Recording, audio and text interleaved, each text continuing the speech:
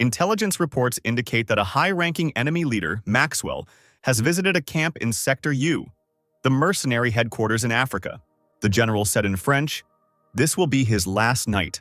Of course, given the nature of the operation, we cannot deploy many people. There are 49 people from 5 units here, and of course there will be no air support," he said. One of the soldiers asked how many men the enemy had, and it turned out that the minimum was 350 and the maximum was 500. Sitting among the soldiers, Darren did not know French, so he asked a comrade named Charlie to translate, but he asked him to shut up. The general continued to say that the goal of the operation was not suppression by fire. After killing Maxwell, everyone should stop fighting and retreat. Darren turned back to the boy to see what the man was saying. However, at that moment, the general shouted at the distracted young men. All attention was focused on Charlie. The guy sat in a confident pose with a stern face and looked at the boss. He ordered them not to be distracted. The young man asked the commander to continue his monologue. The man looked at Charlie with irritation. They pierced each other with their eyes. The general replied that at any other time he would have responded, but today he would ignore it. "Today is a very important day for all of us," he said. Charlie had been listening to him attentively all this time. Soon their meeting ended and the military was ordered to go and get ready. A few hours later, a quiet and gloomy night set in. Only the noise from the engine disturbed the tranquility of nature. In the military vehicle, everyone was asleep and snoring, except Charlie. When the transport stopped, the young man jumped to the ground and began to wake everyone up, because from this place they would go on foot. Once everyone was on their feet, he warned everyone to check their gear and weapons, and for now, they could take a smoke break. Then Stephen approached Captain Charlie, who had just started smoking. Holding a cigarette in his teeth, the comrade winked. He asked if they would go today after the mission, but did not finish the sentence, but showed a vulgar, obscene gesture with his hands. Charlie got angry because the blonde's head was filled with other things. Now it was more important to think about survival. Stephen lit a cigarette and calmly said, "What's the problem? Because the god of Blackfield is next to us." The captain smiled indulgently and soon threw his cigarette on the ground, saying that they were finished. He stubbed out the cigarette butt that had fallen to the ground with his boot, and the whole team moved forward after the leader. The team made their way through the jungle very quietly and carefully. Suddenly, the captain gestured for everyone to stop. There were about 2 kilometers left to the destination. So far, everything was going smoothly, but what is this strange feeling of anxiety that Charlie has? Stephen asked him what was the matter. He noted that the captain looked somehow unwell. The young man shared that he had a bad feeling. The blonde grinned. Was the god of Blackfield sure? At this point, the military man laughed, deciding to joke that the captain was about to retire. However, something interrupted his speech. At that moment, Stephen received a bullet in the stomach and began to bleed. Immediately, many bullets flew at the team. Charlie ordered everyone to duck immediately. The boys hid behind the trees, which were being fired upon from all sides. A terrible attack began on them. The bullets never ended. In the midst of all this horror, Charlie dragged his comrade. The wounded Stephen was bleeding and not moving at all. The captain was terribly worried about him, trying to save him with all his might. Somehow, the young man managed to reach a tree for shelter. What is this, a mortar attack? It doesn't look like we caught them by surprise, Charlie thought. He asked a subordinate hiding nearby if everyone was okay, and it turned out that everything was fine for now. The enemies knew in advance that they were coming, so there were more of them and they were in cars. People fired at the detachment with automatic weapons and machine guns. Dodging the bullets, Charlie tried to shoot back. The young man shot 2 enemies in the head who were driving a car with machine guns, and immediately after, a bullet pierced the windshield and killed the driver. The car lost control and crashed into several people at high speed, crashing into a tree. Charlie approached Stephen and asked if he should be given morphine. The blonde replied that it was not necessary. He did not even understand where he was.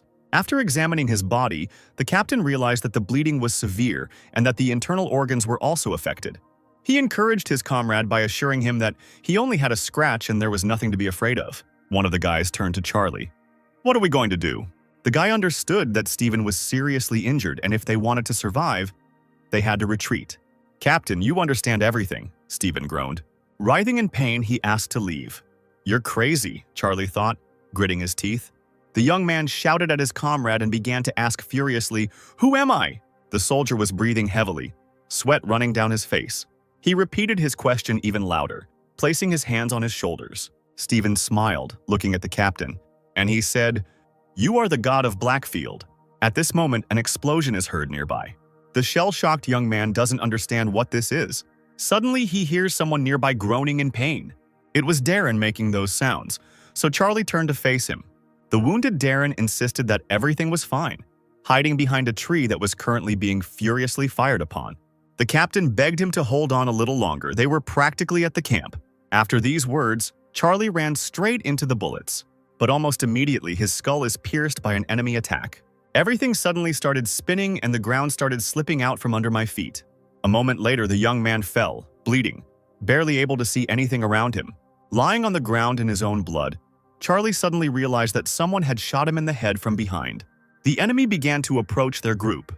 The captain's eyes slowly darkened. Only one thought remained with him until his death. A sniper? Who was it? After that, the young man passed out. There was darkness all around. The back of his head was splitting with pain. He was very thirsty. Was the young man dead? The barely distinguishable voices of people could be heard all around. The light slowly penetrated his eyes. The voices were in Korean. "You are lucky, you are young, so you recover quickly," someone said. The picture and sounds became clearer and clearer. The doctor said, "Student, are you awake?" Finally, the guy opened his eyes and a bright light hit them. The doctor standing next to the patient asked the nurse to check the numbers. As it turned out, patient Charlie Ross had regained consciousness, so the nurse called the doctor. The worried doctor turned to him. He began to check his vision with a flashlight. The doctor assumed that due to the fact that the young man had previously been involved in sports, he was recovering quickly. The doctor began to ask the young man about his mood and well-being. At the same time, the man took out some cotton wool with tweezers. While his face was being wiped with it, the patient was able to quietly ask, "What is this place?" He was told that he was in Sebuil Hospital in Gangnam. The doctor asked the nurse to contact the relatives, as the young man was in a stable condition. If it's Gangnam, then it's definitely Korea, but who brought it here? The doctor answered quite calmly that it was an ambulance. The patient couldn't believe this nonsense. How could there be an ambulance where he was? The man asked the nurse to look after him, as the student woke up 3 days later and was not fully recovered. Charlie stood up abruptly. He was indignant that everyone was calling him a student. Then he noticed something. He quickly got out of bed and onto the floor barefoot. The doctor wanted to warn him that it was too early for him to get up, but the guy had already headed to the other end of the ward. The patient walked up to the mirror and dug his hands into the sink. Charlie touched his reflection and was horrified. He was in the body of a young student guy. What is that? After a few days in the hospital, the boy was heading home. The boy knew his name was Charlie Ross and that he was 29 years old. Profession: commander of a detachment of mercenary forces of France. In July 2016, Charlie was on a battlefield in Africa when he was knocked unconscious by gunfire. It would be more accurate to say that the young man died on the battlefield. And in 2019, he woke up in South Korea. The guy was in a coma for 3 days but woke up because he switched bodies. The most amazing thing is that here his name is also Charlie Ross, only he is 19 and a senior in his senior year. He goes to Sinman High School in Gangnam, fell from the roof of the school building, lost consciousness, and came to his senses 3 days later. That's what Charlie was told. But naturally, it was not he who came to his senses, but I, thought the young man. He was distracted from his thoughts by a female voice asking if he remembered the house where he lived. Sitting next to him is a woman named Sophia Ross. She is his mother. Their conversation is interrupted by the driver, who asks Sophia not to rush. "The doctor said that the memory will return if you avoid unnecessary stress and rest more," said Jim, the student's father. After a while, they drove up to the house. Their car pulled into a free parking space in front of the entrance, and the father invited everyone to come inside. They went up to the floor and entered the apartment. The mother asked again if her son remembered his home, but the father interrupted her. He hugged Charlie and asked him not to worry about anything, and to go and rest in his room. The young man was faced with a choice, which door to enter to get into his room. Father kindly suggested that his bedroom was on the left. Ross tugged the door handle carefully. He stopped and suddenly looked back unnoticed, after which he immediately went inside. Mom and Dad looked after him with excitement. When they were alone, they shared their concerns about their son. Meanwhile, Charlie admired the room, which was 100 times better than the personal room of the mercenary commander. This kid was just a rich guy. The most important thing among all of this is that the workplace with a computer is the most pleasing. The student decided to turn it on by pressing the button. He settled into a comfortable chair, however. A login password appeared on the screen, which he, naturally, did not know. There was a telephone lying on a stand on the table, which caught his attention. The young man took it, because you can use the internet on your smartphone. Unfortunately, it also had a password set. Charlie didn't understand why so many passwords were set. Here he feels a round surface on the back of the phone. Thanks to his fingerprint, he was able to unlock the phone. It was obvious because Charlie was in the body of the owner of this phone. Who knows, maybe he will be able to find some thread leading to the solution of his death and transfer into this body. However, an internet search for 2016 Battle in Africa Masalan yielded no results. Maybe it's because the boy was searching for it in Korean. Ross typed the same query but in English. There were no results, so he decided to try French. He was interrupted by an unexpected message from Lewis Clark. "Charlie, I heard you were discharged from the hospital?" asked the blonde. It was unclear whether this guy was his friend or not. He had to quickly answer something and continue his business. "Yes, I just got discharged," the young man replied. However, the next message surprised Charlie. Clark began to snap back in an insulting tone and say why he didn't report this to him. Did he really want to die? Ross was confused. Wasn't this the student's friend? But it didn't matter, so he continued what he had started. But Louis didn't finish writing. He complained about why he wasn't answering him. This guy had already begun to irritate the former captain with his obsession. To get rid of him, the young man wrote that he was busy. After that, he immediately received a call on his phone. The guy smiled with interest at Clark's reaction. The student picked up the phone and immediately began to shout insults at him. His screams brought a smile to Ross's face. "He's become completely brazen. He swallowed a bunch of drugs in the hospital to gain courage," Louis said. The young man calmly repeated that he was busy and warned that he was hanging up, which caused an even greater storm of emotions in his interlocutor. The blonde started to threaten, but was cut off by the brunette who hung up. Charlie assumed that he would call him again. "That's why I blocked his contact on my account." At this time, screams could be heard from the roof of the school. Louis was furious that Charlie had dared to block him. In anger, he threw the phone so hard that its glass cracked. Clark was breathing heavily. He was terribly angry. There was only hatred in his eyes. One of his friends asked him why he was throwing phones around. "I don't care. I'll just tell that idiot Charlie to buy me another one," the bully said. His friend started laughing at him. "Did Louis ever spend his cash on anything?" "Just come to school, Ross," Clark said menacingly. Soon night fell in the city. The brunette was still sitting at the table in his room. He looked through various news articles but couldn't find any mention of that battle. Was it a security measure or some other reason? Thoughts about this did not give him peace. That's why such a large flow made him want to smoke. The young man began to search the shelves. Perhaps the student had something hidden away. But after searching, it became clear that this puppy was apparently really an excellent student. There was still hope that he hid the pack among the books. When Charlie opened one of the cabinets, he saw a lot of trash. Taking one of the notebooks, he thought that it would be an ideal place for a stash. However, instead of cigarettes, he found the student's notes. "I gave them money today, and still, I don't understand why these guys are treating me like this. Where did I go wrong? I didn't do anything." Charlie read the pages where the boy described his suffering, where he had already begun to believe in his insignificant existence because of his offenders. It was scary. Ross thought that Lewis's behavior was strange.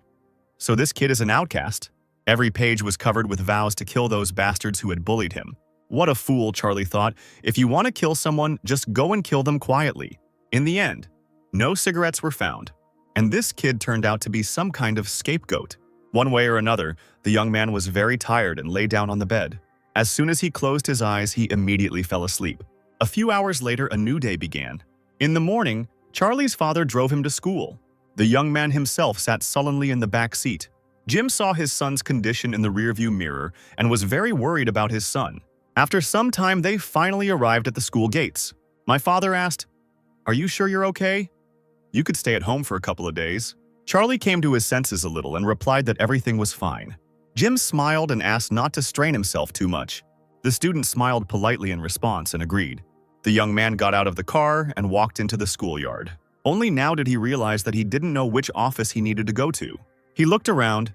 There were many students around. It would be nice if someone showed him everything here. Suddenly, someone from the crowd called out to Charlie. At that very moment, everyone around began to whisper and glance sideways. Lewis walked confidently towards him and said cheekily, "Isn't this the same Charlie who grew balls of steel in the hospital?" The young man looked at the blonde man carefully. He saw that his badge said Louis Clark and realized that this was the same man he had spoken to on the phone. The enraged hooligan shouted loudly, reminding them of their conversation yesterday. Charlie began to smile, chuckling a little. "What are you laughing at? Have you been sniffing glue?" Lewis started snapping. Ross's face was beaming with happiness. His guidebook was in front of him.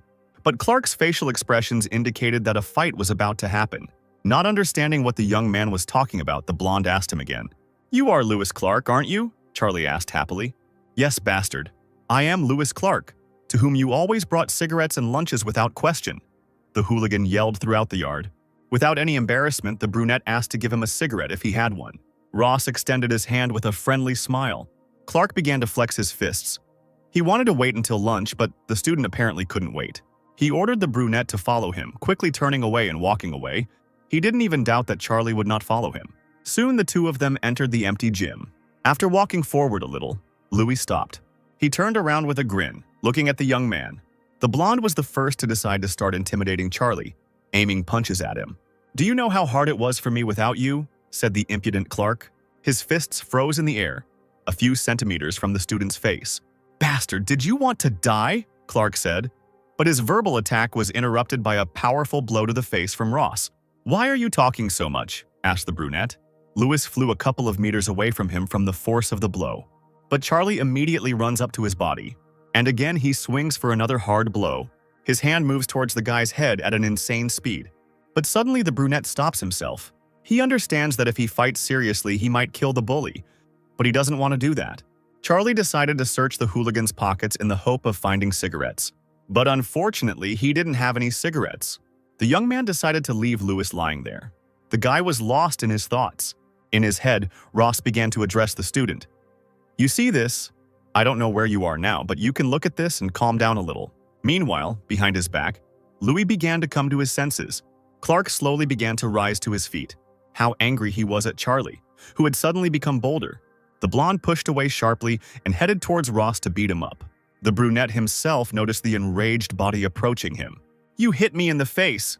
Ross tried to attack Clark, screaming, but he dodged. The next blow also missed the student, and the offended blonde said, "Are you crazy?" Charlie was alarmed that the bully recovered so quickly after his blow. To calm the rebellious brat, the brunette hit him in the face again. The force of the blow made it seem as if the place where it hit was smoking. Louis got really angry and stuttered and insulted the young man. Here, Charlie realized that he was not in his own body, and the fist was not his. Therefore, the strength was different. Since I couldn't knock him out with one blow then, he was going to beat him until it had an effect. Once again, Louis received a punch in the same place. The guy pushed off the parquet floor to gain speed. Clark didn't give up and ran towards the student again. And again he missed, in addition to receiving a powerful, by body standards, uppercut. Ross's gaze was focused only on his target, and his fist was aimed. And again, with a sharp and hard blow to the head, he knocks the hooligan off his feet. There was cruelty in his eyes, and his fist never stopped hitting. The young man was very angry, and abrasions from the blows were already starting to appear on his arm. Hands covered in blood, eyes full of rage. Louis lay bloodied and unconscious on the floor. Charlie stared at him, his fist hanging in the air. At that moment, the student remembered. He wanted to find an office, so he stood up. Soon the guy left the gym. He looked around as he walked through the schoolyard, hoping to figure out where he needed to go. Suddenly, someone called out from behind Charlie. A pretty girl started to approach him. "At school already?" she asked. The young man still looked at her with incomprehension.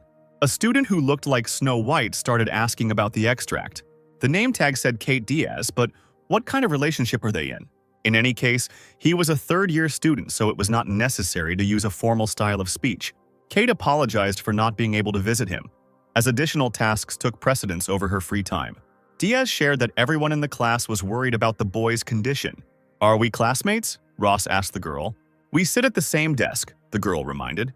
She began to reach her hand towards his head, afraid that something was wrong with her. But the young man dodged it and said that everything was fine. Charlie turned abruptly and called for her to come. Well, for starters, he will at least be able to find an office thanks to the girl. A little later, the guys entered the office. The young man sat by the window and realized that this was the perfect view for a shot. Here, the office doors opened suddenly. The whole class turned around to see who had entered. It turned out to be Louis, burning with anger and resentment, covered in blood. Everyone in the class started whispering about his broken face, assuming that he had gotten into trouble with the bullies from another school again. Charlie looked at him sideways. Is this puppy also a classmate? Without taking his eyes off Ross, Clark pushed back his chair. He sat against the opposite wall and deliberately turned around so as to pierce the impudent fellow with his gaze. The face, swollen and covered in blood, expressed hatred and disgust. Charlie didn't pay any attention to him. The guy was getting on his nerves. Louis took his phone out onto the table. He wrote to someone, "This Ross has gone completely crazy. Everyone leave during the first lesson. This bastard won't get off easy," Clark thought. The physical education lesson began. The whole class lined up in sports uniforms outside. The teacher looked carefully at those present in the class. "What about the uniform?" he asked Charlie, who was standing in his usual school uniform.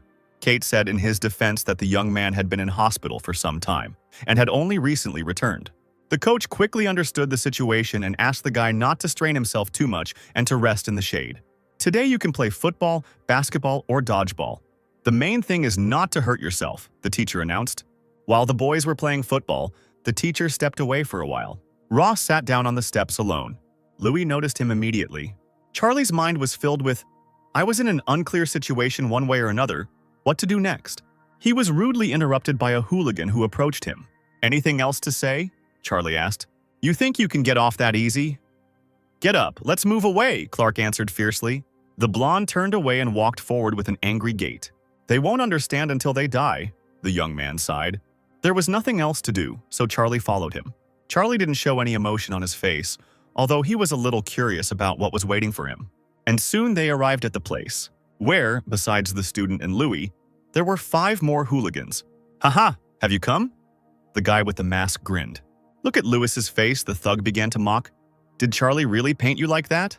The 5 hooligans began to smile evilly and prepare for a fight. And they hastened to surround one defenseless student. They were already waiting in anticipation of a fierce battle. Ross, looking at all this, smiled slyly. "What a show. Attack all together," he declared. The brute laughed. Was the guy's head still not working? One of the hooligans decided that he alone could teach the boy a lesson and swung his fist. Charlie instantly sensed danger from behind, and with a quick movement of his hand, he hit the guy in the jaw. The force sent the hooligan flying and rolling headfirst across the asphalt. Everyone gathered was in shock. They didn't expect this from an ordinary weakling. "When adults speak, you have to listen. There are 4 left," Ross said, smiling. The student decided to give them some advice. Since they didn't really understand, they shouldn't all aim at the same place. He ordered each of them to hit different places, distributing parts of his body between them. "And from different angles, okay?" Charlie asked. The irritated guy in the mask couldn't take it anymore and shouted, "Are you showing off by knocking one down?" After that, they all attacked the student together. Ross skillfully dodged the hooligans' blows, managing to inflict damage on them. But they ran towards him again, not wanting to retreat. Confident in his own strength, he was already taking aim at them. The first blow flew into the back of the guy with the mask. With the second, he hit the other man on the jaw with all his might, making him bleed. However, the guy was still on his feet, although he was staggering. So the next thing he did was punch him in the stomach. It felt like his hand went deep inside. Meanwhile, another hooligan woke up behind the student.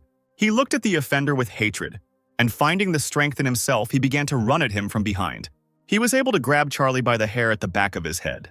"Got you, you're finished," the bloody hooligan declared. But Ross watched the movement of the boy's fist closely.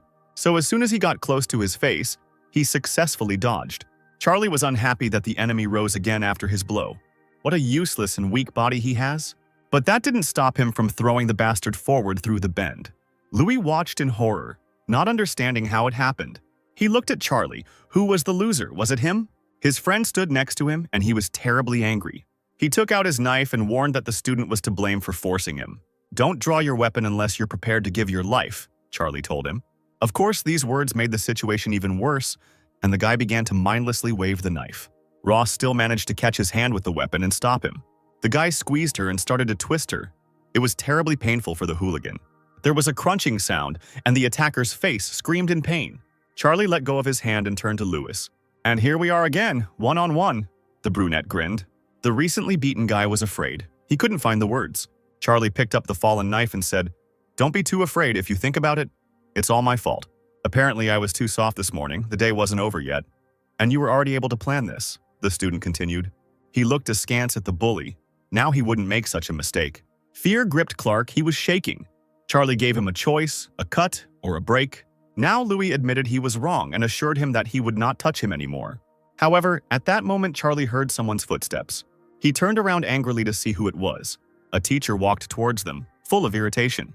He gave a stern command, "Stop it!" Ross couldn't understand how the coach had managed to get so close without being noticed. And behind him, Louis, all in tears and snot, begged the teacher to save him. Charlie and the teacher stood opposite each other in terrible tension. "So you are that, Charlie. I heard about your situation, but you need to stop. This is no longer self-defense. This is beating," the man said. The young man did not answer, but looked at him with particular anger. "You bastard, just look at his eyes. If you don't stop, I'll make sure you get kicked out of school, even for what you just did. You could get into serious trouble," the teacher continued. Charlie responded with complete indifference that this meant he wouldn't go. How can a schoolboy not go to school? The coach didn't understand. "I'll take care of this, and you can go home. And a case will still be open, so if you have any evidence of their bullying, you can bring it." The teacher walked up to the wounded, and Charlie started to walk away. He understood that he didn't need to get involved with this man. Suddenly, the teacher turned to Charlie and asked him where he learned to fight like that. At first, the young man doubted it, but almost immediately answered that it was on the internet. The man was amazed by his strength and asked to come see him later for a talk. Ross didn't answer and walked away. The teacher looked after him and wondered if everyone really changed that much once they died and came back to life. A little later, the student was walking through the city streets. He thought that this was enough to avenge the owner of this body, and he could return to where he belonged. The young man went into a men's salon and got a haircut. Now he looked exactly like Charlie Ross. After that, he went into a cafe. He was greeted by a friendly employee. Sitting down at the table, Charlie asked for a chicken cutlet and a portion of rice.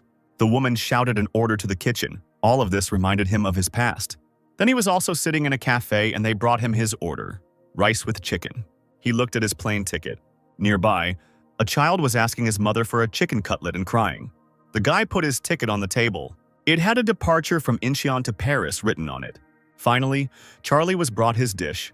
As expected, it tasted better eating with chopsticks. However, the taste is not quite the same as it once was. Suddenly, the phone started vibrating in my pocket. Ross looked at the screen and it turned out that it was his mother calling. The young man decided to pick up the phone and talk to her. Sophia started asking about what happened and wanted to come and talk to her son in person. But the guy said he would talk when he got home and that was it. Charlie cut the conversation off in irritation and slammed the phone down on the table too hard. The young man thought, "Maybe this is not my style." The image of the student standing on the roof of the school came to mind. He looked at the city at night, how high it was. Tears welled up in his eyes and his whole body shook. One last breath and he decided to jump. These thoughts made Charlie stab his chopsticks furiously into his food. In the end, for everyone, he was just recovering from suicide. At home sat an angry father who had learned about what had happened, and a worried mother. Jim suggested that his son began to act strangely after that incident, perhaps due to a short-term coma. Their dialogue was interrupted by the sound of the front door opening. Charlie walked into the room and his parents immediately noticed the change in his hairstyle. Father asked him to sit down for a moment, but Ross, without saying anything, went into his room. "You little bastard!" Dad shouted. His wife immediately began to calm him down. Almost immediately, the young man came out of his room with some notebooks. The brunette sat down at the table in front of them and put down his notebooks, saying that he wanted to show them something. "What is this?" asked the worried father. Charlie asked them to just take a look. Jim took one of the notebooks with distrust. Sophia took the second one, and they began to read. Instantly, fear appeared in the mother's eyes. Tears involuntarily flowed from her eyes as she read all the horror that her son wrote. Father couldn't believe what he was seeing. It was a nightmare. Soon the parents were both crying in front of their son. Dad asked if it was all true. Hadn't they noticed that their son was being bullied at school? To which Charlie replied that this was all true and had been going on for a long time. "Then why didn't you say anything?" he shouted in rage. "I didn't want to make you worry and I was ashamed of myself for being so pathetic," the son admitted. "So since I survived that jump, I have nothing more to fear in this world," Charlie continued. The father calmed down and agreed with him. He sat down, still in a state of shock. Jim asked if the boy felt better after he had taken revenge. Charlie looked down, frowning slightly. The mother was worried that her son had damaged something. The guy answered briefly and not entirely confidently, "No." There was silence in the room for a while. Soon the father said that if this happened, then fine, but he would deal with it all himself. So he asked the family not to worry. Charlie looked at him questioningly. Jim asked him to promise that if something like this happened again, his son would definitely tell them. The young man confidently said that it was all in the past. "But still, give us your word. We are your parents. We have the right to know," Father insisted. With tear-stained eyes, the mother asked her son for forgiveness because they didn't even know all this. The young man looked with sympathy at the parents of the owner of this body. He began to delve into memories of his father and mother, about their apartment, which had been turned into a dump of empty alcohol bottles and dirty dishes. Then my father ran out of alcohol. He ordered his son and wife to bring him more. Charlie looked at his father with anger and resentment, and he threw a bottle at him and again shouted for someone to bring him a drink. That evening, shouts and curses were heard from their house. Charlie said he promised Jim to talk about everything. The parents didn't answer. They looked down somewhere in disappointment, lost in their thoughts. The student said that he would go and rest since their conversation was over. His father let him go. Just at that moment, someone called him. Jim said he understood and would transfer the money so he would call back later. Sophia immediately asked what happened. The husband shared that this was his client from France, who had problems. Some documents had disappeared, and they could not pass through customs. Charlie heard his father say that he was told to transfer 100,000 euros for the suppliers to deal with it. But that was about 130 million won. Mom said that in that case they needed to send the money quickly, otherwise they would lose even more. But they were stopped by Charlie, who asked to let him talk to the person in charge. Jim didn't expect such a proposal from his son at all. Just then he received another call and Charlie picked up the phone. The voice on the phone said, "Director, they say they'll throw everything away if the transfer isn't done in 30 minutes. If we don't take care of this sooner?" He was interrupted by Charlie, who asked to be connected directly with the client. The young man immediately indicated that he was the director's son, and since they had little time, they should quickly connect him with him. The voice on the phone asked to wait a minute. The father and mother were shocked by what was happening. The client joined the conversation and Jim's son began speaking to him in French. Charlie spent some time talking to the client in a foreign language. Neither father nor mother understood what was happening. Soon, Charlie said goodbye to the person on the other end of the phone. Giving the phone to Jim, Charlie said that they found the lost documents. It just happened. So there are no more problems with customs. The father was happy and shared that they sometimes have such force majeure situations, to which his son replied that this would not happen again. "I said that in that case I would set the Algerian mercenaries on them," Charlie said. Of course, he immediately said that he was joking so that his parents wouldn't worry. Mom decided to find out when the boy learned French because they don't teach it at his school. The son hesitated awkwardly and said, "On the internet." Mom smiled and patted Dad on the shoulder. The current generation has gone too far. The student bowed and said, "If you are finished, then I will go and rest." Ross went to his room and lay on his bed for a long time, lost in thought. It looks like he will have to postpone his trip to France. His body is not in the best shape, and his head has not yet recovered. Besides, now he has a family. He lives with his parents. Charlie sighed heavily, thinking about all this. He decided that as soon as he recovered, he would leave immediately. Time passed and a new day came. Charlie went to school again. Everything is fine, of course, but does a student have nothing better to do than school? He thought. Since he was bored anyway, the young man decided to take a nap and settled down on his desk. He was disturbed by the uncultured Louis, who brazenly sat down in front of him and forced him to raise his head. Charlie was surrounded by the same hooligans who had been beaten up yesterday. The student asked if Clark was tired of all this. "Tired of it? We'll definitely give it to you today, so follow me," the blonde ordered. Not wanting to obey him, the student lay down on his desk again and sent the hooligan packing. Louis smiled strangely. Was the brunette really refusing? "So you don't care what happens to Kate Diaz?" the bully asked. After these words, Charlie stood up abruptly, asking if he had misheard. Seeing his opponent's reaction, Louis repeated with a cheeky smile, "Yes, Keith Diaz." "Who is this?" Ross asked quite sincerely, not understanding who they were talking about. The hooligans suddenly fell silent and were stunned by what they heard. "Just look at this idiot." The blonde was indignant, while the brunette tried to remember someone with that name. "She immediately ran to the roof as soon as she heard about you and you decided to forget her?" Clark was indignant. At that moment, Charlie suddenly remembered that it was his deskmate and instantly jumped up from his chair. Now his face reflected anger and he asked, "Where is she?" Louis was pleased with this reaction and smiled sarcastically. Soon they and Clark climbed up to the roof.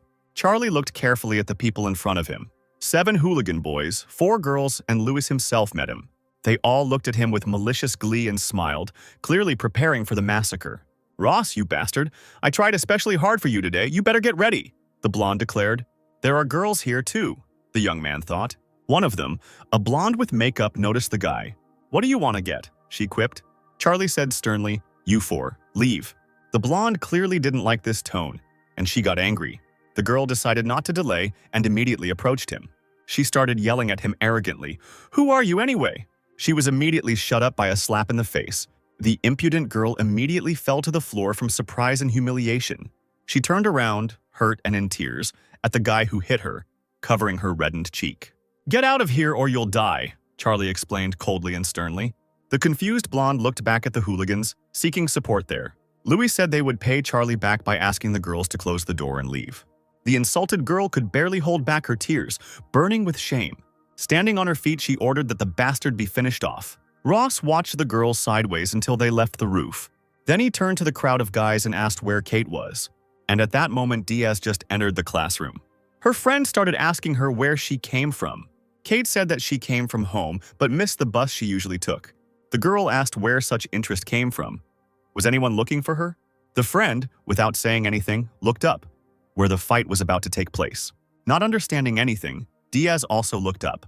Meanwhile, Louis revealed that he had deceived Charlie by saying, did he imagine himself to be a prince who had come running to help Snow White? Here Ross thought, but really, if you look at it that way, Kate really does look like Snow White. In that case, Ross had nothing to do here, which he announced to those gathered. The young man turned around and walked towards the exit from the roof. However, he was immediately surrounded by hooligans, blocking his path. Charlie didn't like this behavior of the boys. What? You want to try jumping off the roof again? Louis said disgustingly. It turns out you're a real piece of trash, the student responded to his attack. And then the realization comes to Charlie's mind. The blonde said, again. That is, last time. Ross asked the hooligans, was it because of you? Wow, you really lost your memory. I didn't even touch you. But you asked for help so much that you didn't even notice how you fell, Clark told him. The people who now surrounded the student now revealed their true faces of cruelty and deceit. You should have told me this earlier, the brunette said with unnatural coldness. It was clear that he was furiously irritated. Don't show off, today will be completely different. I've gathered all the strongest guys from the area. You're definitely finished, said Louis. One of the hooligans started walking straight towards the young man. A huge brute approached him. It seemed that he was twice as tall as the guy. The man looked at Charlie and said, no matter how you look at it, you look like a girl. He placed his large hand on his head, not believing that the young man was really so strong. Enraged by this attitude, the brunette, peeking out from under his arm, said, I really am strong. The young man grabbed the thug's wrist with all his might, and he dislocated his arm so much that he couldn't move from the pain. Covered in sweat and writhing in pain, the bully tried to somehow insult the guy. But at that very second, he received a knee in the face. Louis shouted in panic that he had warned them to be more careful. He ordered everyone else to hit everyone at once, and they ran to attack. Having thrown the big guy to the floor, Charlie headed towards the rest. One after another, he knocked out his opponents in the stomach, neck, face, someone with a kick to the jaw. Another guy got punched in the nose with all his might. Blood gushed out like a stream. At that moment, a hooligan with a knife approached Ross from behind and was already aiming at him. The young man successfully dodged the blow, carefully watching every movement. The brunette stood in such a way that he could grab the handle of the weapon. Then he twisted the bastard's wrist so hard that he dropped the knife. Fearing for his life, he began to shout, wait, wait! But it was too late. So his next move was to poke his fingers into his eyes so that he fell to his knees. The last one left was Louis. Charlie looked back at him. Ross walked around the knocked-out opponents and approached Clark, leaving them alone again. What kind of person are you who feels no remorse for nearly killing a schoolboy? The young man asked in a rage. Louis stood at the edge of the roof and begged the brunette not to come near him.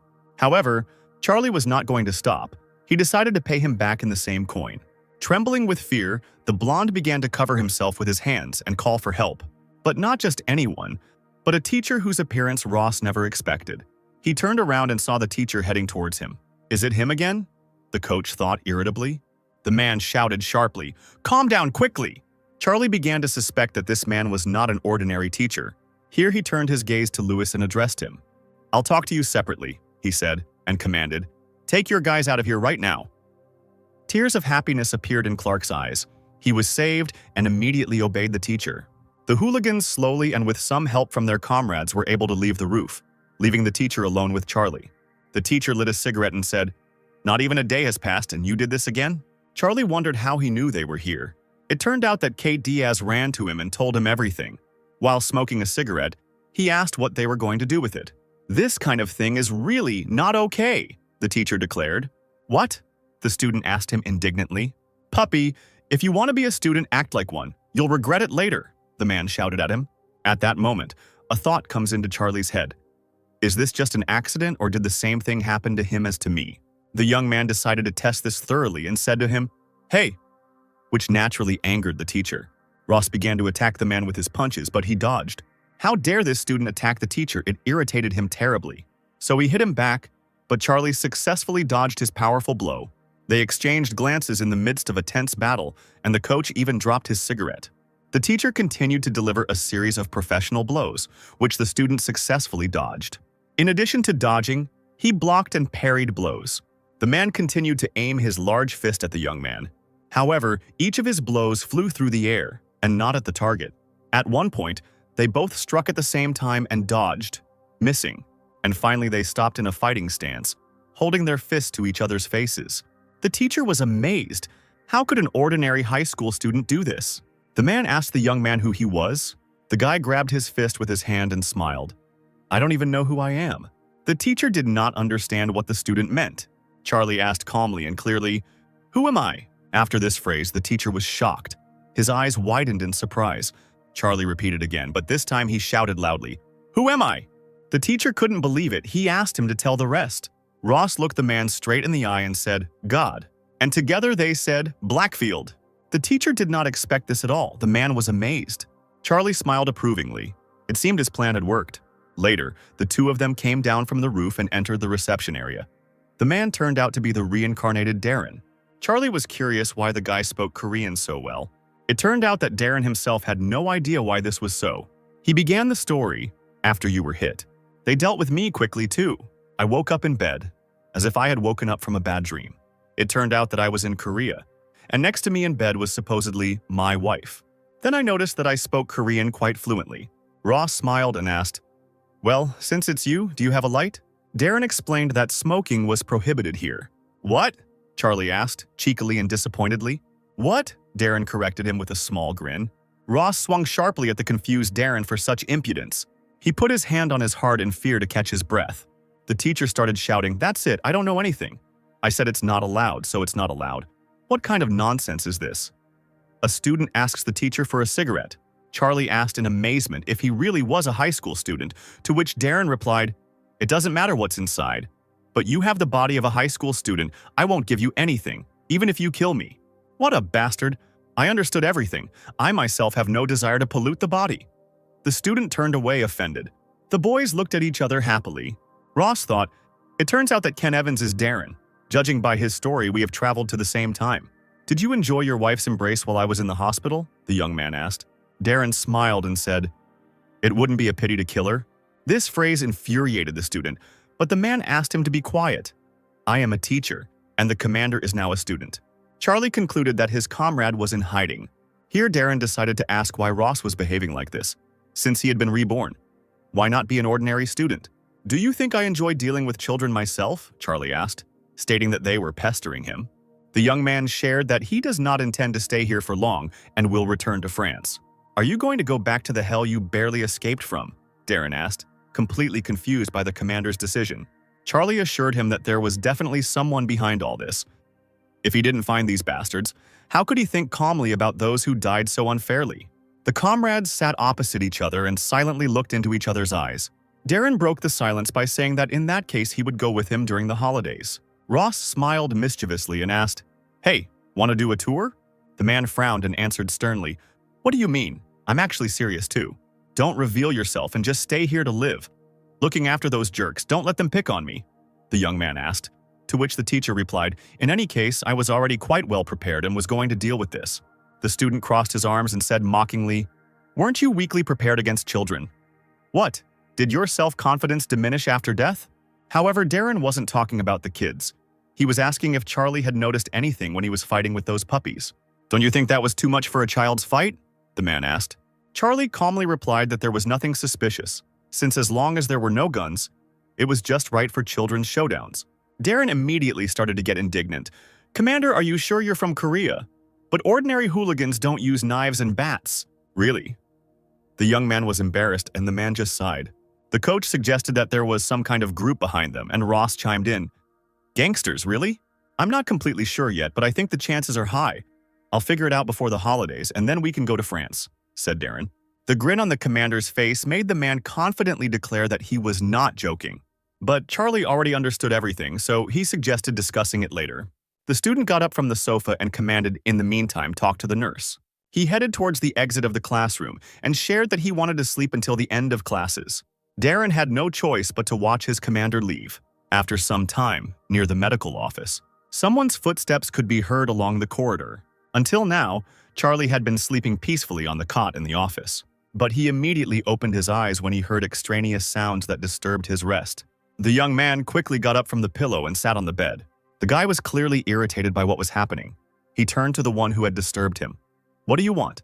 Startled by the student's abrupt awakening, Louis began to apologize for disturbing him. Clark gave him various snacks to eat.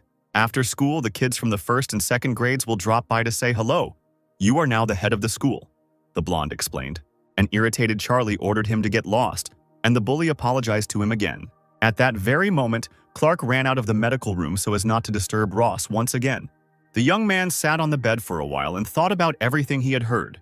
A little later, he went out into the corridors of the school, where the students tried to avoid him, looking at him with fear. People glanced at him warily as the boy passed by, but Charlie paid no attention to anyone. Kate, standing near one of the classrooms, saw Ross walking. Shyly, tucking her hair behind her ear, she smiled sweetly and approached the guy. The student looked at her silently, incomprehensibly. Diaz handed him his bag and asked if he was okay. Putting his backpack on his back, Charlie coldly replied that she shouldn't worry. Nothing serious had happened.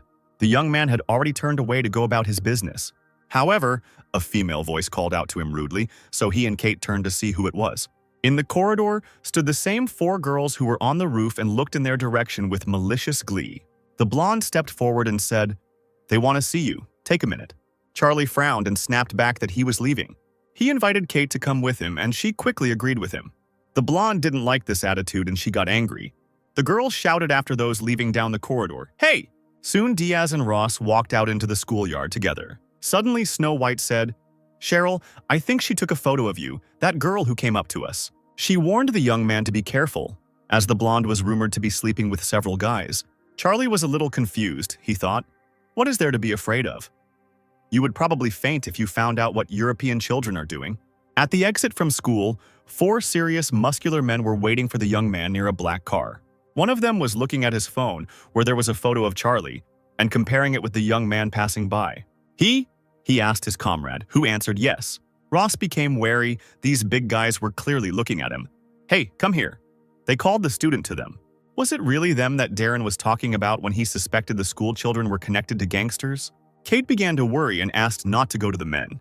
The girl tried to detain the young man by grabbing him by the jacket, but the brunette carefully removed her trembling hand. "It's okay," Charlie tried to calm Snow White down, and after a few steps the student stood in front of 4 serious men. "Are you Charlie Ross?" asked one of them. The young man answered affirmatively and asked what they wanted. "The puppy," as they said, "has no respect at all." The man got angry at him. Charlie assessed the situation.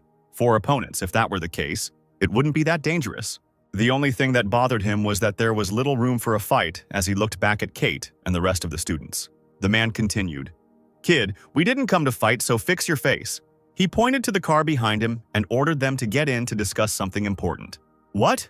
Ross asked, cheekily and irritably. Diaz was standing not far from them. She was very worried about what was happening. Charlie, without looking away, looked at the man with anger in his eyes. He in turn grinned and laughed a little. Snow White looked at the tense situation and covered her mouth with her hands in fear. The thug with the cigarette put his hand on the student's head, saying, "What a fine boy." Not allowing himself to be treated this way, Ross ordered him to remove his hands. This angered the man. "You really are completely immature. I wanted to be more gentle." The boy looked at him irritably, peeking out from under his arm. The student threw away the big guy's hand that was lying on his head.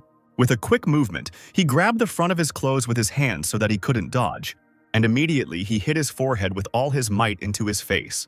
The cigarette flew out of his mouth, saliva and blood flowed. His whole face was distorted by the impact.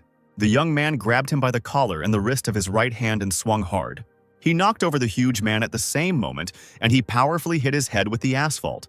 The man's whole body was shaking. Foam was coming out of his mouth. The surrounding students were shouting, "They are fighting!" The guys immediately started taking out their phones and filming what was happening on cameras.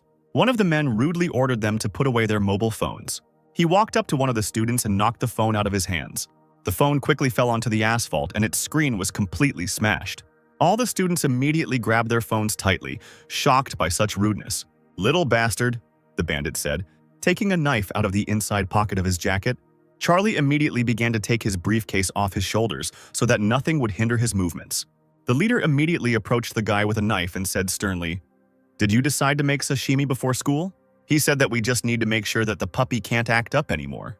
The man understood the boss and put away the knife. He and another thug prepared for battle. After this, two of the men stood on either side of Charlie. The student even smiled a little. The guys were in a good formation. They were clearly different from the older students. "Quickly wipe that grin off your face, bastard," one of them ordered and swung at the student. Charlie, in turn, aimed his fist to strike. And at the moment when the man tried to hit him, the student dodged and punched him in the jaw.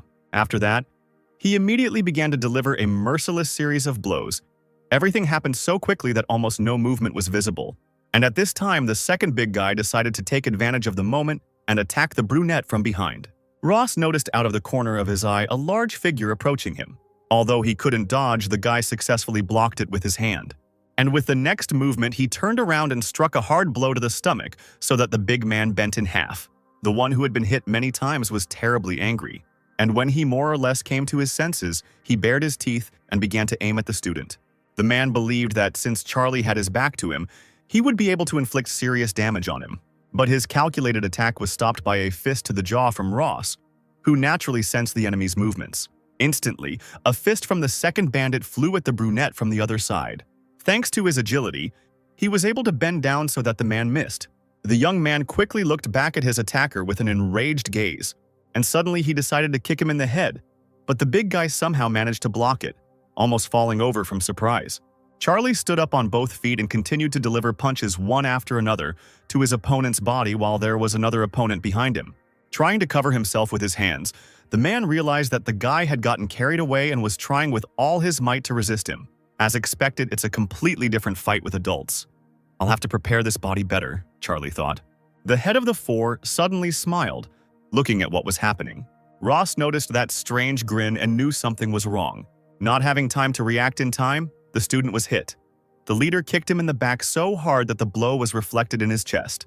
It was mean, but Charlie stayed on his feet, but he was very angry. If Darren sees this, he'll be making fun of him for a long time. At this point, the leader started talking.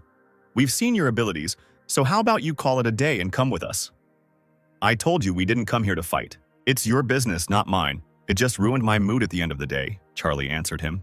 Apparently, there was nothing left, so the leader began to take his hands out of his pockets. He decided to teach Ross a lesson and make him come with us, so he immediately hit him with his right hand. Although the young man managed to block it, he still felt pain from this powerful blow. At that moment, he decided to grab his hand, which was just near his shoulder. And with quick and precise movements, he began to move forward, turning the man's hand at the same time. Hellish pain was reflected on the leader's face. His hand twisted around itself with a crunching sound. Ross immediately hit the bandit in the face with his elbow. Two bandits immediately rushed to the boss's defense, shouting, "What a bastard, you brought all this trouble on yourself." Having let go of the leader, the student turned to face the approaching enemies again. Suddenly, all the participants in the fight froze when they heard a female voice. "Is this the police?" Kate Diaz, standing nearby, was talking on the phone and said, "There's a fight here." She looked around cautiously and continued, "Address?" The leader was unhappy with this outcome of events. It irritated him greatly. Holding his wounded hand, he turned to the young man. "We'll finish today, but I'll remember this. Next time I'll break her completely." The student responded with a threat. In a short period of time, the bandits gathered, got into their car and drove away. Snow White sighed with relief and said that it was time for her and the young man to go too. Charlie was worried that after her call, the girl might have problems with the police. However, it turned out that the police would not come, as she simply pretended to call. "Well, apparently you believed it too." Kate smiled awkwardly. The student looked at her and thought, did she do this because she was smart or because she was stupid? Charlie noticed Cheryl standing a few meters away from him and looking in his direction. The young man decided to approach her. The blonde was irritated and tension was visible on her face. When Ross approached her, he immediately said rudely, "I'll give you one piece of advice. Live on your own. If you continue to live at someone else's expense, you'll end up getting screwed." "Who are you to tell me this?" The girl pushed the student in the chest in anger. They both looked at each other, and there was anger in their eyes. Charlie decided not to continue the conflict, so he quickly turned around and walked away, saying goodbye to her. Cheryl's impudence made her shout across the street after him, "Hey, Charlie!" But the guy ignored her, Soon the young man and Kate were walking down the street. The guy's thoughts were occupied with the battle that had taken place. The blows were not so strong as to cause serious injuries, but I still managed to get them. No matter how you look at it, this body is too weak. Diaz was concerned about her friend's condition and asked if she needed to call an ambulance, but Ross refused and suggested they go get something to eat. Charlie asked, "Do you like chops?" Snow White was a little confused at first by the unexpected question, but then she smiled sweetly and said that she liked chops. The next day, the teacher explained to the class, so Sonaxol, for defending this theory, Sun Tzu could be considered a cold-blooded and inhumane person. But this is far from the truth. We can simply observe differences in the perception of the world, since Sun Tzu, being one of the followers of Confucius, he always put virtue and ethics first, so listening to these words, the exhausted Charlie tried his best not to fall asleep. Soon his desk mate said that the lesson was over. The young man immediately lay down on the desk. It would have been better for him to run around the battlefield with machine guns at the ready. Then, unexpectedly, students approached them from behind. Ross raised his head from his desk, looking in their direction, and asked what they needed. One of them said, pointing to the guys standing nearby, "These are second graders and these are first graders." After that, he handed the young man an envelope with the words that inside was money for this week.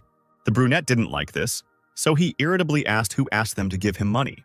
The student turned to where Louis usually sat, but he was not there. Charlie looked sternly at the crowd of boys. "Give it back and don't do it again, and stop walking around here in a herd, waving the envelope away," the guy ordered the guys. Charlie was very sleepy and lay down on his desk again, kicking the boys out of the classroom, who obediently bowed and left. However, immediately after this, another student wearing glasses approached Charlie's desk. Annoyed that he couldn't be left alone, Charlie raised his head again and asked, "Do you have something to say too?" The guy in glasses reported that the student's physical education teacher had called him to the teacher's room. Charlie's expression immediately changed. He was interested in why Darren was calling him. Sitting in the teacher's lounge, Darren asked, "I heard something here. Did you get into a fight with someone yesterday too?" "And gossip spreads quickly here, but nothing serious," the student said. Darren cautiously asked the commander to stop fighting, because he was not a child. "Others may not know, but I don't need to tell you. Who was the one who was picking on everyone the most in Africa?" Ross asked. The man raised his voice, trying to convey to the young man that this was Korea, not Africa. That there were surveillance cameras, black boxes, telephones, police that arrived in 5 minutes at every step. He insistently said, "You don't want to get kicked out of school," but for Darren it was even better, since he could immediately return to Africa. Darren cooled down a bit. He didn't like all this, but in any case, whether the commander would go or not, he had a request. The student listened to his friend with interest. "There are 4 kids at school who are being bullied. Things are really bad. Could you please sort this out?" Darren asked. However, Charlie explained that these students would be worse off if he went away, so they had to think of something else. The teacher suggested that I be excused from classes. How? Charlie did not understand his interlocutor. Darren explained that except for physical education, they have to attend classes until lunch. And after lunch, they sleep anyway. The teachers don't even say anything. Moreover, you need to do sports. If you go to Africa in this condition, you will last a maximum of 1 week, the man explained. His words made Charlie think. 4, you say? The student asked the teacher. He, in turn, nodded affirmatively. After their conversation, the brunette walked down the school corridor. The young man noticed Cheryl standing nearby wearing a mask. She turned to him, asking him to spare her a minute. But the student deliberately ignored her and walked past. The guy walked into the classroom and the blonde got really angry. Unable to bear the insult, she shouted, "Hey, you bastard! This is all because of you and you just decided to ignore it." The guy turned towards her with displeasure and asked, "What?" Tears appeared in the girl's eyes. She began to tremble a little and said, "Yesterday? Those guys." Charlie saw the state Cheryl was in. He interrupted her speech as he realized that this conversation was not for prying ears, commanding her to follow him. Kate, who had been in the office the whole time, saw this scene and closely watched the leaving students. The 2 of them went out onto the roof, and the blonde shared that yesterday those guys asked her to bring the young man. They said that if she didn't bring Charlie, they would cut out Lewis's tongue and throw him out on the island, and they would sell her to a brothel. Ross suggested that she report them to the police. "If I do this, they will get to our parents. If you come with me, I will do whatever you ask," Cheryl said. The young man turned to her with interest. "Is it all true?" The girl clenched her fist to her chest. She was ready for anything, even right now. Ross began to slowly approach the blonde, who stood with her eyes closed, clutching her skirt in her hand in fear. Cheryl started to shake as Charlie brought his hand towards her. Right, in the end, you're the same as those bastards, she thought. But the young man only wiped away her tears and smeared mascara. She looks terrible. When we go down, go wash your face and don't put on makeup anymore. And the form has stretched, he continued. Not expecting this from Charlie, Cheryl asked him again in confusion. The student explained that she said she would do everything. The blonde still couldn't believe that this was all he wanted. Charlie asked me to call that asshole. At this moment, she felt a little embarrassed. Even though she had his contact, she couldn't call him first. But Charlie still told her to call. She looked at him worriedly. But she had no choice. So the girl reached into her jacket pocket. She took out her phone and started looking for the right contact. And soon, that same bastard's phone rang with a call from Cheryl. He grinned and said, "Our Cheryl has grown up. She is already the first to call." Charlie immediately snatched the phone from the blonde's hands. The young man brought the phone to his ear and immediately said that it was him. The man asked, "Did she explain everything to you?" "She should have told you to come right away." He is immediately interrupted by Ross, who explains that he will be busy until the weekend, so he will come on Monday. On the other end of the line, a voice began to speak irritably. "What? You still don't understand what situation you're in." The young man again insisted that he would come on Monday, and if he didn't like it, he would hang up. The man was irritated by this behavior. He looked back at the people sitting behind him who had approved of Monday's meeting, after which he returned to the conversation and agreed to the guy's condition. The man explained that an order had come from above, so he was allowing it this time, but if the boy ran away again, Charlie interrupted him again and assured him that this would not happen, so stop torturing children who had nothing to do with it. Their conversation ended, and the student returned the phone back to Cheryl. The young man began to leave when suddenly the girl began to ask him for her number. She started saying that if he suddenly needed something from her. Charlie smiled. He remembered his friend Steven. If he were alive, they would have made a perfect couple. The guy told the girl not to worry, warning that they would meet after school on Monday. Ross left the roof after these words. The girl was left alone with her thoughts at a loss. A little later, it was time for the end of classes, and the student was going home. His mind was racing. France, bodywork, the four scumbags, Cheryl, the bullies. It had only been a short time since I woke up. Why was everything so confusing? Suddenly, Kate runs up to the guy, calling him. Now Snow White, whom he remembered, joins his thoughts. Diaz suggested going together and Charlie agreed. The boys walked together for a long time and didn't talk about anything. At some point, the girl decided to ask Charlie. She looked at the young man a little shyly and said, "Are you by any chance in love with Cheryl?" The brunette looked at his friend with incomprehension. Kate looked down in embarrassment. She reminded him that Cheryl and Charlie had recently been together. "No wonder I'm not as beautiful as she is," Snow White said sadly. "What the hell is she talking about?" The guy was completely confused. Charlie calmly explained that they had nothing in common, so Kate got the wrong idea that Ross was simply talking to her about the fight from yesterday. Inspired, Diaz immediately asked joyfully, "So you don't like her?" The young man looked at his friend with suspicion. He considered these things useless, and Snow White breathed a sigh of relief. Then Ross finally got an idea and decided to ask the girl directly. "Are you in love with me?" the student asked her, his eyes wide with excitement. Kate was a little frightened and blushed from such pressure and directness. She closed her eyes shyly and began to smile. The girl immediately covered her face with her hands and turned away from the confused young man. At that moment, the guy was thinking about only one thing. "I'm 29.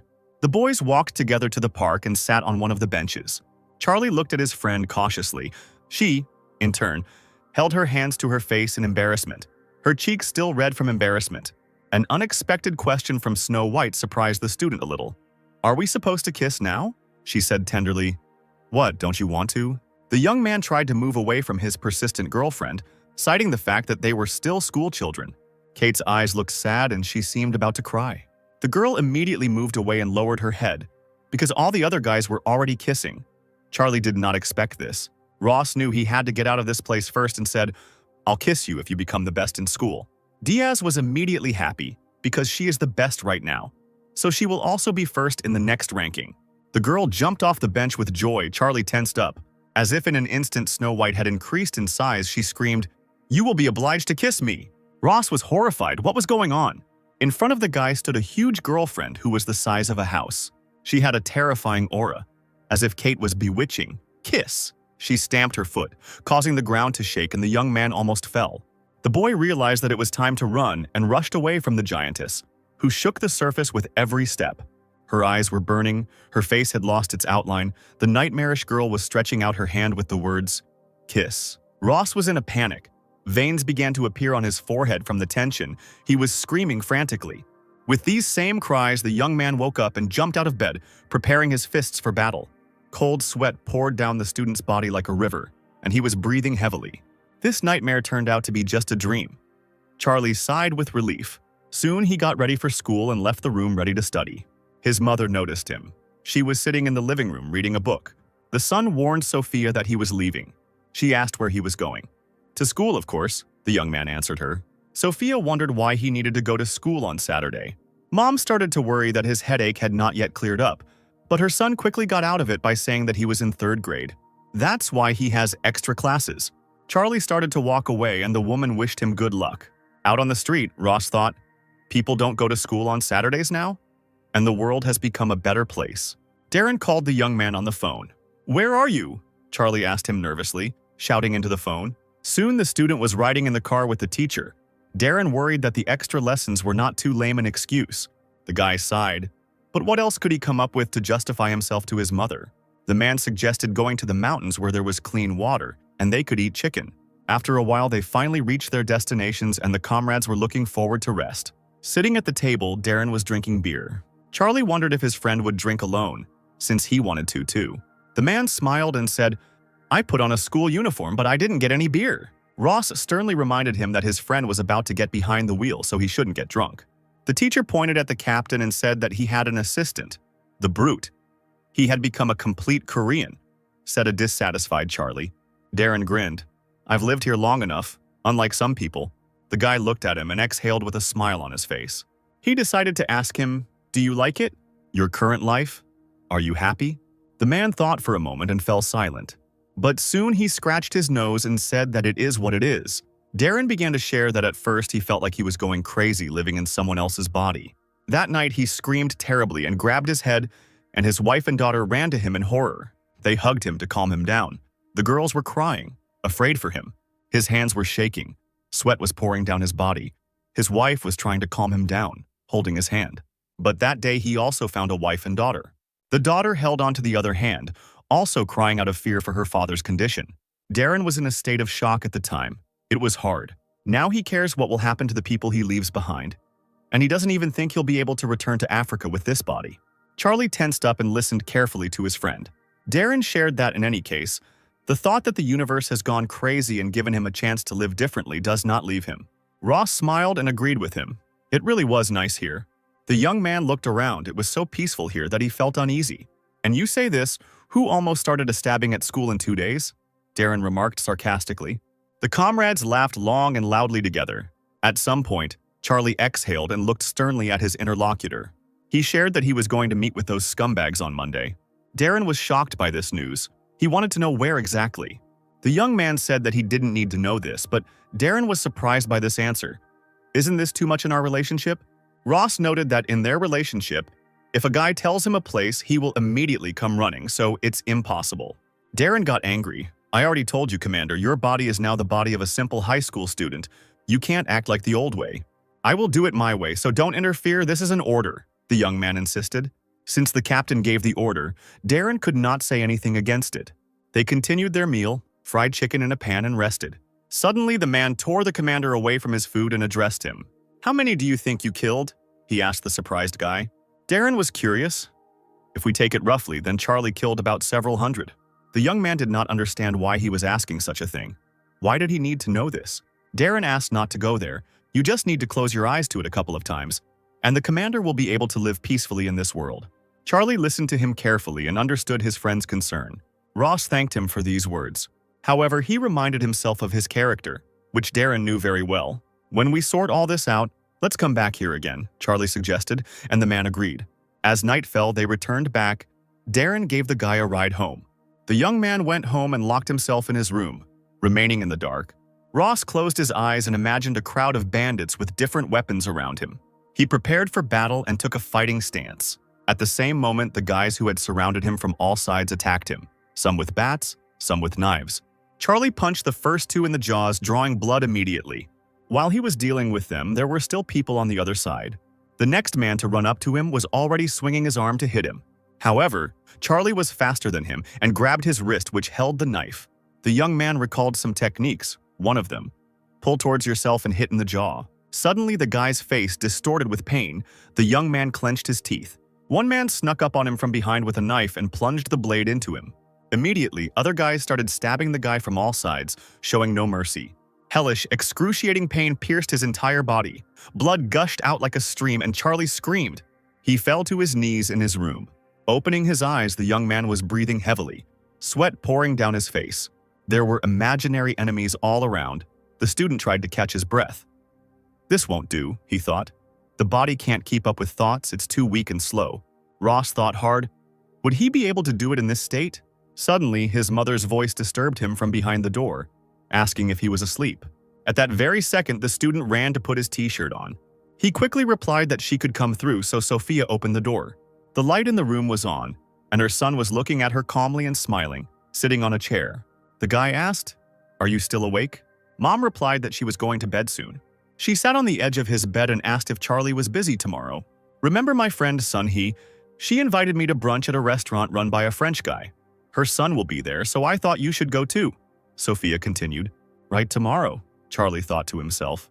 Mom immediately said that if he was busy, then it was okay. Yet her eyes betrayed her sadness no matter what she said. Charlie said that he would go with her, since there was nothing else to do anyway. Sophia looked at her son with inspiration. Could this really be true? The next day, at the appointed time, they approached the restaurant. Charlie was angry with himself. It was just great to eat when you don't have enough time to train. The young man looked at the sign. Martin Levasseur, in Korean, would be something like Masanchip or Jeonju restaurant. Mom tensed up a little, but her gaze looked purposeful. She turned to her son and said sternly, "Let's go." They entered a beautiful and spacious restaurant together. Sophia turned her head, looking for her friend. Then from the next table came a voice. "We are here." The woman in glasses waved amiably, and her son sat next to her. Sophia also waved her hand in greeting. But something else caught Charlie's eye. There were girls sitting nearby, discussing in French how handsome Charlie was. Ross didn't show that he understood them, but he grinned a little, after which he immediately turned towards Sun-hee and said hello. The mother and son greeted their friends in French. What kind of idiotic pronunciation is this? The young man was outraged in his thoughts when he heard them. Suddenly, Sun-hee's son began to smile in a nasty way, looking at Charlie. At that same moment, his mother, biting her lip, looked at Sophia. The young man exhaled. It became clear to him what was happening here. Everyone sat down at the table and Sun-hee began to tell, "Lately our Daeshik has been going to extra classes which are not so easy to get into. I can give you one place so that you can send Charlie there." Sophia agreed, but said she could later. The woman with glasses asked about Charlie's grades in English, but it turned out that they were not very high. "What do you mean short? Where are you looking?" The woman said discontentedly. "If he does not study a foreign language, then you can forget about top universities. I feel so sorry for you." Ross looked at his mother, who at that moment looked down in embarrassment. At this time, a waiter passed by their table and Daeshik called out to him in French. The guy asked to bring another glass of water. Soon the glass was filled upon request. Sun-hee continued bragging. "Our son goes to a school with advanced foreign language studies, so he already speaks French fluently. Do you know why I invited you to this restaurant?" Seeing how hard his mother tries, the child will also strive for the top. "Our son also speaks a little French," Sophia answered her modestly. The woman's eyes lit up and she began to bombard her with questions. "Does he go to some training center in the Daechi, Cheongdam area? Or does he take private lessons?" Sophia quietly and a little awkwardly explained that her son was studying independently on the internet. "What?" Sun-hee asked with contempt and mockery. She and Daeshik immediately began to laugh completely tactlessly at what they heard. The two of them began to mock and humiliate Sophia, saying that she was funny and that her son was apparently a genius. Charlie's mother was completely overcome with shame, especially when Sun-hee pointed out that it must be too expensive for their family if Charlie decided to do it himself. At this point, Ross couldn't take it anymore and said sternly in French, "Hey, behave normally." The girls who were talking about him, Sun-hee, Daeshik, and Mom, were surprised and looked at him with wide eyes. The girls, blushing with shame, asked, "Did you understand everything we just said?" "I didn't want to eavesdrop, but the conversation here was so boring that I accidentally overheard it," the student answered them. He stated that he had no desire to meet any of them, so he asked them not to talk nonsense. However, he immediately reassured them, "Don't worry, This idiot only knows greetings, and these ladies don't speak French at all. Sonia was embarrassed, and her son said nervously he seemed to greet them. Sophia also decided to brag. Our son learned French on the internet. Apparently he is a genius, you know. Recently we got a call from France, and the red-haired girl at the next table remarked, "Internet? Then you should talk very little." Charlie was pleasantly surprised that she understood Korean, so he asked, "You will help us a lot if you come over and talk. I will owe you." The girl was very interested in this proposal, so the three of them got up from their table and walked over to Charlie. When the mother asked her son what had happened, he explained to her that the girls said they were interested in talking to me, so they came up to meet me. The young man introduced the girls. The redhead was Michelle, with bangs and long hair was Cecile, with a bob cut was Cindy. Sophia immediately asked him to tell them that she was very pleased to meet them. At this time, Sonhee began to leave the table. The woman began to adjust her glasses and awkwardly make excuses. "Yes, I must have gone crazy. Our Deshik has extra credit today. I completely forgot." She and her son began to leave the restaurant in a hurry, and Sophia only managed to tell them to be careful. "I think that's enough." "Thank you. You can go," Charlie said. But Michelle didn't like the wording, "you can go." Ross didn't understand what the girl meant. She smiled and reminded him of his debt. It turned out that Michelle wanted to get his number. She explained, "No one will understand what we're talking about anyway. To be honest, you interested me." At that moment, the young man even became a little confused. "You're funny," Charlie decided to answer. Michelle started to come closer and put her hand on the table, saying, "Does it look like I'm joking?" The girl coquettishly sat on the edge of the table and began to play with her hair, flirting with the young man. "Just don't tell me that you are one of those terrible men who cannot keep their word." Ross clearly liked this behavior. The girl was no slouch. A while later, Monday came and Charlie was working hard in the gym, doing push-ups and handstands. Suddenly, the young man remembered Michelle's words. "Just don't tell me that you are one of those terrible men who cannot keep their word." And he laughed. "What made you laugh so much in that situation?" This question brought Charlie back to real life. Darren looked sternly at the guy. Ross came out of the handstand but said it was nothing special. "It seems like it's serious. I can't lift my arms after a couple of warm-up exercises," Charlie worried. Then Darren suggested contacting the police before it's too late. The student smiled and turned to the wall, which angered the teacher, because now was not the time to smile. He shouted, "If something goes wrong, you will go to France on crutches." While the young man was warming up, he suggested an idea. "Let's open a sports club when we finish this. Then, even if I leave during the holidays, they can handle everything together. Isn't that a great idea?" Darren agreed. It would be even easier to get the budget for buying sports equipment, and I could be the manager. But immediately after that, he shouted again, "But that's not important now, Commander. You're still weak, and those bastards aren't so simple." Here, Charlie decided to pronounce the motto of the Foreign Legion, which is a special unit of the French army where men of any nationality and from any country can be recruited. Legio Patria Nostra. In an instant, Darren straightened up and clearly said, "The Legion is our homeland." Ross started getting dressed and asked, "What is the continuation of the motto?" Darren shouted, "There is no word for us. Retreat." Charlie explained, "Cheryl and Lewis may be complete scum, but I promised I would go. I would rather go and get stabbed than back down." Darren was silent at first, looking into his eyes. But he couldn't resist and attacked the commander. "I really like my wife now, so don't turn me into a gym teacher who will go to prison because he didn't save you from a knife." The young man wiped the sweat from his body after training. He understood his comrade. And when he was fully dressed, he set off on his way. Darren wanted to go together, but Charlie refused. The student turned around and asked if his friend remembered Mangala. He exhaled and turned away. "Are you talking about this again?" Soon the boy came out of the extension and walked past the school. As he walked out of the gate, a black car stopped in front of him. The man with the scar on his lip asked, "Charlie Ross?" The young man nodded and got into the car. After some time, they finally arrived at the right place. Charlie walked under the surveillance of two bandits. They walked along the corridor. The young man carefully noticed and remembered the situation around him, that there were 6 rooms on the left, 5 on the right. The student was brought to room number 3, where 5 bandits were sitting at a laid table. The guy looked around the room tensely. The one sitting in the middle ordered him to sit down so as not to look down on his elders. Charlie sat down on the sofa, looking around warily. The head smiled and noted, "The look is good." He started pouring something into his glass and explained, "You talked a lot about how we should hush this matter up quietly and without unnecessary problems. But I think differently. You have to be brave enough to do such things," he said, drinking the contents of the glass. The bandit continued, "I am not your commander to force you to drink. The conversation will be short, so will you quietly join our family?" or will you regret it all your life?" These words made Charlie smile. This reaction made the man very angry. Ross responded sharply that he too would be brief in his speeches. He said menacingly, "Get your hands off our school. I don't care what you do here among yourselves, but stop bullying little children who don't understand anything." These words made the bodies of his subordinates tremble with rage. Out of anger, the chief squeezed the glass until it cracked, saying, "I thought you were a brave guy, but it turns out you're just a regular psycho. It's even kind of a shame." The young man squeezed the chopsticks lying on the table in his hand and repeated that they should not even breathe in the direction of the school that such a psychopath goes to. One of the bandits couldn't take it anymore and attacked the student. His fist flew past the boy's face, but he dodged it. Charlie quickly thrust the sticks into his hand, driving them into the table. The man screamed in pain and his face twisted. The leader ordered everyone else to finish him off. 3 huge men attacked the young man. He attacked the first one in the jaw and punched the second one in the stomach, so that he started spitting blood. The third one first got hit in the jaw from below, and then Ross decided to add to it and hit him in the cheek. Soon, all the bandits who had attacked him were lying around the room. Now the young man's gaze fell on the head, who remained conscious. How angry this man was. He was ready to kill this little bastard. At the same second, he pounces on him across the table.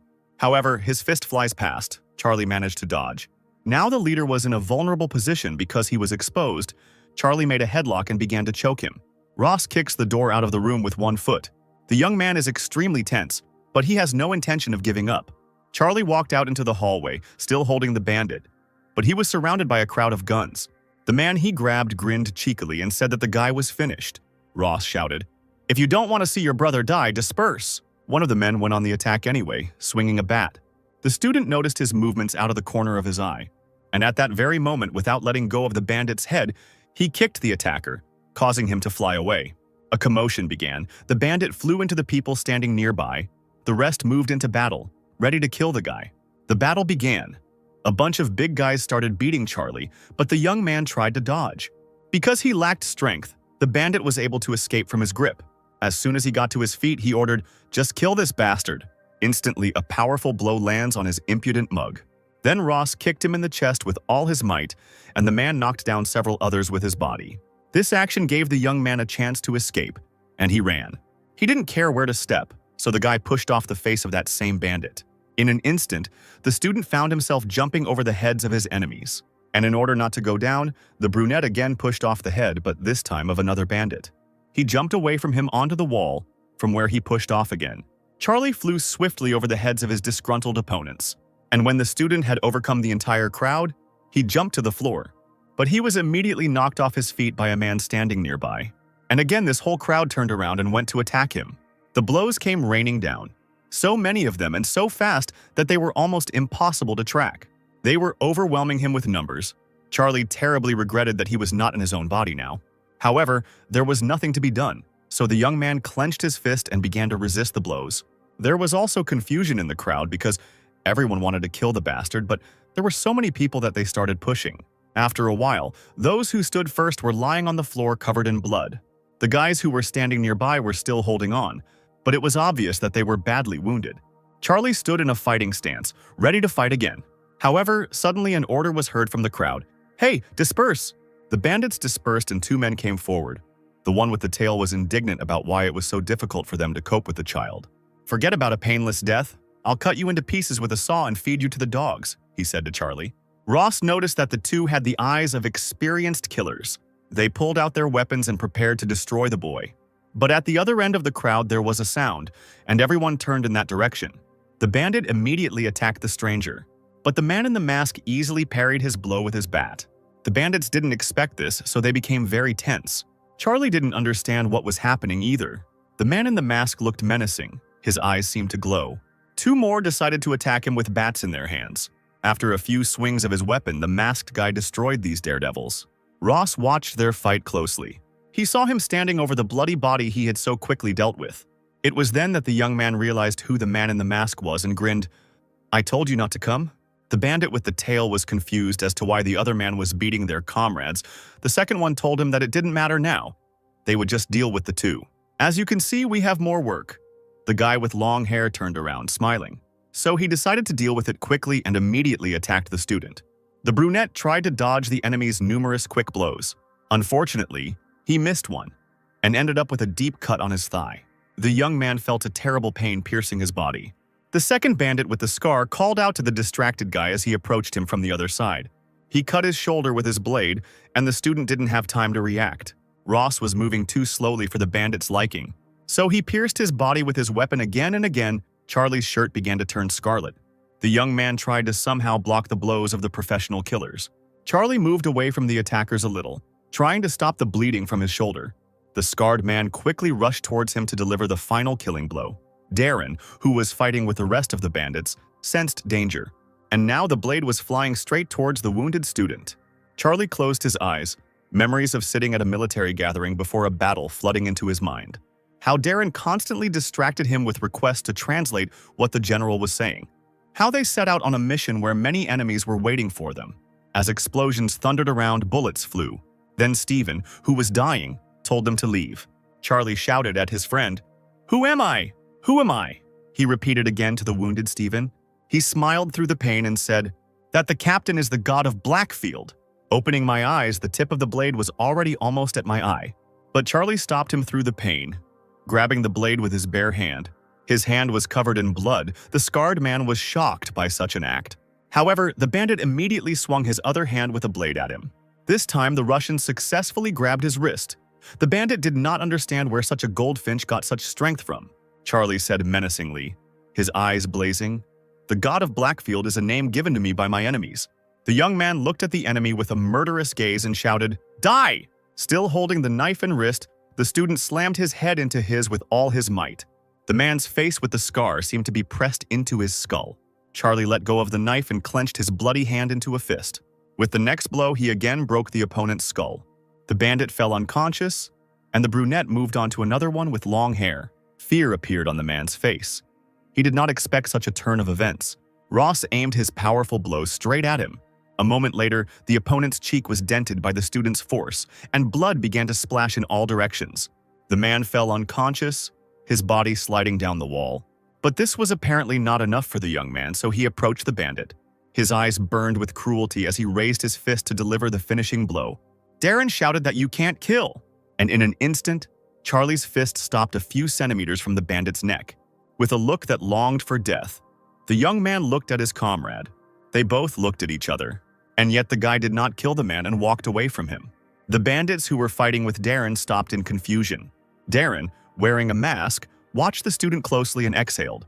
"Those who do not want to continue the fight, go to the other room," the young man commanded. The bandits looked at each other silently, deciding what to do next. Eventually, they decided to retreat into the room, leaving the fight behind. The door slammed shut, and there was no one left in the corridor. With difficulty, Charlie reached the wall and leaned against it. The young man slid down it, experiencing hellish pain. "Damn you, I thought I'd never see you again," Darren cursed, and Charlie grinned and asked where he'd dug up such a mask. "Actually, this is a pretty popular monkey," the man said in his defense, and suggested leaving. But the commander noted that if they left in such a state, someone would definitely call the police. Darren asked the young man to stay here while he looked for something to cover himself with. So the guy was left alone sitting in the corridor. He decided to have a smoke while he waited and reached into his pocket. Unfortunately, at that very moment the cigarette box was empty. At that moment, his gaze focused and the young man tensed. He heard the sounds of footsteps. The guy counted at least 20 people. Were these reinforcements? A crowd of men came out into the corridor towards him. Ross found it hard to get up, afraid that his body would not withstand another battle. The crowd stopped and a man emerged from it, apparently the leader. He turned to the student. "I couldn't believe it, but are you really a schoolboy?" The chief ordered one of his subordinates to go and check everything inside. He continued, "My name is Lee Guantek. Everyone knows me as Guantek from the Shinsa area. I came as soon as I heard that someone was throwing guys from the juke gang left and right." Charlie immediately asked, "Do you have cigarettes?" One of the bandits could not stand such rudeness and shouted, "Oh, you dandy!" Guantek immediately turned to the man and shouted, "Who is this brazenly interfering? Could you have handled this alone? I really want to talk about age. Go to a nursing home, you stupid idiot." Suddenly, a cry came from the crowd behind. "Go away, puppies!" Darren began to quickly push his way through the crowd of men towards Charlie. He was worried about the commander, so he came right away. The leader laughed, looking at the senior and the monkey mask. "It looked too funny," he said. "Park Keebum should be ashamed." At that moment, his subordinate arrived and told him about the situation. There were no corpses, About 5 were in serious condition, and Jucha's gang was finished. Lee Guangtak commanded, "I will go first, so don't forget to clean up here and then come." Charlie and Darren knew that this man wanted to deal with all this quietly too. The chief said that they had a hospital where he usually sent his guys, so he suggested going there. Ross looked at the bandit with distrust, but there was no other choice, so he agreed. Soon night fell, and Charlie was taken to the necessary hospital. The young man was lying in a ward with an IV drip and a cast. After some time, he slowly began to open his eyes. Darren, who was next to him, was glad that the captain had woken up. The man said that the young man's wounds were too deep, and if they had been a little deeper, they would have had to use a sewing machine. The young man did not understand what his friend was talking about. Darren explained that when they got into the car to Lee Guantek, Charlie immediately passed out. At that moment, the guy began to remember how he led the head of the gang into the corridor where there were many bandits. How desperately I fought with these men. He also remembered those professional killers who had badly wounded him, and how the student dealt with them later. Charlie sat on his bed feeling ashamed of what had happened. The man said that the commander had been unconscious for quite a long time, and it was already 1 o'clock in the morning. "I should call you at home and tell you that you are staying overnight at my place," the teacher suggested. Charlie was in great pain from his injuries, refused food and asked for a cigarette. Guantak, who entered the room, intervened in their conversation.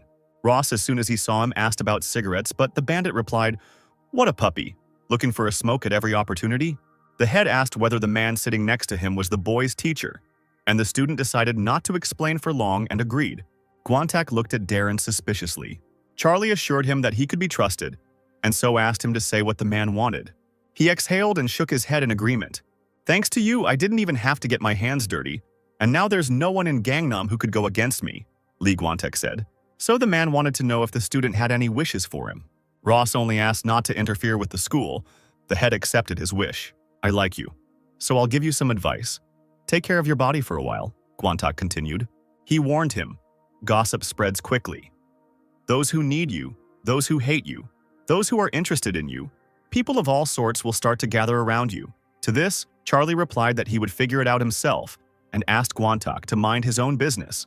The man was angry at such rudeness directed at him. "Hey Charlie, I admit you're a very capable guy," he said. The enraged man continued, "Whether you did it intentionally or not, I got a lot from you." Ross guessed that there was a but in his speech and asked about it. "I recognize your talent, so you must respect my name and authority," the bandit replied. However, after the question of what would happen if the student did not recognize his authority, the head finally lost his temper. Charlie was tense, but he wasn't about to bend over backwards for Guantak. After a tense silence, the bandit chuckled. "Okay, I lost. Let's forget everything and be friends," the man suggested. After these words, Darren decided to intervene and asked that they first remove those guys at the door because there was no need for it. Guantak asked what subject the teacher taught, and he said it was physical education.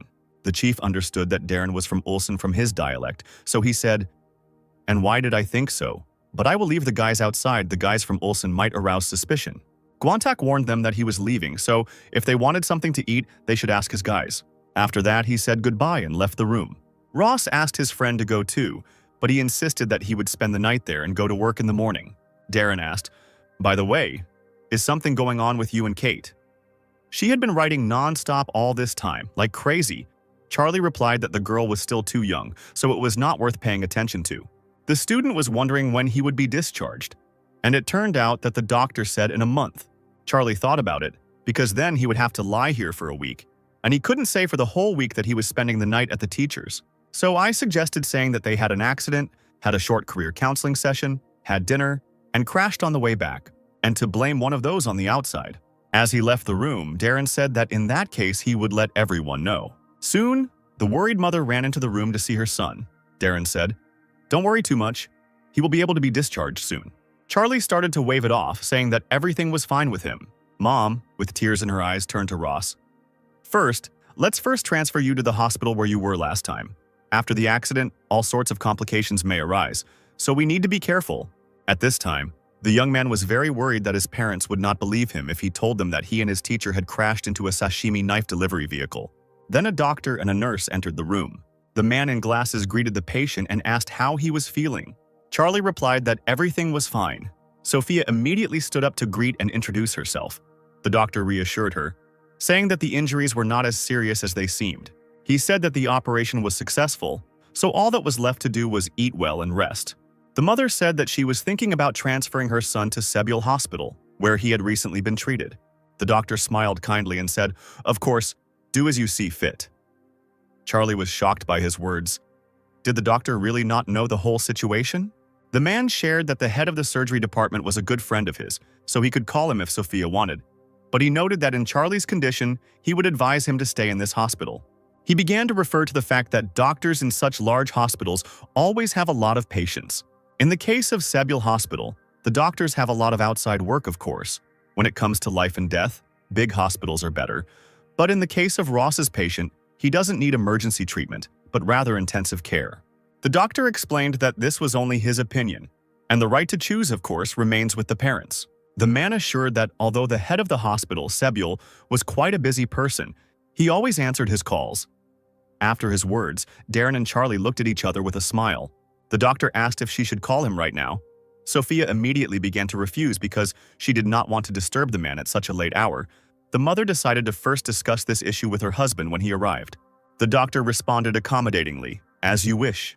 However, he asked his mother to leave the room for a while. The man explained that he needed to undress the patient and examine the wounds, worried that the sight would be too much for her. Sophia agreed with understanding and went out into the corridor. The doctor then began to cut the bandages around the student's wound. He said, "The threads are already coming off. Usually it takes half a month. There will be no need to stitch it up again since everything is almost healed." He admitted that this is the first time he has seen something like this. Charlie thanked him for telling his mother. "Do you know why I did this?" the doctor asked the guy. The doctor began to tell a story. "When I went to study abroad, my younger brother joined a gang.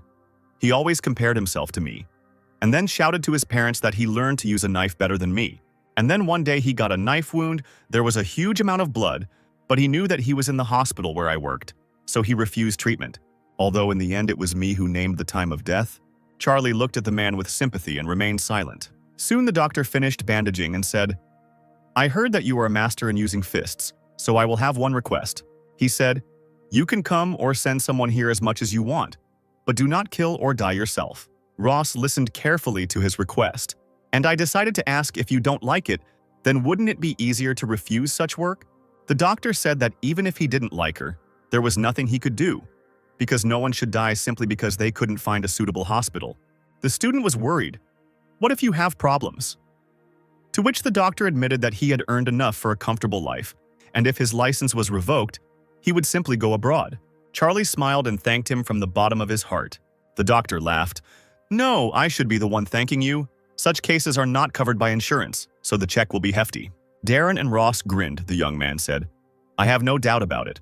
However, the next phrase shocked the guys. The man said, "If next time you decide to die on my operating table, then I will sell you for organs in secret from your parents." With this, he said goodbye and wished them a good rest. Charlie sat on his bed, completely taken aback by what he had heard. Soon a week passed, and the young man returned home. In the morning, he was getting ready for school, but his wounds were still bandaged. After a while, the student was completely ready and left the room. Mom, hearing his footsteps, came out of her bedroom and said that she wanted to talk to him. Sophia was surprised why the young man put on a uniform, since the doctor told him to rest at home for a couple more days after being discharged. Charlie assured her that everything was fine. Since he could walk, there was no reason to stay at home. But the boy noticed an envelope in his mother's hands and asked what it was. She started to take out a bill for 50 million won from him. Ross thought about what kind of bastard Lee Guantek was to mock people like that. The young man began to claim that it could be returned later. Sophia felt very uncomfortable with this situation. The student moved towards the exit and began to put on his shoes. The father, who was also about to leave, asked, "Should I give you a ride?" Charlie was a little confused at first, but quickly agreed. Then Jim hugged his son and they left together. Charlie felt uneasy about his father's behavior. Sometime later, the two of them were riding in a car. There was a tense atmosphere in the air, but no one dared to speak. Suddenly, the father decided to turn to his son. "Do you by any chance want to tell me anything?" he asked him. Jim said, "If not, then no, I won't ask anymore."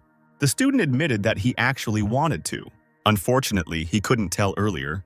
Charlie answered honestly that he had gotten into a fight, and his father gripped the steering wheel at this news. The young man continued, "There was a gang behind the guys with whom I recently fought at school." Jim listened to him attentively and thought. The student said there were some problems, but they eventually came to an agreement that the gang would not appear at the school again. adding that several people were injured but no one died. The father asked why his son lied about being in an accident. It turned out that the guy just didn't want to worry his mother. Charlie apologized to Jim for this. "You know how much your mother sacrificed for your father?" he asked the student. Of course, Charlie didn't know, but then he saw the photo in the car. It depicted a mother in a special mask holding a child together with her father. The young man decided to answer that he knew, although in fact he didn't know the whole story, but he guessed something like that. In fact, when Sophia was giving birth, she was taken to the operating room. There were complications, so she had to breathe through a mask, but she gave birth to Charlie. Jim said sternly, "I don't care, but never make your mother cry. Can you handle that?" The young man looked down and agreed with understanding. The father thanked him for telling him the whole truth. Soon, Charlie arrived at school. The guy immediately went to see his friend, the physical education teacher Darren. The teacher did not expect to see the captain, especially immediately after discharge. It turned out that the student was allowed to be discharged so early. The doctor said that he had some kind of special physique, which he himself saw for the first time. "This is of course good, but somehow suspicious. Strange, right?" he asked the teacher. Darren smiled, because the captain had been strange long before this, and Charlie asked what was new. During this time, strange rumors spread throughout the school that Charlie is on the verge of life and death after being stabbed, or that he died, and there are guys who say they saw him get stabbed. The young man became interested. It seemed that many people breathed a sigh of relief. He suggested taking a little walk.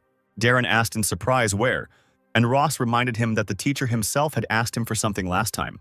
The man remembered and exclaimed joyfully, "Oh, you mean this?" The student smiled and asked for a list of names. Meanwhile, in the first class office, the students were having lunch. One of them, a guy with glasses, was eating modestly alone. Suddenly, his meal is interrupted by an unexpected blow to the back of the head. The boy, perplexed, turns towards the offender. "What, not enough?" the hooligan asked brazenly. Stuttering with fear, the boy answered, "No." The bully snatched the chopsticks from the student's hands. "Oh my God, our moon key genie." He started eating his food and saying, "You idiot, if you eat only meat, your blood will thicken, you'll overeat and walk around with jelly instead of blood. But don't be afraid, your brother will take care of your health." The hooligan ate the meat and Kajini thanked him. But he himself was sweating like a river from fear. Suddenly he asked with feigned anxiety, "But why haven't you eaten anything yourself? Does our Kijini have no appetite?" And after that, the bully forcibly shoved food into the student's mouth with a spoon. Classmates watched what was happening and laughed at Moon Kijin. The bully now grabbed the guy by the jaw with all his might and shoved food into him. The bully scooped up a spoonful of rice and held it out to the boy with a cruel face. And again he cruelly fed the young man, who didn't even have time to chew. At that moment, Charlie walked into their class. The bully noticed the student, but did not immediately understand who he was, so he began to answer him insolently. But when he turned around, horror appeared in his eyes. He realized that it was that same Charlie Ross. The hooligan immediately stood up and bowed before him, greeting him respectfully. The guy started to introduce himself but was quickly shut up by Ross, who was looking for Moon Kijin. Charlie started looking around because he was told that the student was in that class. The bully quickly pointed his finger at a young man wearing glasses sitting nearby. Kijin began to tremble in anticipation of something terrible. Ross approached the young man and addressed him. "Are you Kijin?" The boy somehow turned his head in his direction. Fear gripped him. His body did not stop shaking, and sweat poured down his face, because this was the same scary guy from the rumors. Charlie realized that this was the one he needed and asked to follow him. But Kijin decided to gather his will into a fist and ask, "Why?" All the classmates who saw what was happening were horrified by the way this boy responded to Charlie. Then a bully jumped out from behind Charlie and started to be rude to his classmate in glasses, saying that he had completely lost his mind. He approached him and started yelling in anger, "Why are you being insolent to your elder?" "Hey, get out of here," Charlie ordered cheekily. The hooligan immediately jumped away from him in fear. Ross walked up to Kijin and leaned on the desk. The young man moved away a little. His whole body was shaking. The guy was incredibly afraid. The young man smiled amiably and joked, "Why, for bread, Goldfinch?" and then asked him to step outside for a second. Kijin started mumbling something. The guy didn't understand what they wanted from him. Charlie continued to smile and moved closer to the boy. He grabbed his hand. "Enough chatter, follow me," he finally said, and dragged the guy along with him. Suddenly, Ross realized that something was wrong. He looked around. Everyone around was looking at them. The young man decided to calm them down, saying that everything was fine and they could go about their business. All the boys started covering themselves with their hands, shaking with fear, and praying that the young man wouldn't beat them up. In another class, the kids were actively communicating with each other on various topics. However, one girl sat apart from the others. Suddenly, someone approached her and asked, "Are you Cha So-yeon?" When she raised her head, she saw Charlie and Kijin in front of her. She said sheepishly, "Yes, it's me." Ross introduced himself in a friendly manner and invited her to come with him to talk. After she found out that it was that same Charlie in front of her, she was overcome with fear. The guy thought that the girl was busy, that's why he didn't answer. But she immediately stood up and shouted, "No!" Now the three of them walked further to another class. In the hallway, they met three guys who recognized Charlie. For some reason, Cha So-yeon was very scared when she saw these three. Ross noticed that the girl began to tremble. He realized that something was wrong. Three students bowed before the student. One of them introduced himself as Cho Se-heon from the 2nd grade. Charlie waved his hand at them to get them off him quickly. Se-ho looked at the young man with confusion. Charlie was annoyed that they were blocking the entire corridor, so the three immediately moved away and apologized. They bowed low again as Charlie left.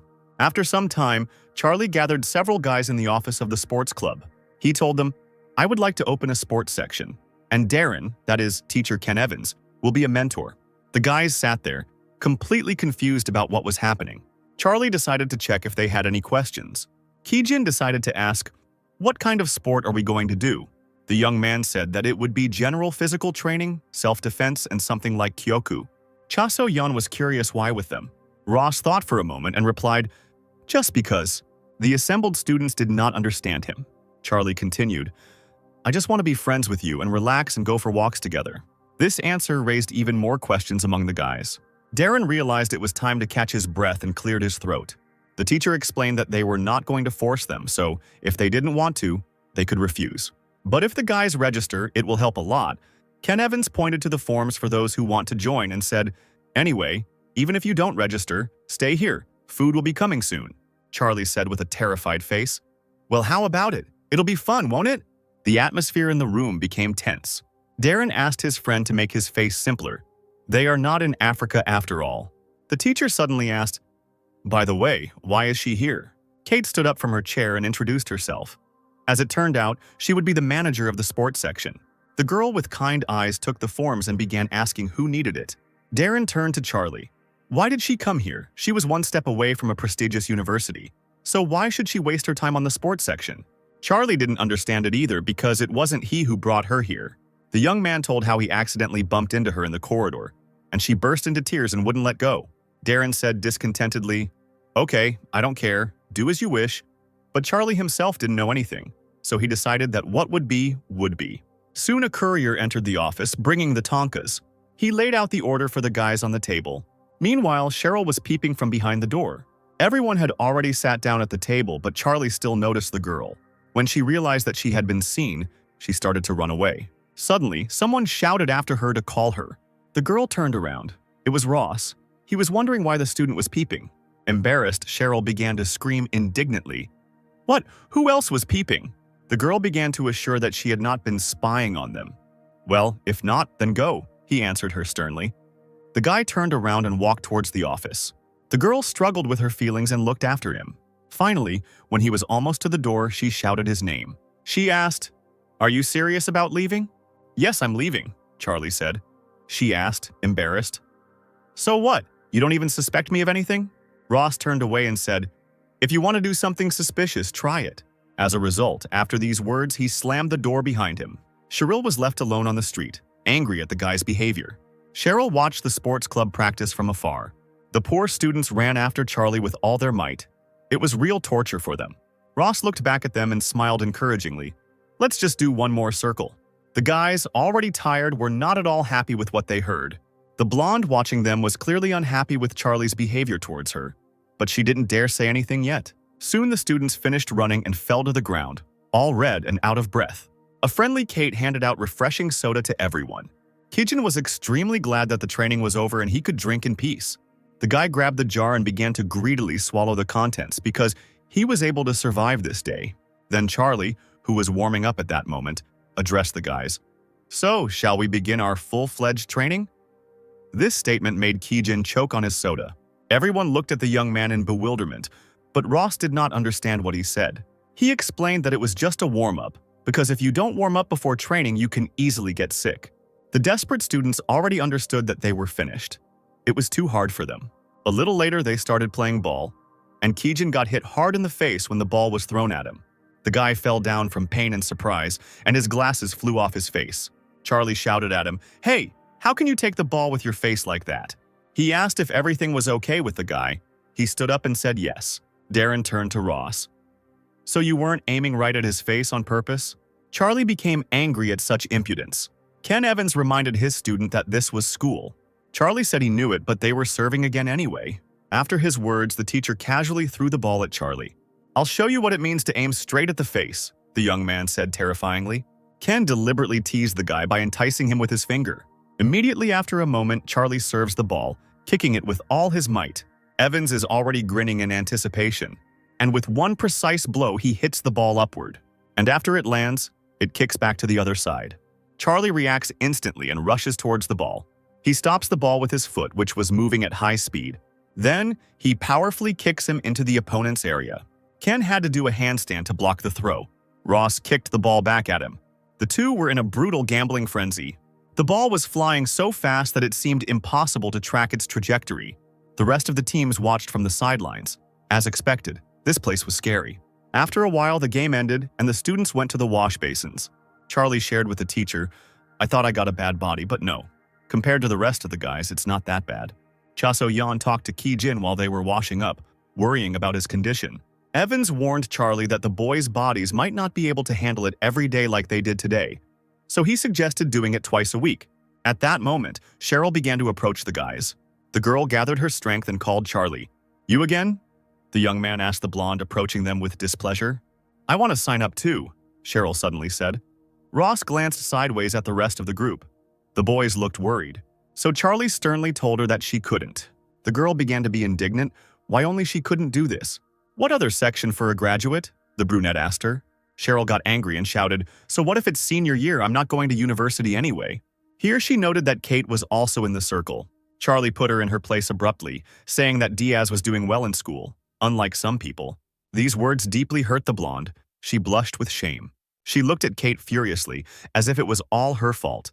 Snow White was very embarrassed by such pressure. Without saying anything, Cheryl angrily walked away from the boys. Charlie just looked after her silently.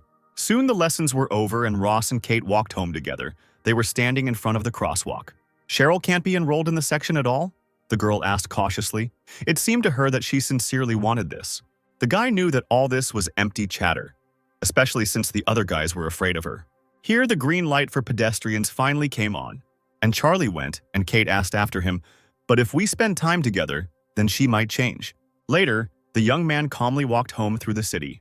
Suddenly, he received a call on his phone from an unknown number. Ross decided to pick up the phone and started a conversation. It was a female voice speaking in French, and the student immediately realized that it was Michelle. Charlie remembered giving her his number at a French restaurant. "What do you want?" the guy asked. The girl answered flirtatiously, "As if you don't know." "Are you the type who likes to get a girl's attention and then pretend it never happened?" she asked the young man. Charlie reminded him that he was still a schoolboy, and Michelle reminded that she was French and smiled. She said that the guy should keep his word and asked about today. Charlie refused, explaining that he was injured and now covered in bandages. These words excited the French woman. Maybe she's a crazy, preoccupied woman, the student thought to himself. But today still won't work. "Let's do it on Saturday," Ross suggested, and Michelle agreed. She said in a languid voice, "I love you." But the young man immediately hung up, without responding to the provocation. The guy picked up the pace in confusion. What was she doing anyway? After some time, Charlie returned home.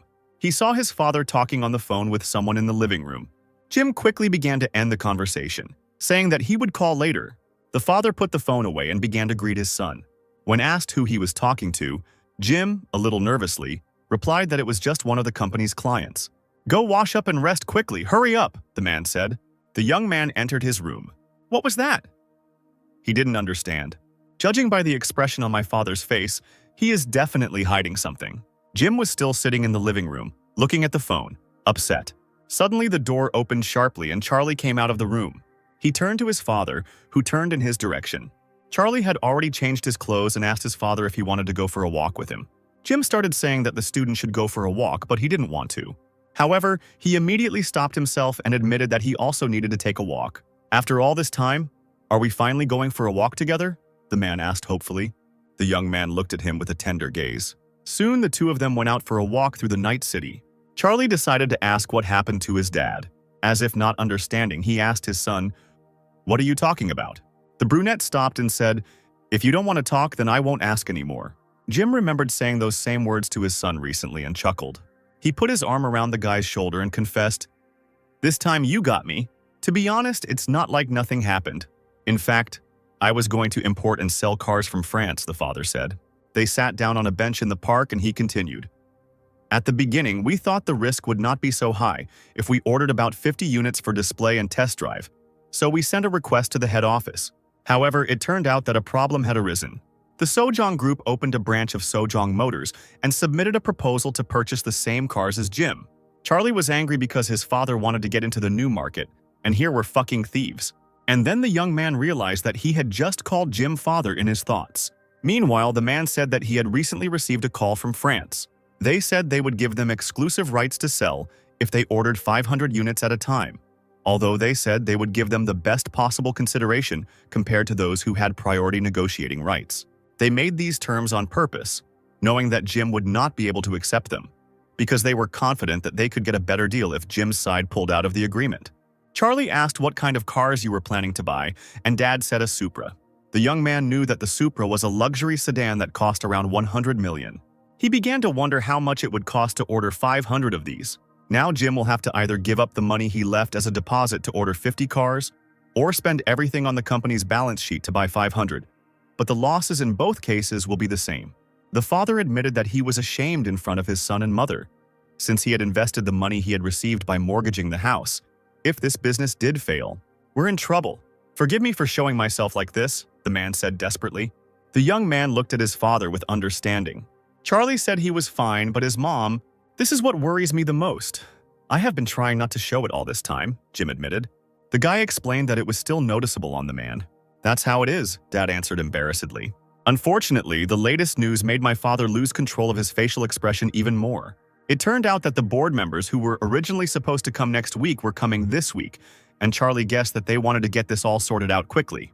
If on this one, then tomorrow or the day after tomorrow," he clarified. "Tomorrow they said they wanted to take a day off and meet for lunch on Sunday," Jim replied. Then Charlie turned to him. He asked if he could go with them. Jim refused him, saying that Dad would figure it out himself. Charlie reminded them that they knew he spoke French very well. As for the translation, the father's gaze dropped and dimmed. The young man could not stand it and suddenly stood up in front of his father. "In war, all means are good. If we do not unite and do not apply all our efforts, then nothing will work," he said. Charlie looked sternly into Jim's eyes. He didn't expect this from his son and was a little surprised. But in the end, he agreed. Let the son help his father, even if the result is bad.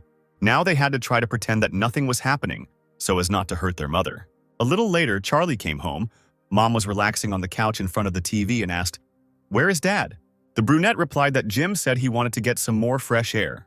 The young man began to enter his room and heard Sophia quietly say, "Something happened." He closed the door behind him and stopped. A man also needs time to be alone, Charlie thought. At that moment, the phone in his pants pocket rang. The young man picked up the phone and began a dialogue. It turned out to be Michelle, who called him again. It turned out that the girl showed up just in time for Ross. She started flirting. "Did you want to hear my voice?" Charlie explained that he would have to push his promise back by 1 week, which Michelle found too rude. There were some pretty big problems at home, he explained. The Frenchwoman agreed, but said that Monday was the last concession. The student had no choice but to agree to this day. The joyful girl asked him to be sure to keep his promise and said goodbye to him. After the call, Michelle continued to indulge in amorous fantasies about Charlie for some time. Charlie chuckled. "That's also." The young man decided to use the computer and turned it on. He remembered that he seemed to have some money left in a French account. In Korean won, there should be about 100 million and 5,000. The young man couldn't set up internet banking. He also forgot his account number. And if he had gone there, no one would have believed that he was the Charlie Ross about whom enemy troops had made up legends. He told Darren everything that had happened on the phone, and he asked, "Don't you think this is not okay at all?" "Don't tell me, but the closest branch is in Hong Kong, so let's call there on Monday," Ross replied. "One way or another, this is about taking care of your mother," the man explained. Be that as it may, the young man must try. Soon Monday arrived and Charlie and Jim went to the Namsan Hotel. They drove up to the main entrance. Getting out of the car, my father said, "There will be 2 board members and 1 translator from my company. I told them that you are my son, but I will tell the other side that you are an assistant translator." After this, he addressed his son affectionately. The man smiled and thanked him. Charlie looked at Jim, a little confused. The brunette decided to try to help those who took him in, because of him, they had to go through a lot. And so the 2 of them entered the hotel. "They're already here," Jim explained, pointing to the people. When Charlie looked up at them, his body seemed to be pierced by an electric shock. The man began to approach them with a confident step. Ross couldn't believe what he was seeing. He was dumbfounded when he stopped in front of the young man. The guy remembered the meeting before the fateful fight, where the man talked about Maxwell, how their leader was confident that this time they would definitely finish off the enemy. In front of the young man stood the same man who had commanded them in Africa. It was the spitting image of Sharon. Charlie just couldn't believe his eyes. How did this happen? "Good afternoon." A man in an elegant suit extended his hand in greeting. Fear, misunderstanding, bewilderment were in the young man's eyes. Jim shook his hand in return as a sign of greeting. Jim stepped forward and talked to him while Charlie stood dumbfounded. At this time, behind the man's back, a brazen blonde was hitting on some girl. "Stephen, behave normally. We are in Korea," the man ordered him sternly. The blonde left the girl and, smiling, approached him. Charlie's eyes widened in surprise. "Stephen, this puppy too? What's going on? What's wrong?" Jim, who saw the boy's condition, suddenly asked the young man. The student came to his senses and said that everything was fine. Father reminded that it was time to introduce ourselves. The young man began to speak in French. "This is the general director of Ross U Motors, Jim Ross. I am the assistant translator, Charlie Ross." The man also introduced himself in French as Sharon and praised the guy for his excellent pronunciation. His manner of speech seemed familiar to him, and Charlie thanked him a little nervously. Sharon introduced Stephen, who is in charge of sales in Asia, and the blonde man also greeted the young man. Ross was confused as to how Stephen had become responsible for sales when he wasn't even responsible for his buddy in the pants. Soon they all stood up together and sat down at the table. The waitress came up to them and asked what they wanted. Stephen began to lick his lips in a disgusting and vulgar manner. Charlie realized that the blonde hadn't changed at all. It was clear from his whole appearance what he was thinking. Sharon turned to the worried man, and he quickly calmed down. Stephen turned away and looked away in shame. The vice president asked, "Is Charlie Ross a common name in Korea?" At this moment, the young man tensed up. The man became worried that he was speaking too quickly because the boy did not answer him. But the student quickly came to his senses and explained that it could be said that it was quite common. And taking advantage of the moment, he clarified, "You probably have a friend with that name?" Sharon replied that he simply asked because he had heard the name somewhere. "Your name seemed familiar to me too," Ross said with a grin. The man was clearly intrigued by this phrase. By this time, the waitress had served the drinks ordered earlier. The girl put the glasses on the table. Sharon took his cocktail and asked to stop with the pointless talk and get down to business. Jim's translator explained to him that it was time to start talking business. "That's what we'll do," the father replied. "Vice President, unfortunately, it is difficult for our side to accept your company's unexpected offer," said Jim. "So I would like to ask you to relax the purchase conditions in order to obtain the exclusive right to sell." The translator began to convey his words to Sharon. However, he said that they would not change the terms, and explained, "If you like, Ross U Motors can purchase 50 units according to the original contract. But in that case, Sojong Motors will also have the right to purchase this model. Capitalism in our country and yours is not so different, is it?" And he added, "Healthy competition never hurt anyone, you understand, right?" Charlie knew that Shahran was just teasing, which was just his style. Jim reminded us of the contract. We had already paid half for 50 units, and according to the contract, the other half was to be paid if Ross U Motors were given exclusive rights to service the Supra, right? The vice president acknowledged that they would receive exclusive rights to service, as well as equipment that met Gaunt's regulations, the necessary parts, and personnel that would meet their requirements. "Really?" Jim asked happily and explained, "We will sign contracts with services in 10 regions of the country and will be able to carry out replacement in the shortest possible time. Of course, you will only need to comply with the regulations of the head office. But for your information, these conditions only apply to cars imported by Ross U Motors. We received a positive response from Sojong Motors on the same conditions," answered Sharon. Jim was amazed at what he had just heard, and the vice president sipped his drink with a grin. One of Jim's company members lost his temper and shouted that the other side was going too far, threatening that if things continued like this, they would take legal action. No, you can't go up against Shahran with something like that, Charlie knew for sure. The man put the glass on the table. He got angry. Well, since your CEO is here, then we can consider this an official statement. The vice president raised his hand to his face. Sorry to hear such a thing. So Shahran decided to clarify something. Standing up abruptly, he said, "It was your company that decided to declare war." Everyone immediately chased after the departing second side, trying to explain that this was not what they meant. Then, behind Shahran's back, someone sternly asked him to wait. The man turned to the one who had addressed him in bewilderment. It was Charlie, the young man begging for a little more time. "Give me time?" Shahran asked haughtily. He explained that there was nothing worse than wasted time. "I don't ask for much, 1 week, and 1 night in the middle of it, that's enough," said the guy. "Mr. Ross, I don't think you have the right to make such a proposal. Can you take responsibility?" The vice president replied. Charlie turned around. His father was looking at his son intently. "Do you have any solution?" Jim asked. "To be honest, not right now, but it's better than losing positions right now," the young man admitted. One of the board members was worried that if they didn't find a way out within this week, they wouldn't even have anything to say, so he suggested that they just apologize now and not ask for negotiations. At this point, Charlie raised his voice at them and said, "Instead of losing and making ourselves look weak, we need to try harder." Jim covered his face with his hands, deep in thought. Shahran and Stephen had been watching them the whole time. And then the boy's father raised his eyes full of determination, and he asked for his words to be translated. Now, in this place, to perceive all of Charlie's words as mine, all of his decisions as my decisions, he strictly instructed. A slight smile appeared on the son's face after hearing this. One of the heads began to get indignant, turning to the director. But Jim was adamant in his decision. Charlie thanked his father for his support and encouragement. Shahran, seeing this whole situation, grins with interest, and he clarifies. That is, if you cannot purchase 500 cars in a week, then you can calmly give up the right to provide service? The young man smiled and asked them not to worry about it. However, the vice president did not understand what he meant by 1 night. Suddenly, the guy said in a frightening voice, "You will understand. Wait, this is something unusual." Stephen started to shrug when Shahran turned to look at him.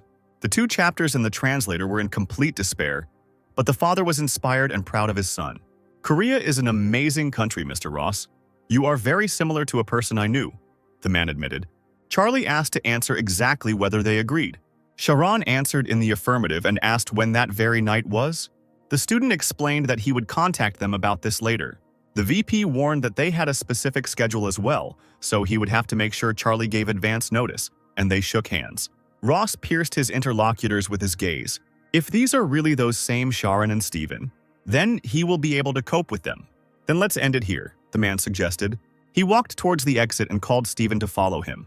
The heads immediately began to bombard the director with questions about what he had planned and whether he understood that he would now be indebted to the other side. "No, it's not like that," Jim answered them. First, they had to come up with a way out of this situation. The men looked at him in complete bewilderment. The father left his workers alone, leaving the place with his son. A little later, the 2 of them were already driving in a car. Jim decided to approach the young man. "Are you really my son?" the man asked an unexpected question. Charlie tried to pretend he didn't understand him. "Still claiming that you learned French online?" Dad asked incredulously. "Even if I tell you, you won't believe it. No, you simply won't be able to believe it," the guy explained. Jim smiled and said he understood the guy. However, then he remembered something else. The man strictly ordered him not to even think about asking the gang for help, and Charlie agreed. He also asked not to tell my mother anything. Charlie understood everything that was asked of him. The father looked sternly at the student, after which he thoughtfully turned away to the road and leaned on his hand. The young man watched his behavior with a little excitement, and soon I decided to take out my phone. He wrote a message saying, "We need to meet." Arriving at the house, they got out of the car, and the student announced that he was going to go somewhere. Charlie said there was one place he felt he could go for help. The father repeated again that his son should not dare to join any groups. "I understand, don't worry," the young man assured. After that, Jim went home. Charlie watched his father until the end, and when the door to the entrance slammed shut, he set off on his way. Shooting from behind the barricades, the bullets flew deafeningly. The enemies on the other side resisted. Suddenly, a military vehicle drove up with several more opponents. The soldiers were forced to take cover again from the barrage of bullets. Darren, hiding behind a tree, tried to shoot at them. but each time he received even more attacks in response. Here he shouted to call the commander. Charlie asked to be patient with him a little longer. After that, a friend nearby gave him a lift, and Ross flew up with a high jump. The young man climbed onto the roof of the house and immediately rushed along it. Another soldier stood up behind him and followed close on his heels. From above, he saw that the enemy had a handheld anti-tank grenade launcher. The enemy already had him ready. A man with an RPG in his hands took aim to take down the soldiers, but Charlie couldn't let that happen. The young man ran and jumped, landing on the ground near the enemy. There was immediate commotion on the enemy side. The commander did not wait and immediately began shooting at everyone who was there. By accident, the man fired an RPG straight into the car they were hiding behind, causing it to explode. Someone tried to run out of the fire, screaming in pain, but Charlie kept shooting, sparing no one, killing all enemies. The fire from the explosion grew, and black smoke billowed out in clouds. And the only one who came out of this fire was Charlie, who announced over the radio, "The capture of Zone K is complete." The team members ran up to the commander, looking around. Darren grinned. The commander, as usual, decided to show off. But Charlie reprimanded him, saying, "Puppy, if you think it's undeserved, then show what you're capable of." "Okay then," his comrade smiled. Ross asked what losses they had suffered. As it turned out, according to preliminary estimates, 4 people were slightly injured. There were no deaths or serious injuries, but for some reason Stephen was not visible. Darren started calling the blonde around the area. The commander was tense about this situation. He knew him well. Meanwhile, Stephen licked his lips with lust in his eyes. In front of him in the house, a trembling girl cowered in fear in the corner. The blonde said in a terrifying tone, "Don't be afraid, I just want to play a game with you, I won't kill you." He pressed himself against the girl, breathing heavily into her back. She said that she didn't want to. Animal passion took hold of the man, no matter how much you don't want it. In such a situation, your opinion is the last thing that worries me. Just then, Charlie entered the house looking for the horny bastard. Hearing footsteps and a voice, Stephen froze in horror. He let go of the girl and turned around with an awkward expression on his face. Charlie became furious when he saw the whole picture. The blonde tried to save the situation by making excuses. "You came just in time. There's a surviving civilian here." Unable to tolerate such rudeness, the young man hit the soldier and ordered him to shut up. Ross started yelling at the concerned man, "Who are you telling me? You said it yourself, it's written all over your face when you're doing something crazy. Animal, how are you better than those bandits?" Charlie beat the blonde with all his fury. Covered in blood, Stephen begged for forgiveness because it was only this once. Charlie sat at the bus stop, remembering this story. This time, Stephen had the same expression on his face. "Have you been here long?" Suddenly, a question disturbed his thoughts. The young man answered Darren that no. Since he had just arrived, he asked to go somewhere where they could talk calmly. The boy got into the teacher's car and they drove off. "What happened?" Darren asked worriedly. Ross replied disappointedly, "It's Stephen." The man looked at the commander in bewilderment. The student said that he met a blonde man who was with Sharon. "Are they still alive?" Darren was surprised, to which Charlie replied that since they met, of course they were alive. The man was curious as to where they were now. Ross said meekly and sternly, "Namsan Hotel." Gritting his teeth in anger, the comrade tensed up, and he said, "Adding gas, let's go right now." The student explained that they would talk first, since the two were in business. Sharon was now the vice president of the Gaunt Company, and Stephen was a board member. Darren started laughing hysterically at these words, but he quickly calmed down and put on a stony expression, declaring that he expected nothing less from them, and again offered to go. "What's wrong with your 'let's go'?" Charlie asked discontentedly. The angry man began to appear. "They think that you died, and after you I will follow. Let's tell them that we are here." He could not accept that Stephen was a member of the board of a huge company, because he was dumber than him, Darren said. "Yes, if he can manage a big company, then it's time for me to become a general in the French army." Charlie decided to answer honestly. "You are worth each other, and if you take a closer look, you might even be dumber." But Darren did not calm down. "These bastards stabbed us in the back, and now they live happily ever after. Even a dumbass like me knew that, but you didn't," he asked. Ross suspected that there might be something they didn't know about, so it was worth investigating further. Darren gripped the steering wheel and shouted, "If there is something we don't know, then we need to shake it out of these bastards." The commander tried to say something else, but the man was no longer listening to him.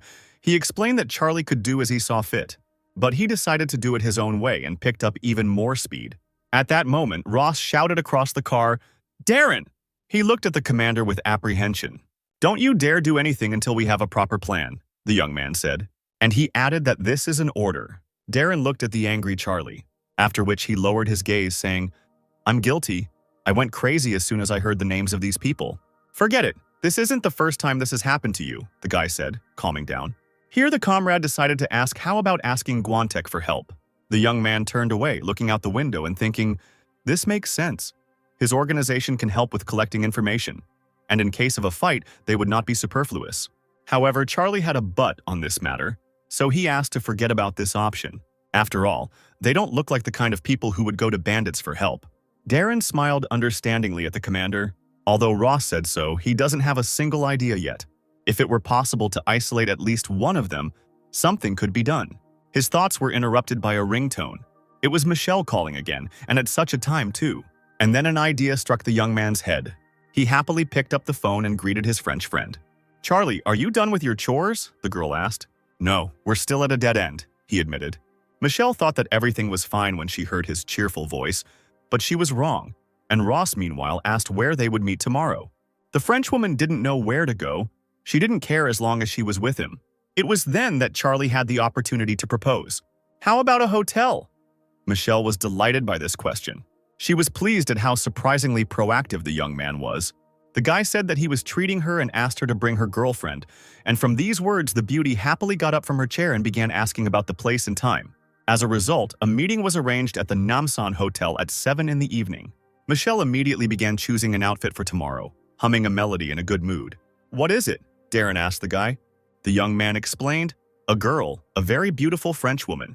The man looked vulgarly at the commander, who was not sitting idle. But Ross quickly dispelled his dirty thoughts by reminding him of Steven's opponent.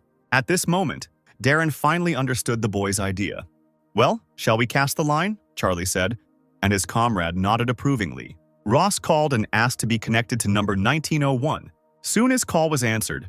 The young man introduced himself and reminded that he was calling about their agreement. He asked if they had time at 7 o'clock on Tuesday evening. The young man knew that this idiot didn't even have the right to decide. He just needed to get Sharan's consent. The voice on the phone agreed to the time and date and suggested meeting in the recreation area.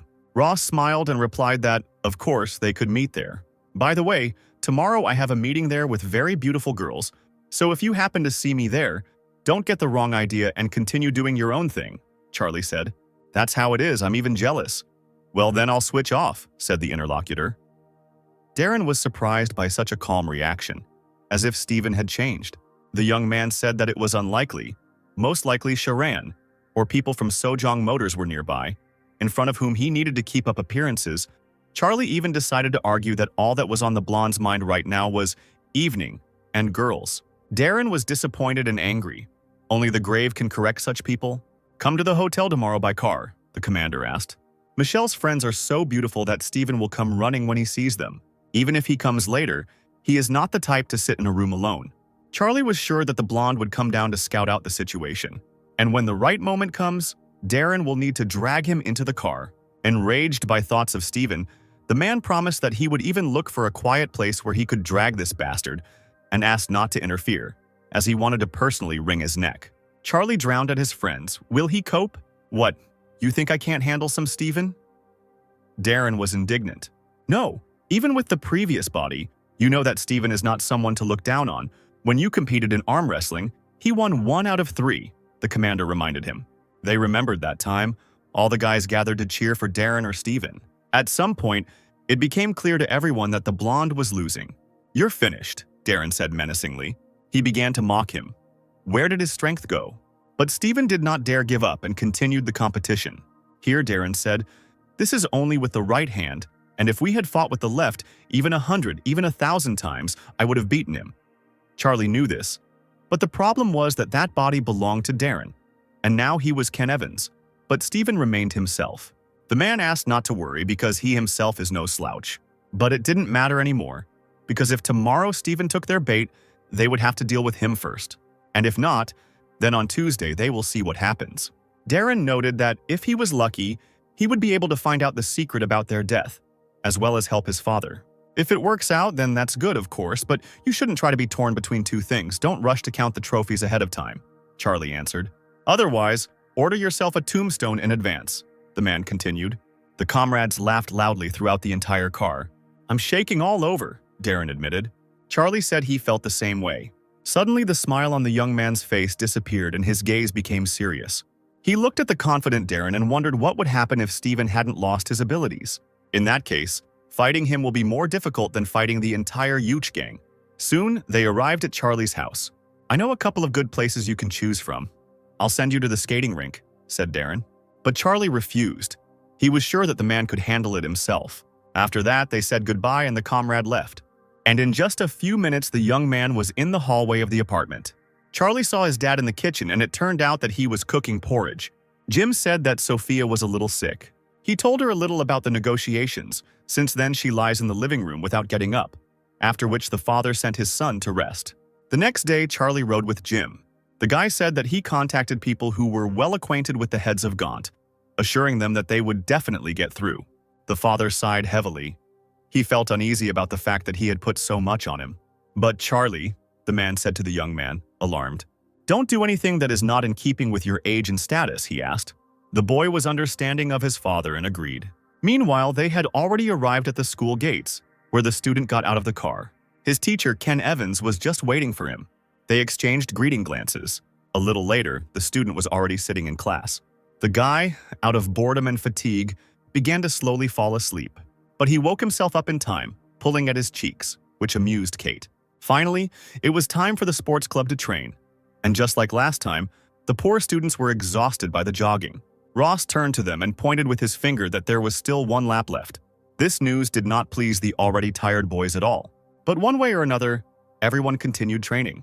Sweet Kate cheered on the students as they ran past. Cheryl, who was nearby, watched this spectacle. Sometime after training, the brunette was walking down the corridor. The young man was suddenly called out by a female voice. It was Diaz who suggested going home together. The young man said that he was not going home because he had a meeting soon. "Is it really a girl?" Snow White asked, upset. He answered sternly to the teacher, Ken Evans. The persistent girl decided to go with him in this case. However, the guy suddenly quickened his pace, leaving his girlfriend behind, explaining that she couldn't, so they would meet later. She looked at the departing student with sadness in her eyes. Finally, Ross came out onto the main staircase of the school to go down. But a female voice called out to him again, this time more rudely. Cheryl stood behind him, wanting to talk to him. As soon as she started saying what she wanted, Charlie turned away abruptly and walked away, saying that he was busy at the moment. With such behavior, he offended and insulted the girl. And so, finally, the student reached the sports club office. He walked inside where Ken Evans was just about to leave. The young man was surprised that he even put on a tie. But Darren decided to approach the matter properly. Still, Ross thought it would be better without a tie, but the man did not understand why. The commander asked not to worry and to do as his comrade thought necessary, and asked if he had brought his things. As it turned out, all the students' things were in the car, so Darren suggested that he change there.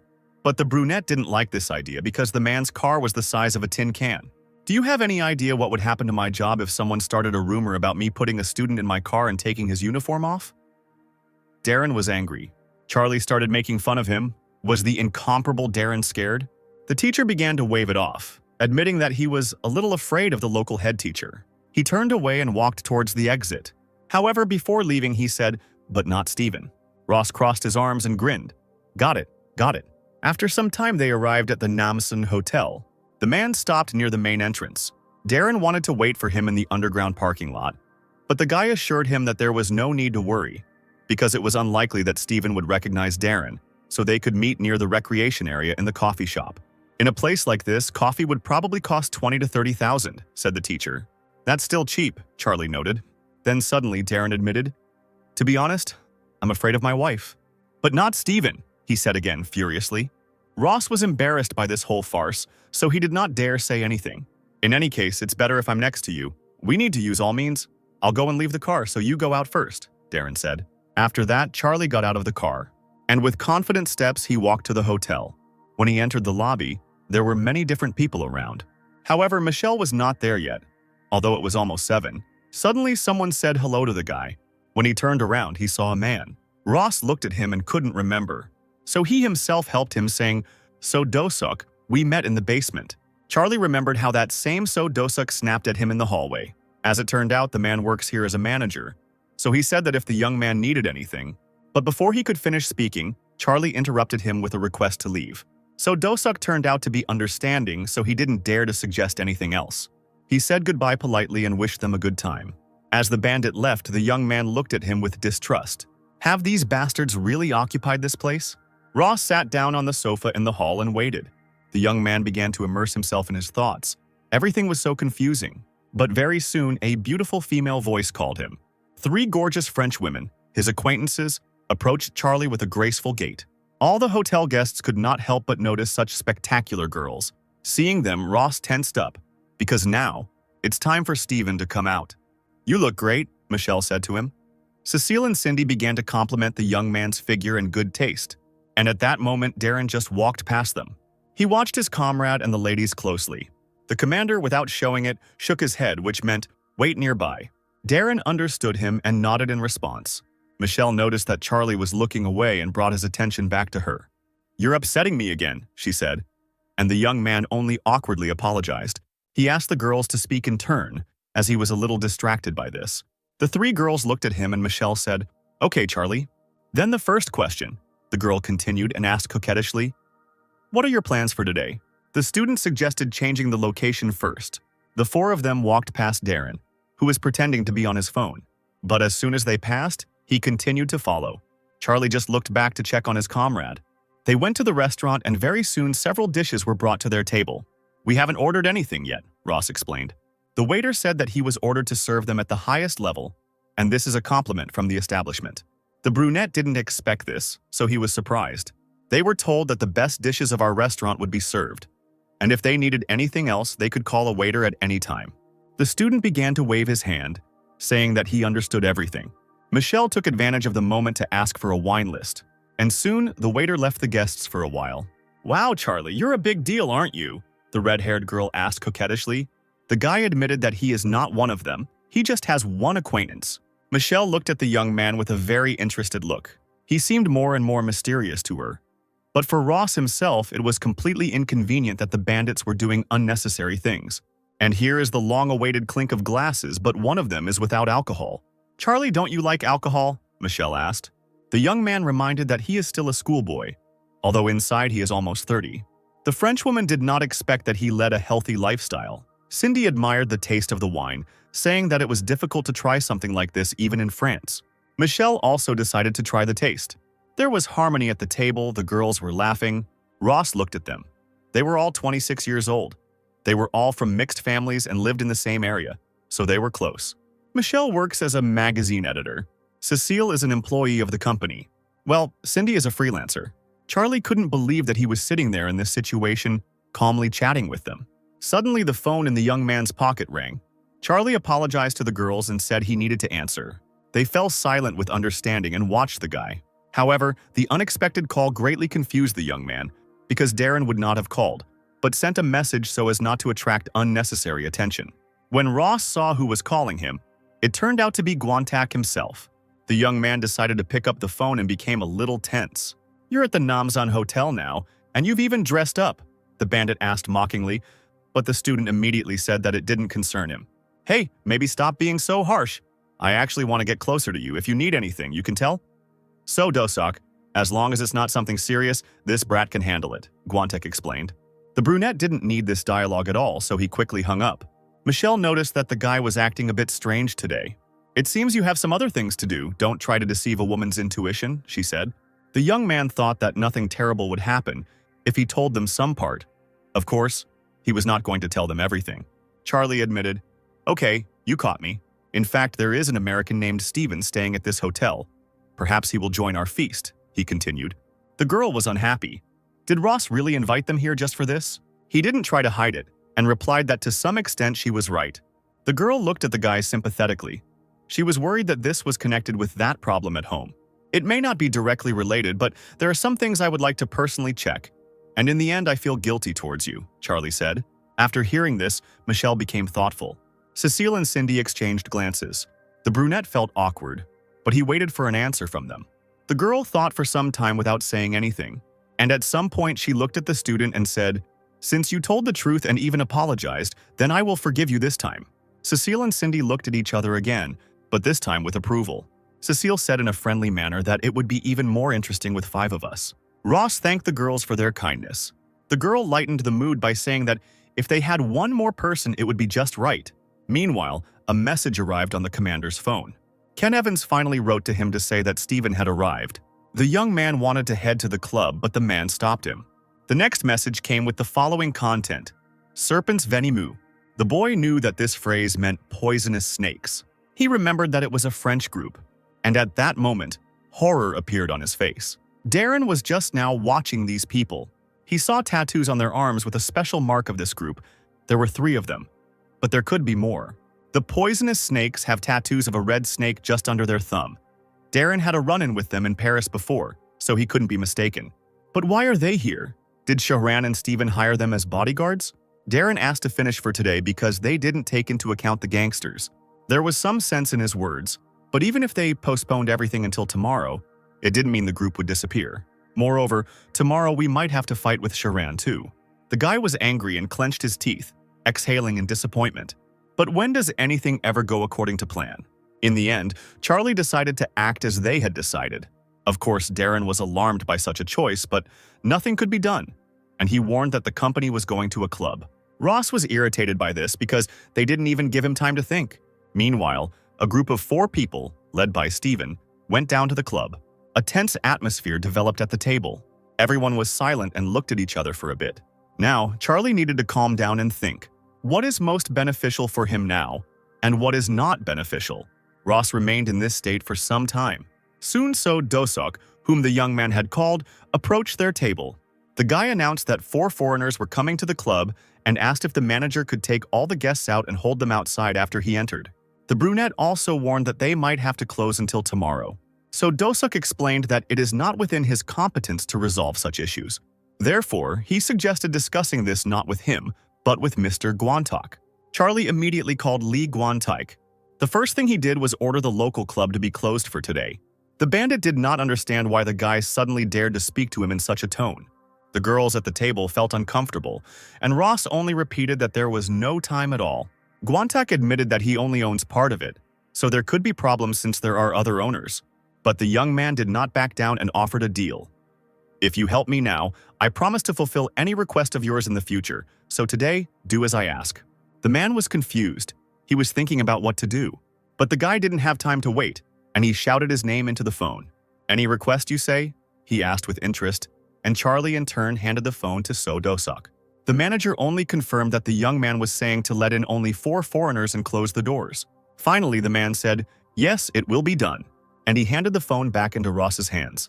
Guantak explained that he had ordered them to do as the student had asked, and in case something went wrong, he had asked them to take a couple of his guys with them. So Dosok and one of ours are already there, so take them first. Within 30 minutes, a few more guys we are close with will arrive. The bandit continued. If Guantak's guys can hold off those Frenchmen for at least a little while, then their chances will be better. But Charlie couldn't, because there was one but. So he said it wasn't worth it and just asked to close the doors. The young man thanked him and disconnected from the conversation. Michelle was worried. She saw that something had happened. Ross honestly admitted that there were poisonous snakes in this hotel, a gang of which the girls knew about. He apologized to the frightened French women because he didn't think that everything would go so far, and warned, "For now everything is fine, so just stay here quietly, and when the opportunity arises, leave." Michelle turned him down, saying they could help. "What can you do with such a scared face?" he asked her. She remained silent, confused, not knowing what to answer. "Besides, you'll have to go back to France someday, and you might get into trouble if you were caught by them while you were near me," Ross explained. The young man stood up from the table and said that he would go first. He left his worried friends and promised to call later. Charlie ordered Soda Syok to take care of the 3, and also do what he asked as soon as possible. The manager assured that there was no need to worry. Thus, the commander left the restaurant in a hurry. The die is cast, but what happens now? Life at the hotel went on as usual. Meanwhile, Charlie met with Darren. They needed to turn off the snakes first, so they went to the club.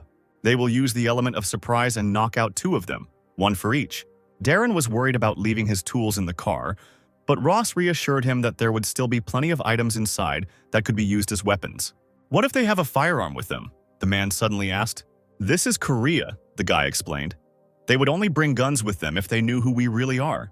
At this time, several dissatisfied girls were leaving the club. No, how can they suddenly kick them out like that? Are they crazy? What club behaves like that? The indignation reached the ears of the guys. All this was happening thanks to Guantok, so Charlie was grateful to him. And finally, they entered the club. Ross noticed that there weren't that many customers here, perhaps because it was still early, but that was even better. Looking around, Darren quickly found those they needed. Not far from them, at a round table, sat a group of poisonous snakes and Steven. Charlie saw them too and told them not to rush. At this time, the blonde was calmly drinking alcohol, surrounded by bodyguards. Suddenly, out of the corner of his eye, he noticed figures approaching him. Charlie and Steven greeted each other in a friendly manner. The man said that they had a little time left and he decided to cool his head a little. "By the way, you said you'd be with beauties?" the blonde asked incredulously.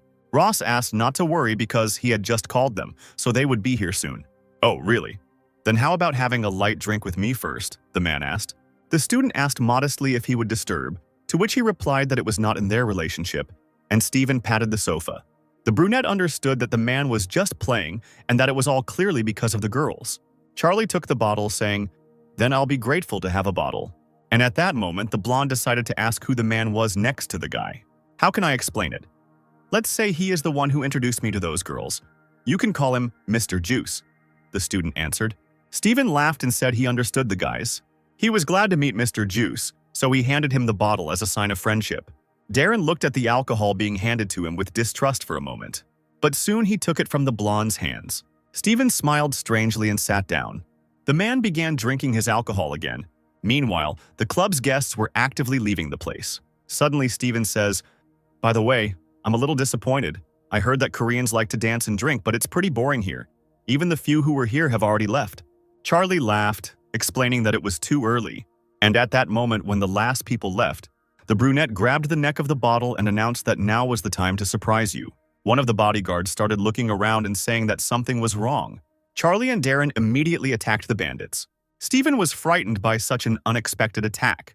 As agreed, they immediately knocked out two of them, but the blonde one decided to run away, climbing over the sofa. The poisonous snakes tried to somehow resist their opponents. Well, Steven fell off the sofa and started crawling further. When he turned back, he was horrified. Charlie stood on top of the bloody bandit, stabbed with bottle shards. The blonde began to leave the club in a hurry. Charlie saw this and also noticed something else out of the corner of his eye. Darren, who was at that moment dealing with one of the bodyguards, was attacked from behind by another one. The menacing man with a scar on his face had already raised the bottle above his head, but it immediately breaks when something hits it. This was just the chance to catch up with Steven, so Darren rushed after him. He ran up and jumped at him. The blonde man who was trying to escape noticed this, but he didn't have time to dodge and fell together with Darren. The teacher got on top and began to pin Steven to the floor while he tried to break free, after which a barrage of blows immediately fell upon him, which he tried to block with his hands. Charlie was also actively fighting another opponent. The man with the scar tried to block and dodge the blows, but at one point he missed and was hit in the face with full force. Having flown back a little, he still remained on his feet. But then the snake reached into his jacket pocket. Charlie was afraid that the bandit would now take out the pistol that he had taken with him, and when the enemy pulled out his hand, there was a knife in it. Ross was glad it wasn't a gun, but the man had a strange posture as if he didn't know how to handle a knife. The next moment, the bandit was already flying towards the guy with his blade pointed. Fortunately, the commander managed to dodge and not get hurt, and the opponent thereby opened himself up and received a serious blow to the face. Ross took the big guy by the arm and shoulder, and in this grip he began to kick him in the stomach.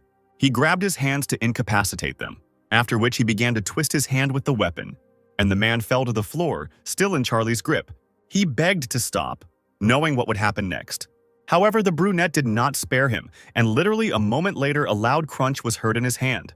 The bandit remained unconscious. Charlie dealt with these three quite easily. Ross turned towards the last one remaining, but what he saw shocked him. Steven held Darren's head in a death grip. Unfortunately, the young man began to rejoice too early. "You hardly did it because of the contract," the blonde asked angrily. Here, Charlie saw a special movement of Steven's neck when he was confident in the outcome of the fight. So first, it was necessary to break his spirit. The young man turned to him. "Don't you even know my name?" "Of course I know," Steven said sternly. "How did you survive? Did you betray your guys?" Charlie started asking questions. The blonde didn't understand what the student was talking about. "You still don't get it, do you?" Ross asked, explaining that Steven was currently holding Darren. The man, perplexed, began to ask who the guy was. "I just can't get it. I'm Charlie Ross," the boy told him. The confusion and fear in Steven's eyes only grew, and the commander continued. "Charlie Ross, whom you begged for mercy. Charlie Ross, who beat you half to death when you decided to do something wild in the middle of a fight." Steven looked at the brunette in horror. Standing before him was the god of Blackfield himself, Charlie Ross. He remembered trying to justify himself by saying that he had not harassed the girl from the settlement. How he received a powerful blow as punishment for such behavior. I remembered the anger of the commander who knew he was lying, and how the wounded man communicated with Charlie for the last time. "Who am I?" The question sounded in my head, and immediately the answer came. "God of Blackfield." Steven began to panic because what Charlie said was impossible. "Apparently, those who died undeservedly pushed me to make sure I dealt with the traitor," Ross explained. The blonde man started to get hysterical because he said he didn't want to go to Korea. But seeing a serious-minded student in front of me, he came to his senses and asked, "I don't know how it happened, but it looks like you don't have the body of the god of Blackfield?" The man realized that he shouldn't be afraid of such a weakling. At this moment, Charlie became very tense, but he still challenged him and said, "If you are so interested, come and check." However, Steven had Darren in his grasp, so he was confident that Ross would not attack him, since he could break his neck at any moment. Did working for the company really give him some brains? The guy thought disappointedly. Meanwhile, Darren woke up and began to groan loudly. Hearing this, Charlie was scared out of his mind because he needed to give his comrade a quiet signal if he woke up. At that very second, Steven immediately snaps Darren's neck, realizing that he is conscious. Charlie instantly jumped up from his seat and ran towards Steven. He jumped and hit the blonde in the eye with all his might. The man screamed in pain and his face became distorted.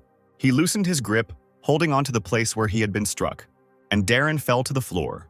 Ross pierced the traitor with a murderous look. He, trembling with anger and pain, bared his teeth at him. "Well, I'll be damned. Before your blow would drive me crazy with pain, but now it just stings a little." Steven chuckled sarcastically. The young man understood that he would not be able to knock him out with one blow because he did not have enough strength and speed. The blonde took off his jacket and began to roll up his sleeves for a serious fight. And immediately after that, he attacked the guy screaming. He flew over Charlie, raising his fist above him. But the brunette turned out to be quicker and managed to hit his opponent in the jaw. Blood and saliva sprayed from his mouth. Steven tried to attack the student again, but the boy successfully dodged. The young man's movements were precise and his gaze stern. He quickly turned to face the man, and he struck at him, but the blonde blocked it. A series of blows rained down on the thug's body. Steven steadfastly endured the pain from the blows, of which there were an endless number.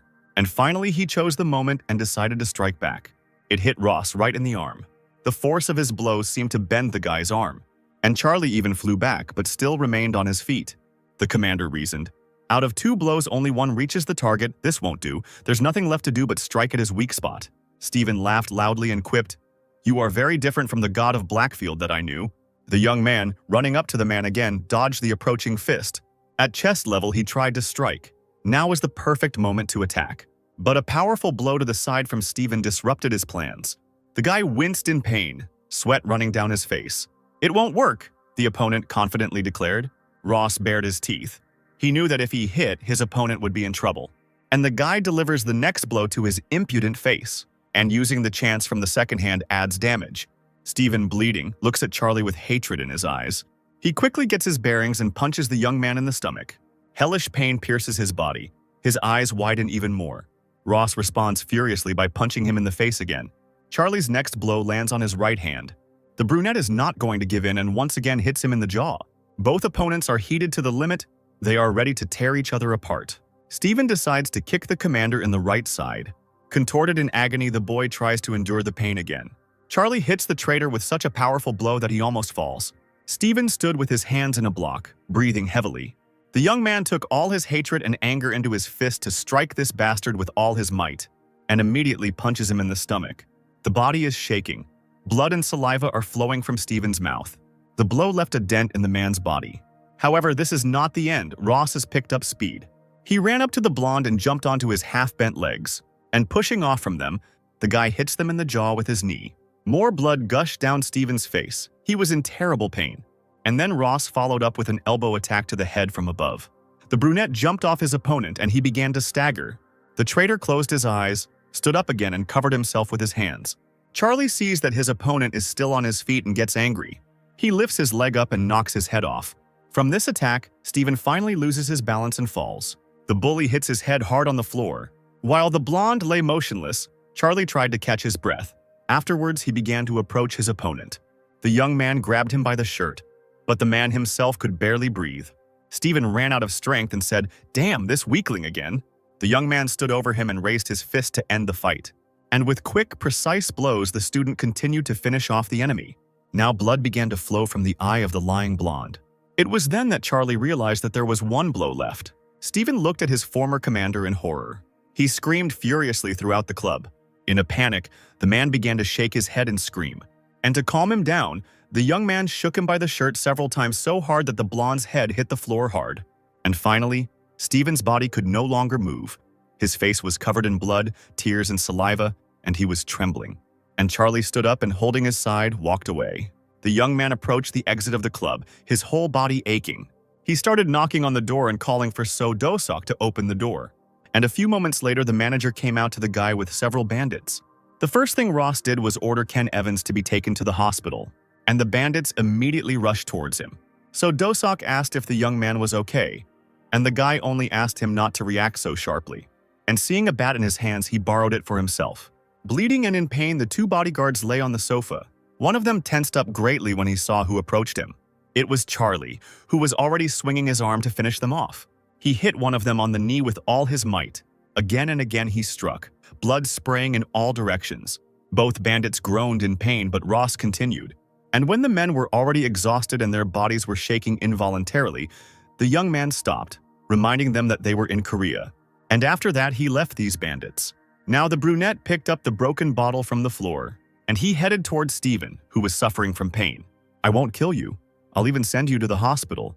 But in the future, you won't be able to do what you love so much anymore," he said, leaning over the blonde. With all his might, he tried to explain that it was Sharon who had sold them. But it was too late for confessions, because the sharp edges of the broken bottle were already raised above his body. However, here he says something interesting.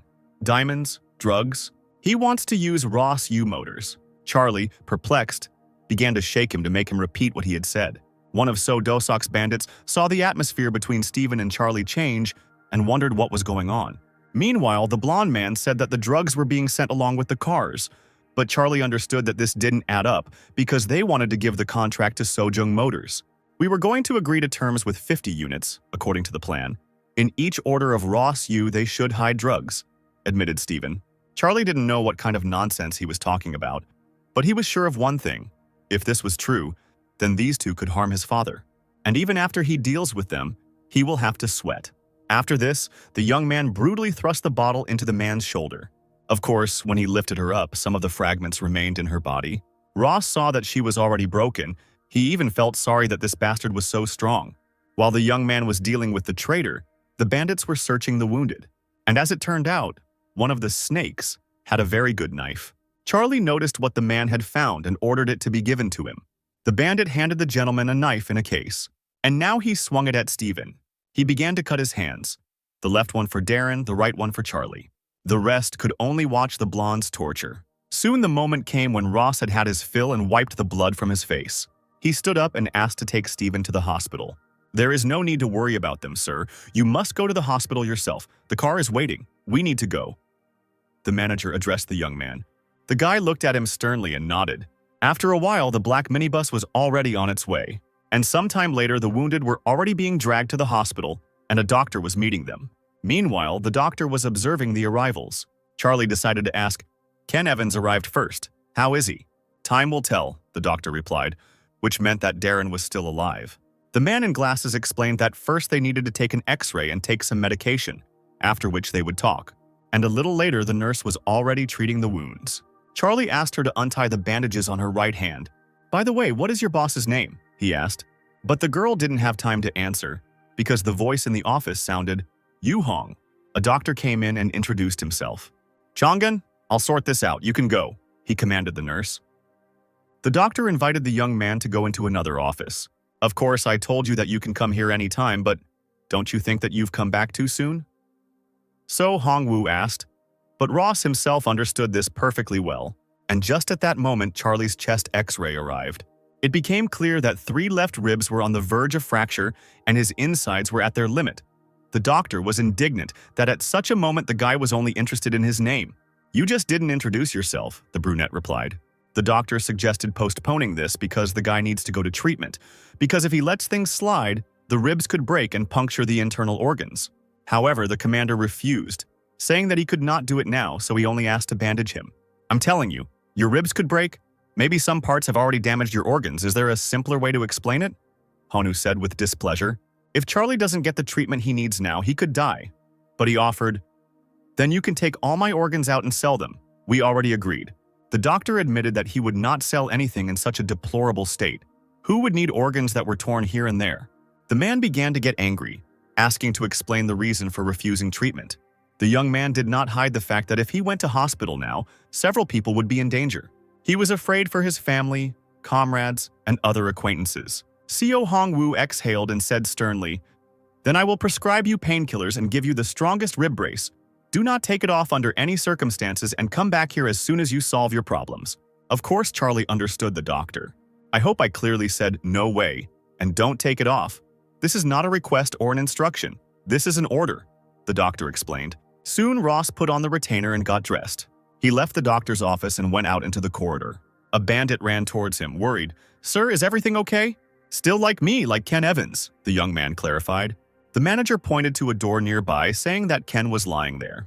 The commander went inside and stood next to the bed.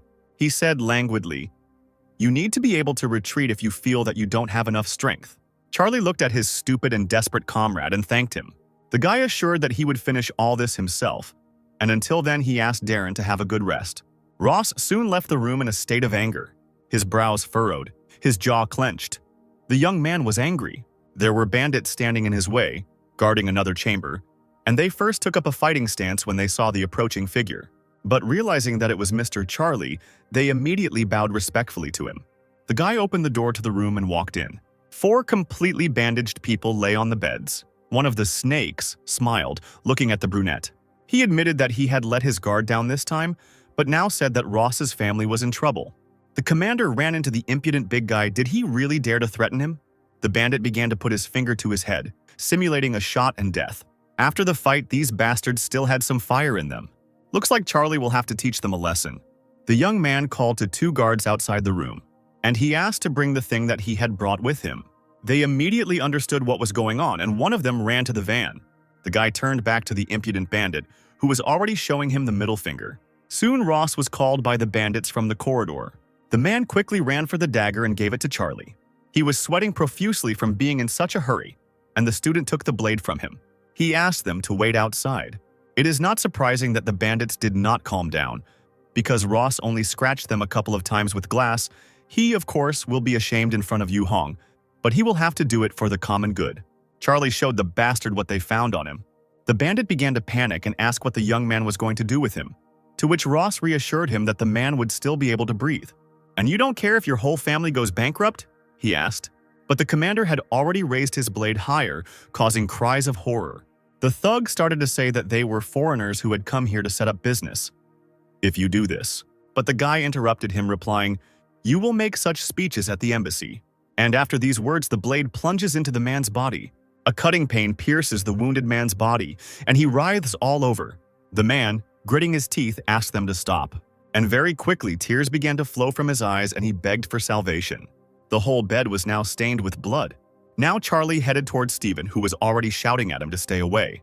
The commander came closer and closer, and the fear in the blonde's eyes grew. And then the young man raised the blade over him, and the traitor began to scream, calling for help. And so, covered in wounds, he begged not to do it. The guards standing behind the door watched what was happening through a small window. They were shocked by what Charlie was doing. At some point, they couldn't take it anymore and moved away from the window when the screams became unbearable. However, after a while, the noise stopped and they listened. At that moment, Ross was just leaving the room. The guy was quite frightened by the unexpected appearance of the men. He stood and stared at one point. His thoughts were not here. Here he finally decided to ask for something. 3 people.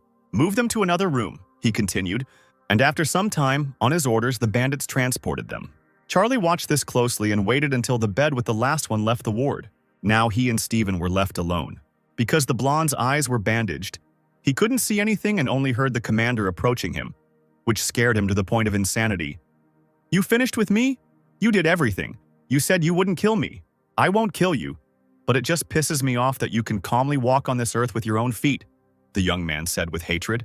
In fear, Stephen began to justify himself by saying that he knew nothing and recalled that he was the first to be wounded. He shouted loudly that Sharan had come, and the man was still alive when he brought the rescue team, thinking that they were all dead. "Then why are you still licking his ass? You know that this freak betrayed us," the guy objected. It turned out that it was all about the diamonds. Because of them, Sharan decided to sell the team. Even knowing the truth, Stephen had no other choice according to him. "What could I do to gangsters with a bullet in the stomach? I just wanted to live a little longer," the blonde admitted. An angry Charlie explained that he should have told everything at least in the hospital, or that he decided to join the bastard. And with all his cruelty, the commander plunged a knife into his thigh, saying, "Since he gave you a share?" Gritting his teeth, the man arched his back and howled in pain. Continuing to wound him, the guy asked, "How many more people arrived with Sharan?" Writhing in pain, the man screamed, Two! Ross then turned the gun in the wound and asked if they were armed. Sobbing furiously, the blonde confessed, "A fourth-generation Glock 19. The young man abruptly pulled the knife out of his body. The blonde man was sweating and breathing heavily, enduring the pain. The guy thought, they were armed after all. Well, that's not surprising, since the original plan was not to sell cars, but to smuggle them. That is, if they had backed down, the next time they would have had to face these bastards, but this time with a firearm. After these thoughts, at the same second, with all his cruelty, Ross struck the second leg. The entire ward was filled with cries of pain. The white sheet quickly became stained with blood rapidly gushing from the wounds. The brunette walked away and threw the weapon on the floor. He knew he had to end this before word got back to Sharan. No matter how badass they are, they're unlikely to be firing guns in Korea's best hotel.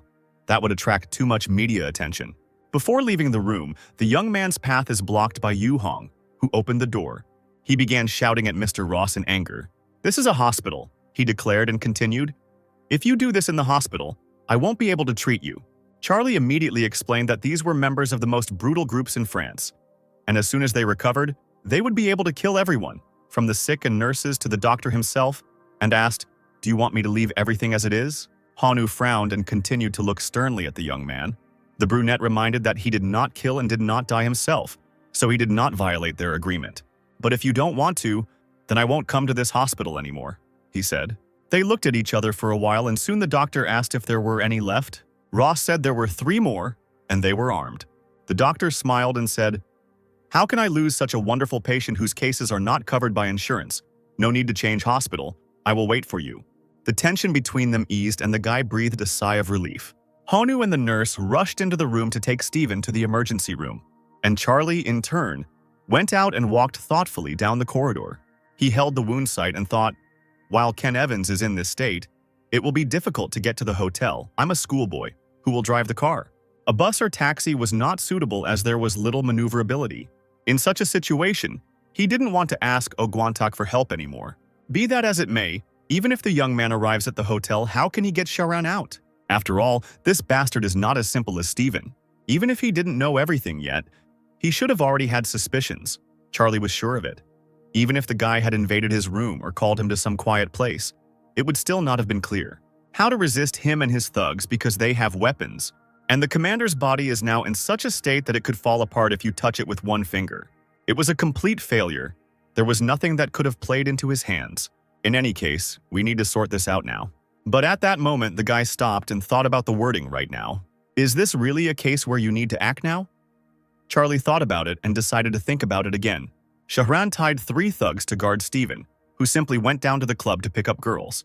There are no weapons in this country, and Shahran certainly couldn't have known about him or Darren.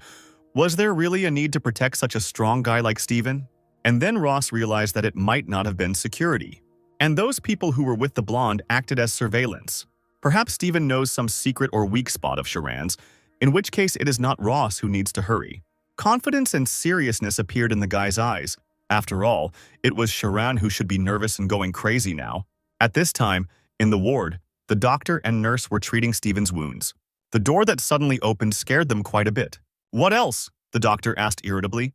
Charlie replied that nothing special and asked if he spoke French. The man admitted that he only spoke a little English. and Charlie asked him to continue doing his job for him, ignoring the young man, since he wanted to talk to the patient. The commander addressed Stephen in French. He, in anger and confusion, began to question him. "Why did you come again? Did you decide to kill me after all?"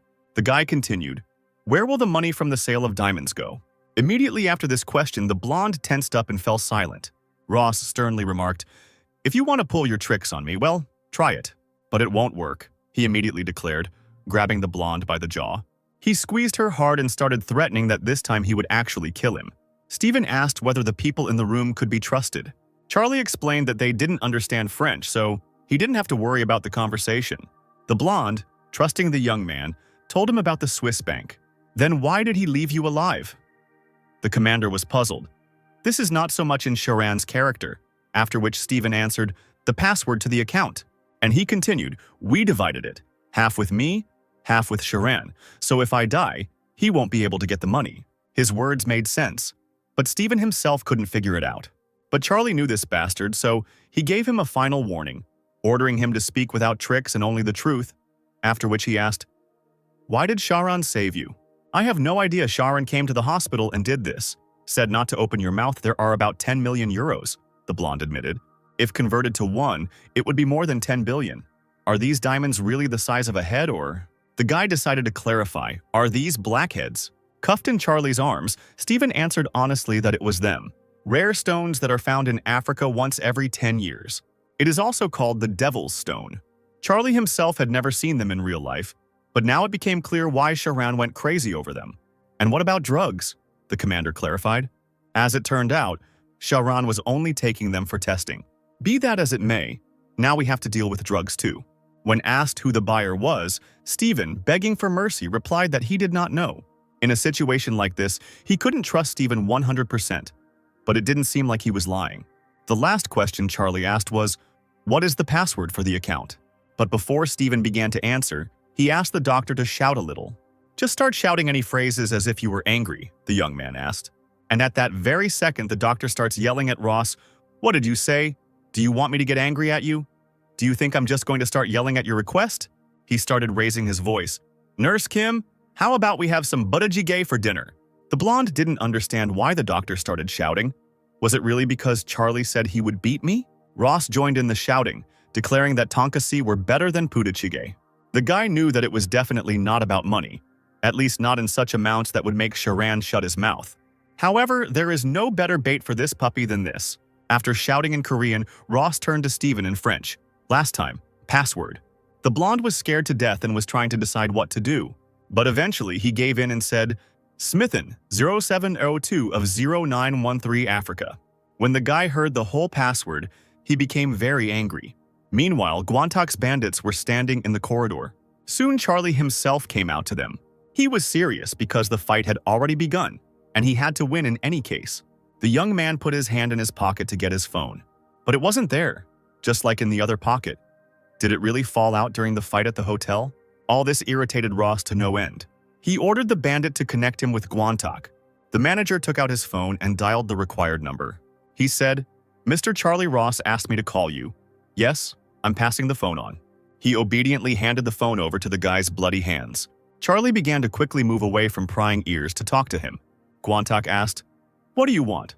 And by the way, do you know how to speak a foreign language?" But Ross ignored this and immediately warned that there were drug samples in the Namsan hotel. "What?" the man exclaimed, puzzled. The brunette only now realized that he had rushed with this news. "Oh, Guantak is the head of the gangs. Maybe he is the buyer." The young man turned towards the bandits and looked at them. In that case, these guys will quickly stop being so friendly. Enraged, Guantak started yelling into the phone, "Tell me straight, are there drugs in Namsan?" Charlie calmly replied that there were samples. What difference does it make who this bastard is that he decided to do such things on someone else's territory without permission? He was indignant. "Isn't the buyer Guantak? In any case, you have to be careful," and the guy said, "According to my source, 3 Frenchmen, but that means there is also a buyer." "And he doesn't know who it is?" the man asked, and it turned out that he didn't. It was strange because in this area, if you sell any drugs, it is difficult to pass by Guantak, to which Ross replied, "Firstly, the suppliers are members of the French group Poisonous Snakes. Most likely they have firearms."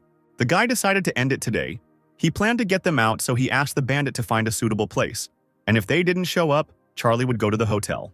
Guantek explained that it would be difficult to do anything at the hotel again today since they had just opened the club, so he suggested it would be better to take him outside. I have a quiet villa in Namyangju. Let's do it there. I'll help with the car, so use it. Finally, Ross warned that these Frenchmen were not so simple, so the bandits should not go first, because if they decided to attack, it would be bad. This is my game. Do you want me to hide my head in the ground? Guantok said. Keep them quiet if you need anything. Tell the boys I'll come too. The young man had a choice, a hotel or a villa. Even if he told him to stay away, he would not listen. So for now, he said that he would figure it out depending on the circumstances. The call was interrupted and the clock showed 10 hours and 8 minutes. The commander shouted to the bandit to find out the hotel number. As it turned out, he knew him, so he suggested calling him right away. He took the phone in his hands and began pressing the numbers. And soon, he handed the phone back to Mr. Ross.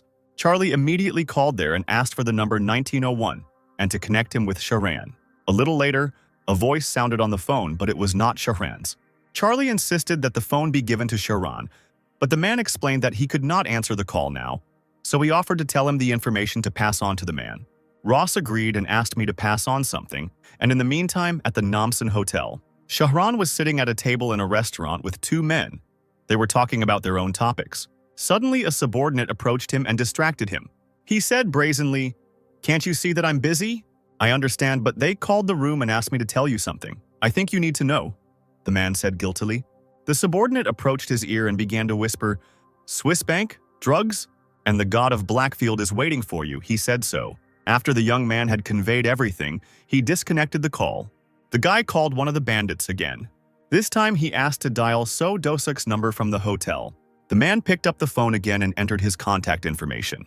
There was a beep and Charlie brought the phone to his ear. On the other end of the line he heard, "What do you want, puppy?" To which the guy replied that it was Charlie Ross. He awkwardly said, "Yes, this is Mr. Sodosuk." And the young man said that among the guests there was a Frenchman named Sharan. He ordered a report on his movements, what he had just done, where he was now, and what he was doing now, as many details as possible. So Dosok said that some time ago, a man came and asked about a foreigner named Steven, and then briefly visited the club as soon as it opened.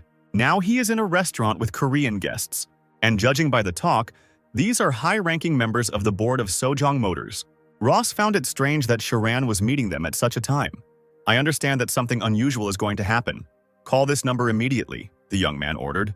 The guy asked if they had tidied up the club, and it turned out that everything was fine and it was working again. Brunette asked if his phone was there, but So Dosuk himself did not participate in the cleaning. But he was not informed about this, after which Ross said that he had one more request.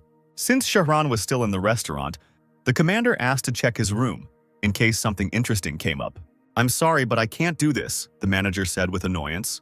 "And even if Mr. Guantak gives the order, the man will not be able to, because their position does not allow this."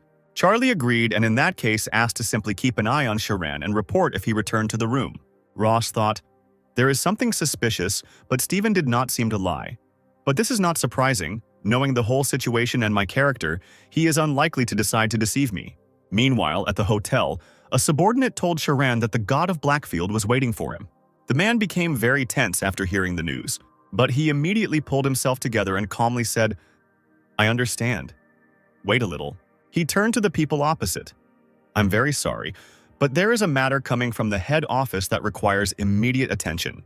They were understanding about the situation and said that there was nothing to worry about, especially since they had already discussed everything that was necessary.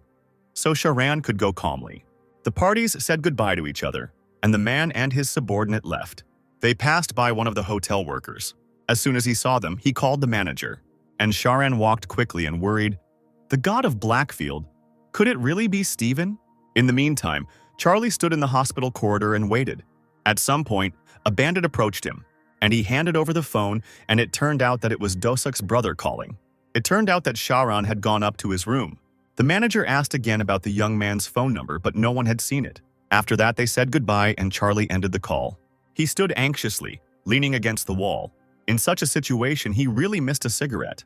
It was 10:30. Considering the time in the elevator, he should have already been in his room. So Ross dialed his number and called. The voice on the other end of the line said, "Hello," and Charlie introduced himself. I think you have something to say. That's why I'm calling, but if not, I'll hang up, the young man said. You must have heard something from Steven. Don't be stupid, Sharan began to threaten. Ross asked if he should hang up, and then the man offered that if the guy would tell him where Steven was, he would give them a monopoly and said, "That's it, and you're out." Charlie didn't understand what Sharan was talking about. But after thinking for a bit, the guy realized that Sharan thought that Steven had abandoned him, of course. Who in their right mind would think that a man who died several years ago in Africa was alive again? So it was time to play by his rules, and Charlie said, Ross U Motors can't keep the contract. Sharan assured that everything would be in a clean form, as for the delivery of 50 units, so he asked to give the location. But the young man immediately explained that no promises were needed, and they would sign an agreement. Look at this bastard, this behavior really angered the man.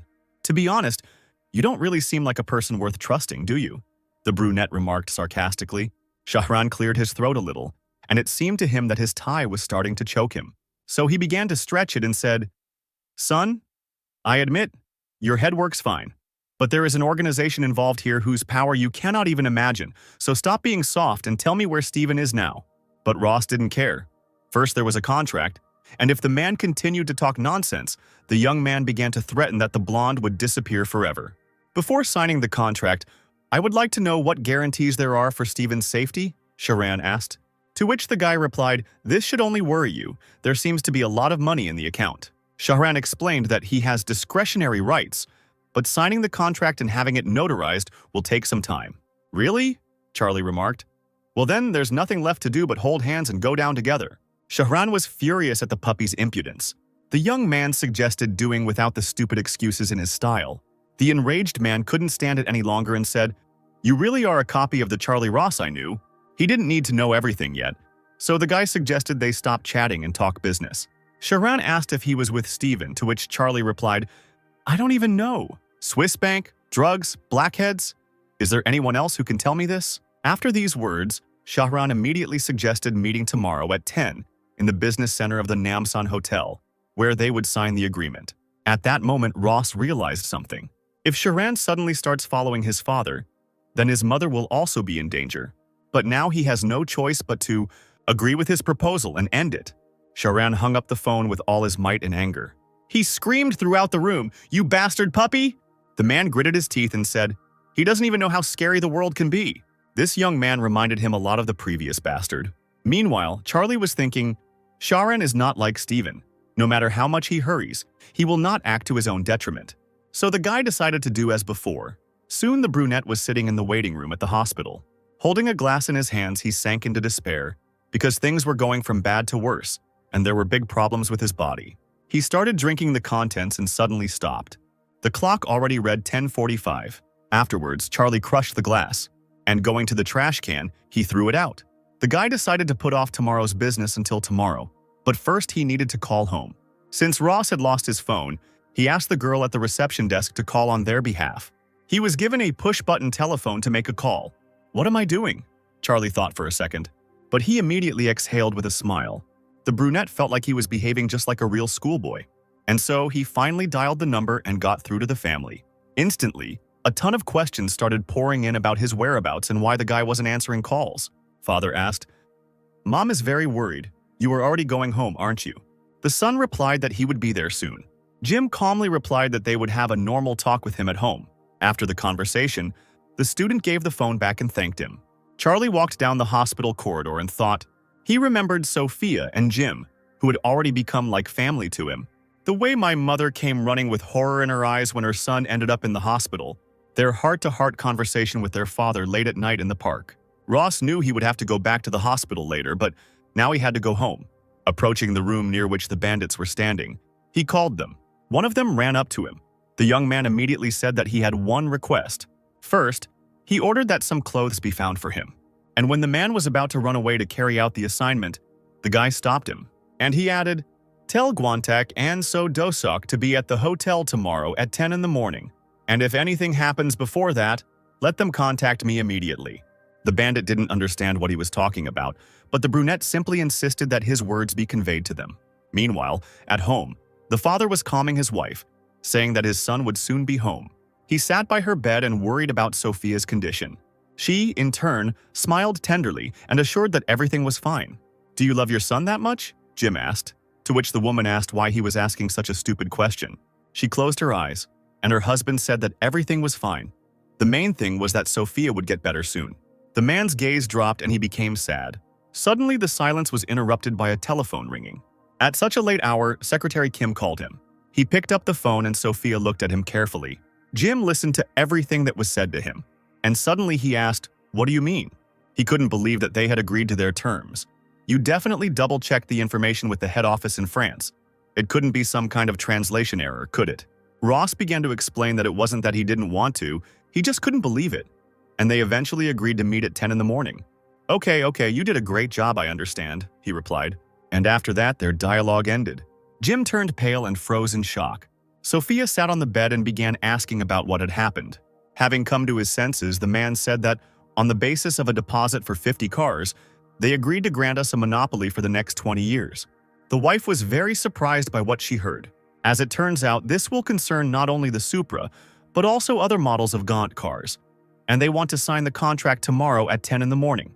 When Sophia asked why everything was like this, he himself did not know the answer. But, according to them, they met with Charlie and decided to sign the contract. Jim wondered, how did this puppy do it? He didn't even know about it. And he yelled at his son to come home faster. At that moment, some sounds were heard in the hallway. The parents immediately rushed there. It was Charlie who had returned. "Sorry it's so late," the guy said with annoyance. They looked at him, completely confused.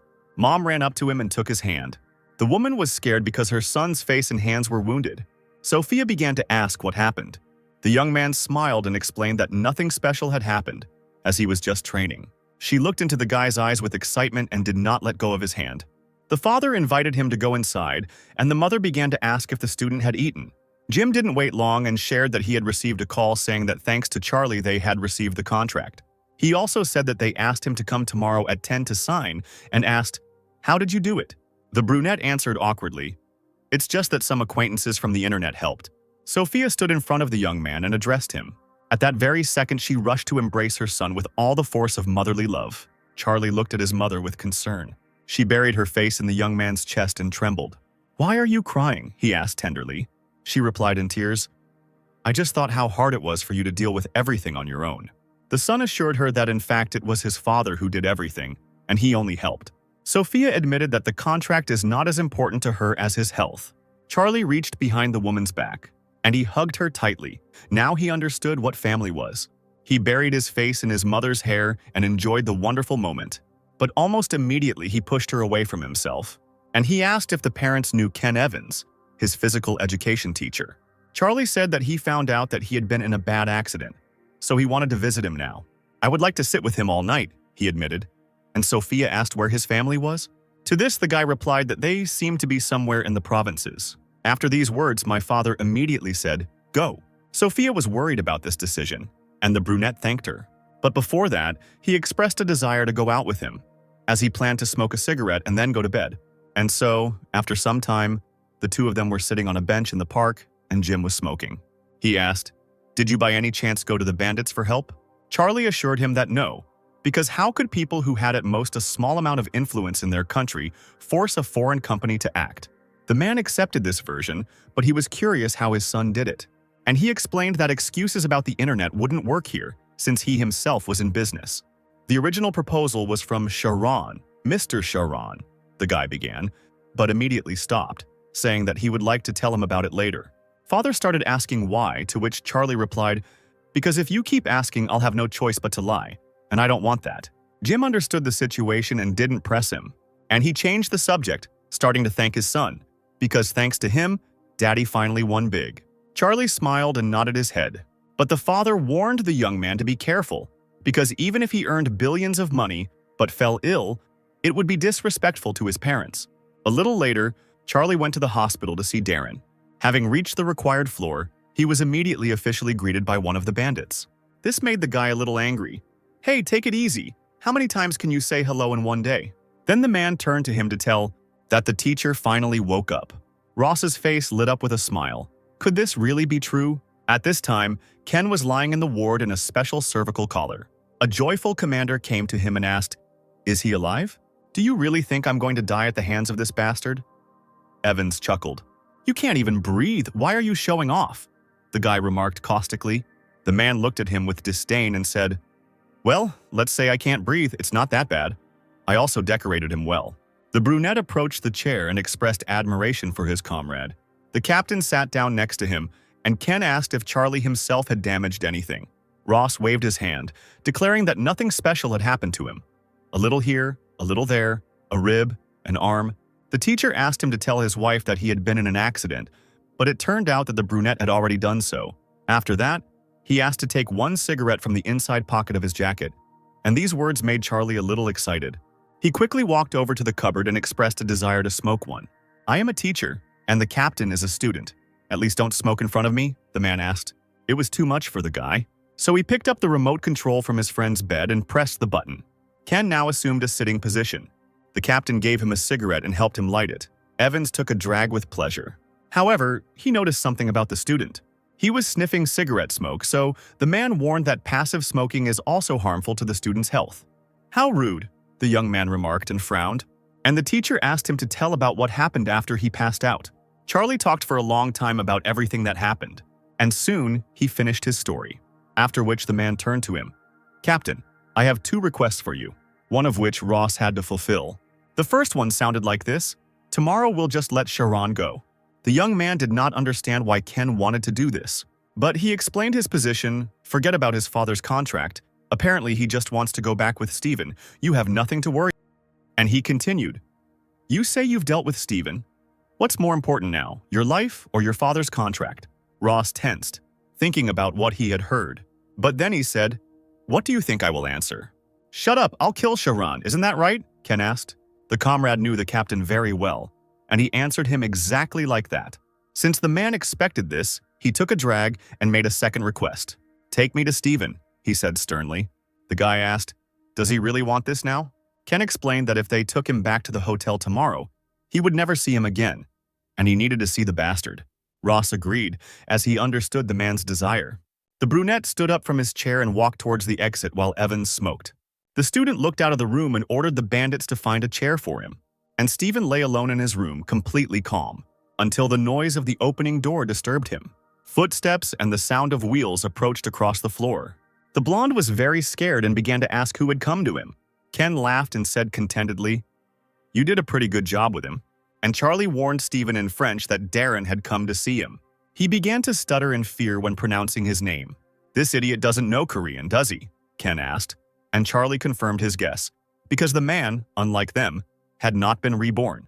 Evans sighed in disappointment, as it would now be difficult to talk to him one-on-one like before, but Charlie offered to help as a translator. Darren agreed and began to speak. Bastard, I've forgiven you, he said sternly. Ross didn't understand how to convey this to him.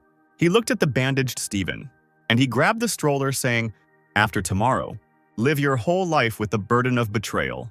Your team, who died dishonorably because of you. At these words, the blonde man cried out in bewilderment. Are you really the god of Blackfield?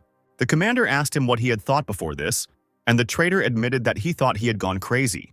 I lay there and thought about it, and eventually decided that it was Sharon trying to shake the password out of me, he continued. Ross wondered if Steven really thought Sharon would know that Charlie had almost killed him for almost raping a 16-year-old child. The man didn't know what to answer to this, but I decided to ask Darren to find out how much he owed him, since he had once borrowed. Ken explained to Ross that the bastard had once asked for money to go out with women, and had also stolen his wallet several times when Darren had left it in the tent. The young man asked Steven irritably if he had been stealing money from Darren. Captain, he shouted loudly throughout the entire ward. Charlie started to turn away from him, saying, If you still don't believe me, we're leaving. It's annoying. The blonde raised his hand convulsively, trying to explain, You died and then resurrected in another body. Is that possible? Ross didn't know the answer, but since that's how it happened, what could he do? Steven was silent, but he was very tense, and sweat was pouring down his face. Charlie said that he was going to give it to Sharon tomorrow. He didn't tell him the password, so he asked him to just go to France and not meet again. The only thing the blonde asked was if they had a cigarette. The young man consulted Darren about whether he should give it to him, but the man only had his extinguished one. In the end, they fulfilled his request and set it on fire. What a picture! The boy was indignant. Charlie Ross personally lighting cigarettes for his soldiers.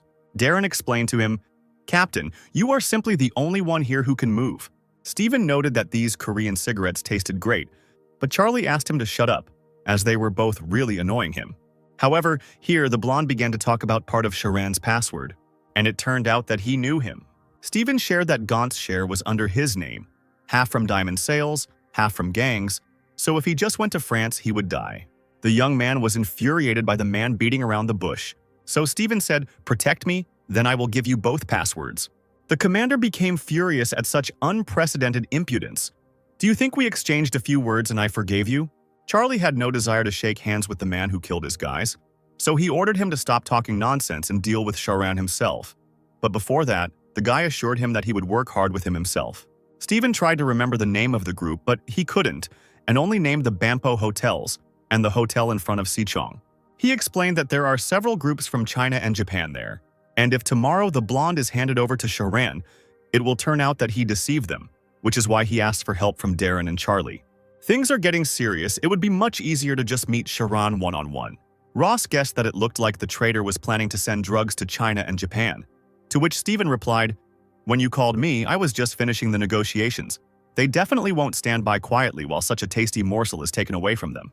In any case, you won't be able to live in Korea," the young man said. Stephen suggested making him the manager of the Korean office. Already in Korean, the guy said, "He's completely gone," and Darren was surprised why the commander was smiling.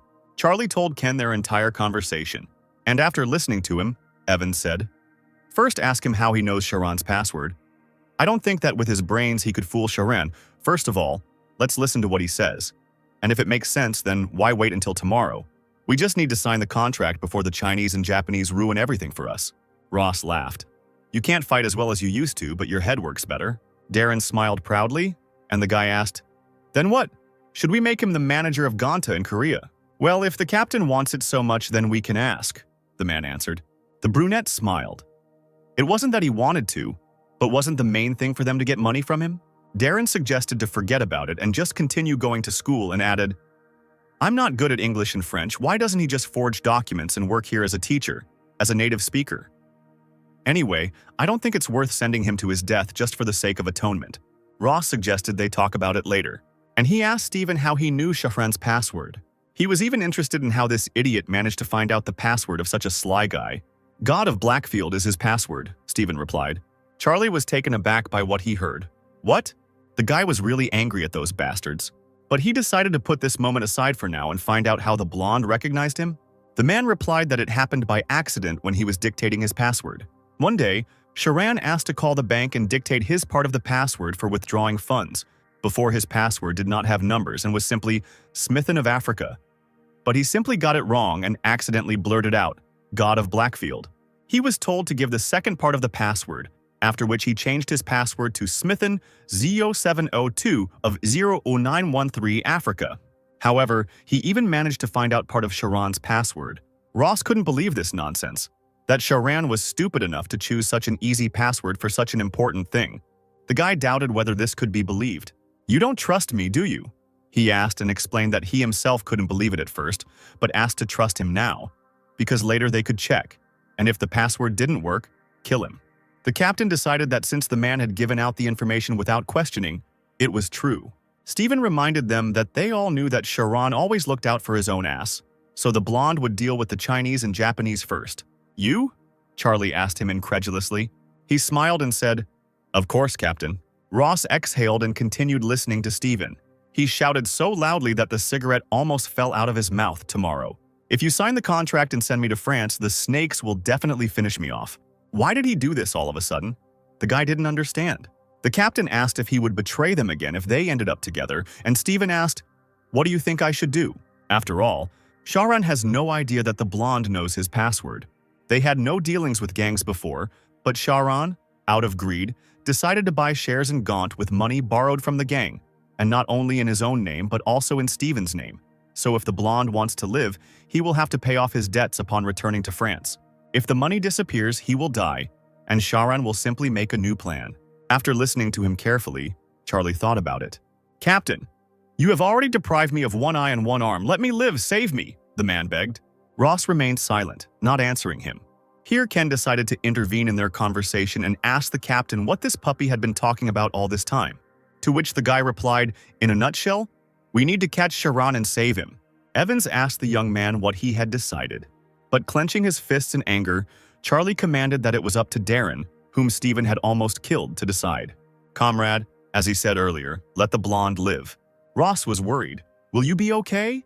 Ken turned towards the traitor and looked at him, and after which he confidently said, yes.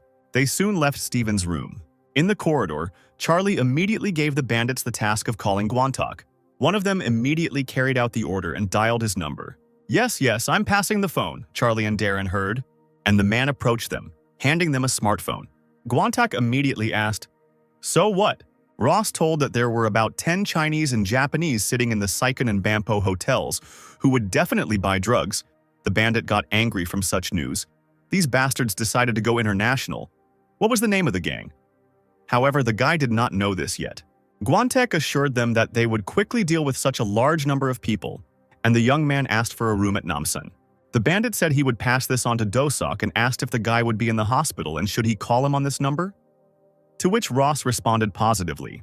After some time, Guantek himself came to the hospital and, entering the ward, he smiled and said, you were shaken up quite a bit, but we held out.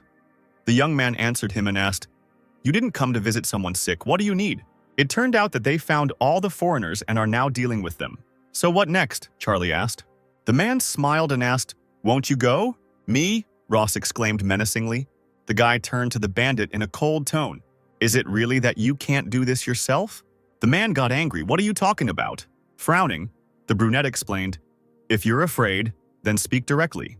Guantak couldn't stand it and raised his voice. Can you speak more clearly? The young man replied, clear your territory, help with this and that. Do you want me to do everything you say? The bandit made a stopping gesture with his hand and asked him to wait. He asked indignantly, did you really just think that I'm calling you to fight with those bastards you take me for?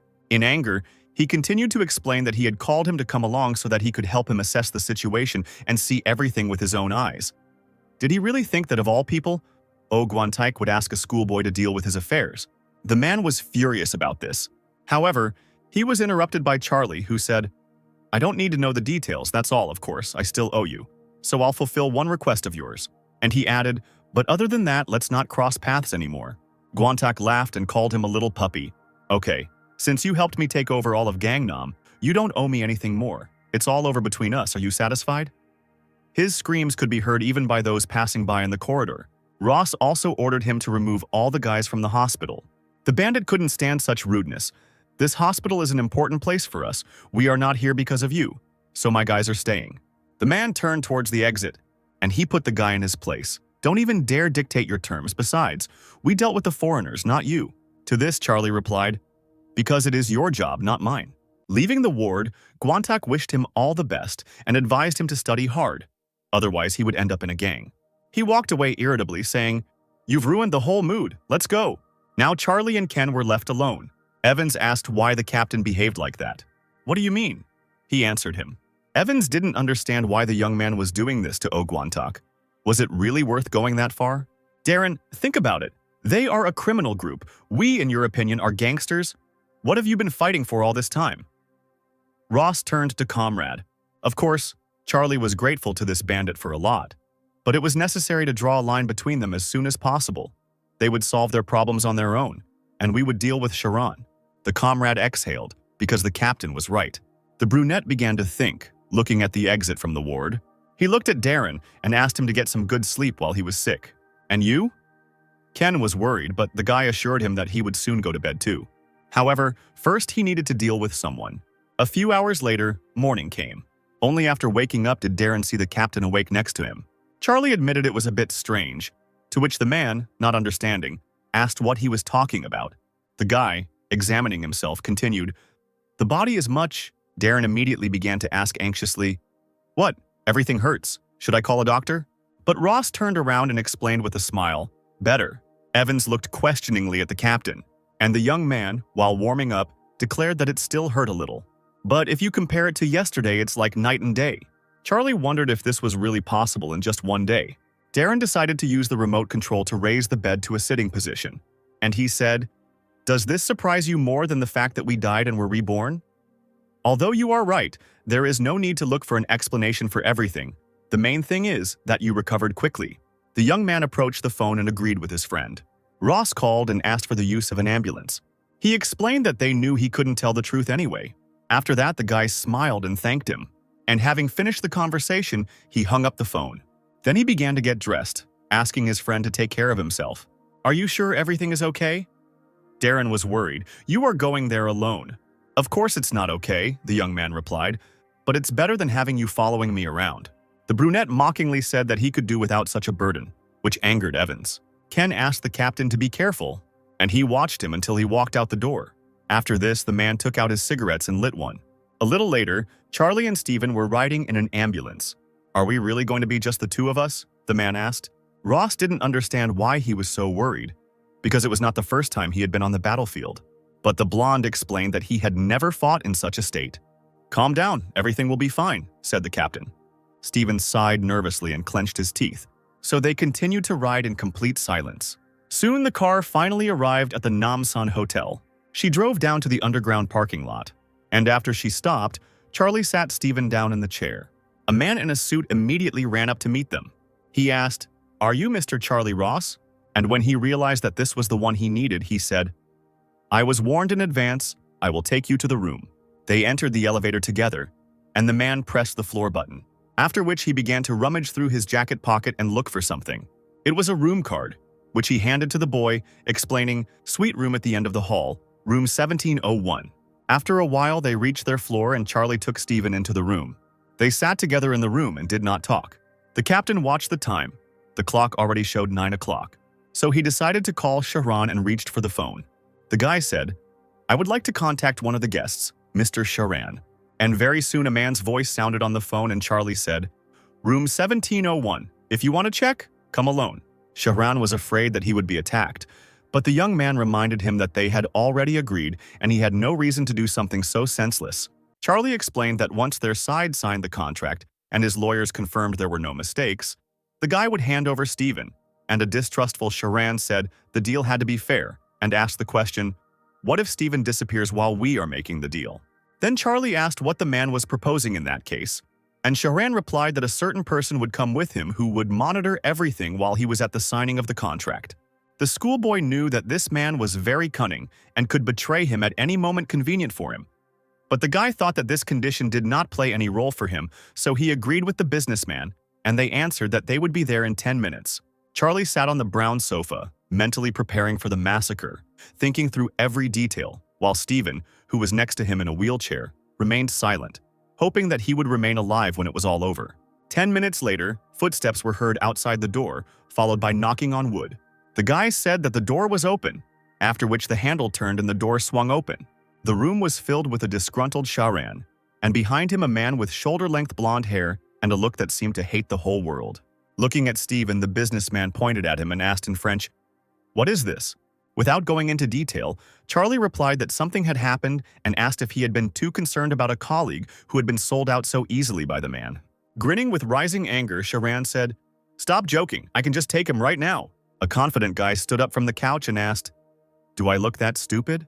Charlie stated that if the man decided to do something wrong within a couple of minutes, the number of people here would increase quite a bit.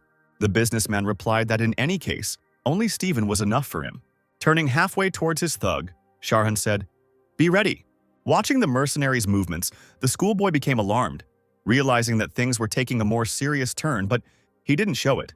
The long-haired man pulled a pistol from the inside pocket of his black jacket. He then put a silencer on the weapon to avoid any further problems and for intimidation purposes. Holding his pistol at the ready, the thug assumed a closed pose, trying to further intimidate the enemy with his appearance alone.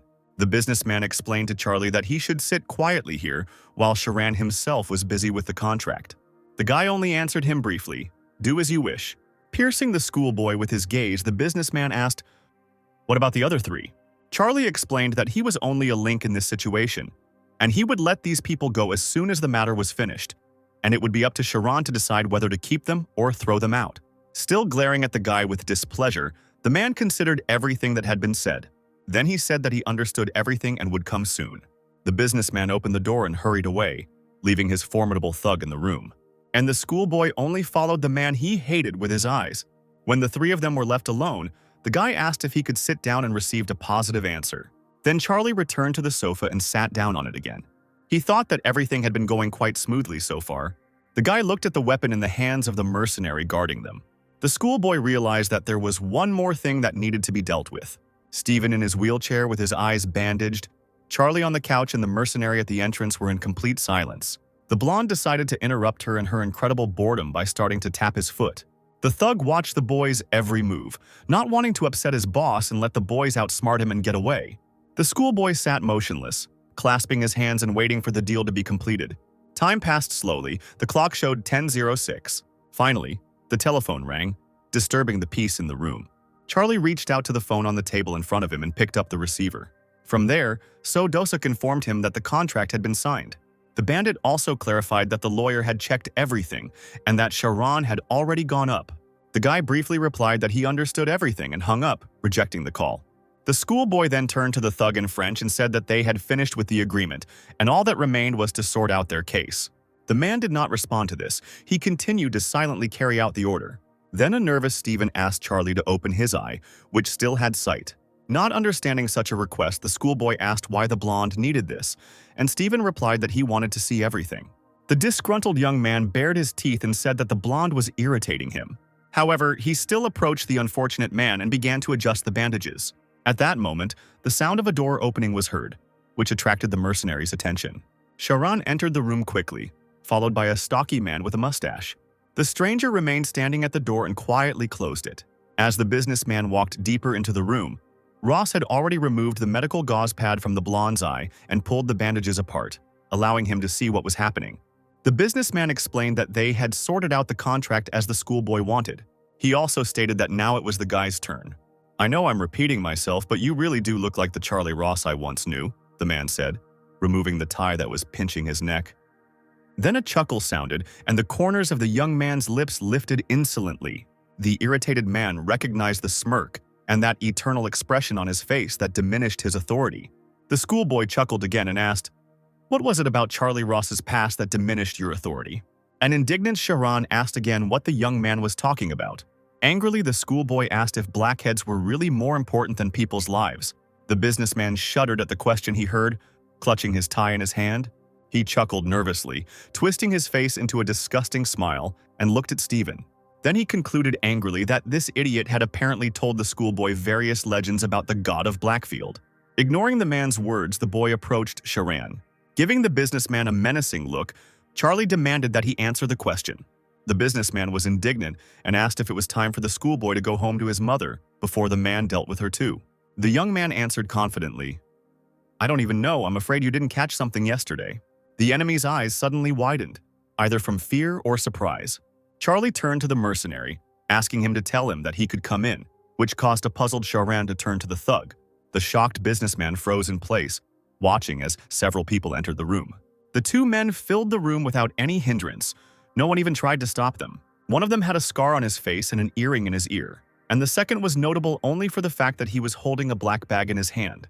Nervously and stuttering, Sharon asked how the schoolboy managed to pull this off, to which the boy replied, "What? Are you surprised?"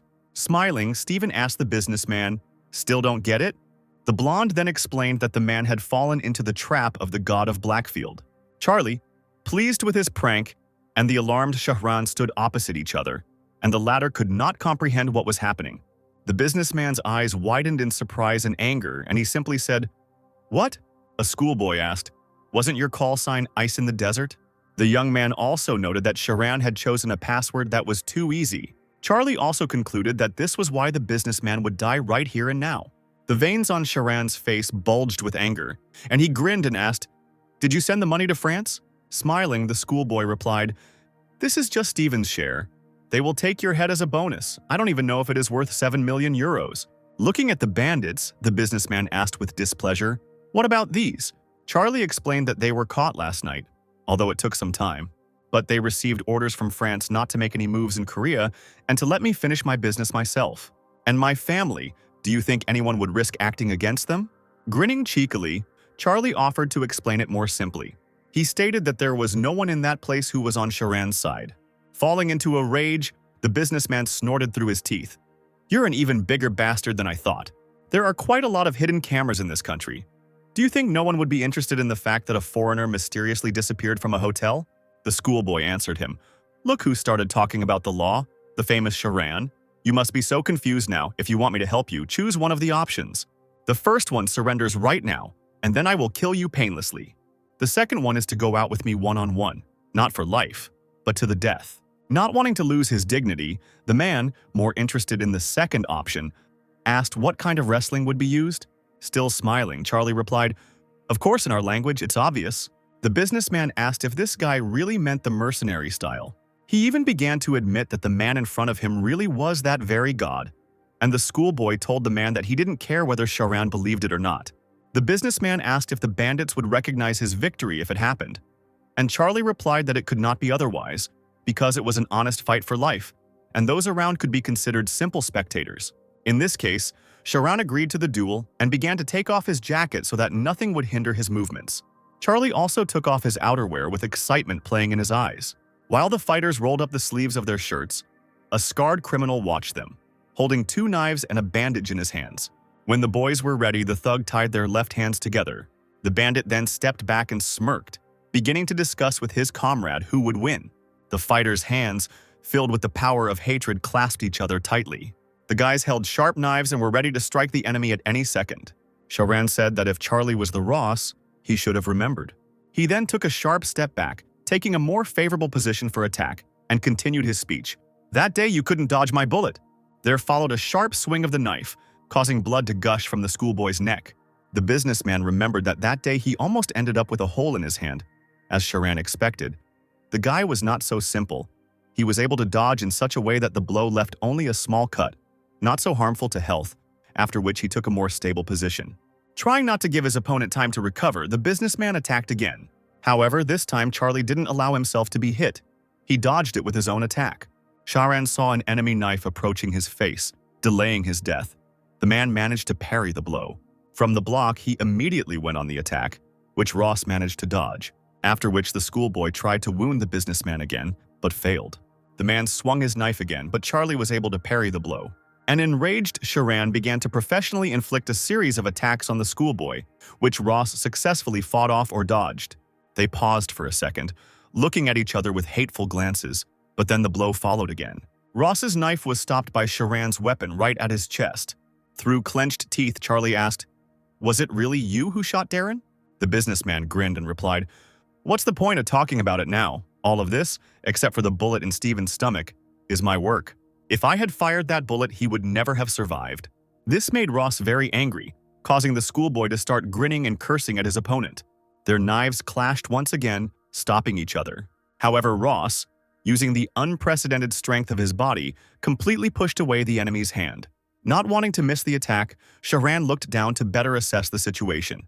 He pulled his bandaged arm to one side and moved to the other, injuring Charlie's shoulder in the process.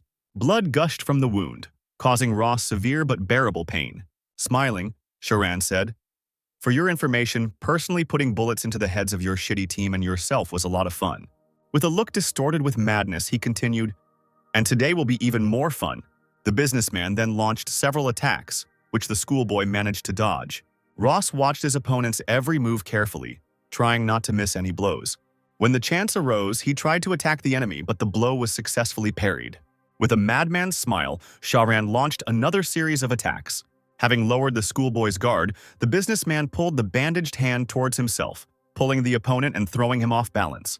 Taking advantage of the young man's confusion, the man dealt a fatal blow. However, Charlie managed to position his knife so that the attack would hit his shoulder, losing its lethality. The fighters continued to attack each other. Sharan did not have a single scratch, while Ross had 2 cuts on himself. Watching the battle, Stephen thought that compared to the captain, who had not yet recovered from his wounds, Sharan was in the best shape. Even the previous god of Blackfield would have been at a loss. The blonde understood that in his state, without an arm and without any special strength, he couldn't even somehow influence this. In any case, the best way to win such a fight is to fight to the end. Ross himself thought one time, "If you hold out to the last, a convenient opportunity will come at least once. The main thing is not to miss this moment and hit for sure." Charlie became nervous as he saw his opponent's knife fly towards him and make another cut on his face. Sharan continued to attack, causing more and more blood to drip from the student onto the floor. The situation was heating up, and the bandits were closely watching the outcome of the battle without a single grin. Steven's face twisted. He didn't want to accept the fact that victory would go to Sharan, who would cause him problems. Charlie was already at his limit and could hardly hold on. The businessman noticed that Ross began to breathe heavily and could barely stand on his feet from fatigue. To make sure that his opponent was weakened, Sharan struck him with a blow, which was heavily repelled. The businessman smiled venomously and declared that he would finish it himself. The man then pulled his bandaged arm towards himself, intending to make the final attack. However, Charlie saw this as a great opportunity and shocked Sharan by not defending himself but attacking. The alarmed businessman thought that this was Ross's plan all along. Now, attacking simultaneously, the opponents were on equal terms. All that remained was to find out whose blow would be faster. In an instant, the fighters were already standing right next to each other. Sharan's knife hit the schoolboy right on the neck, causing blood to quickly ooze out and stain the businessman's hand. However, this wound was not fatal, and the young man was able to continue to stand on his feet. But Charlie's knife sank quite deeply into Sharan's side and caused so much pain that the man even wheezed.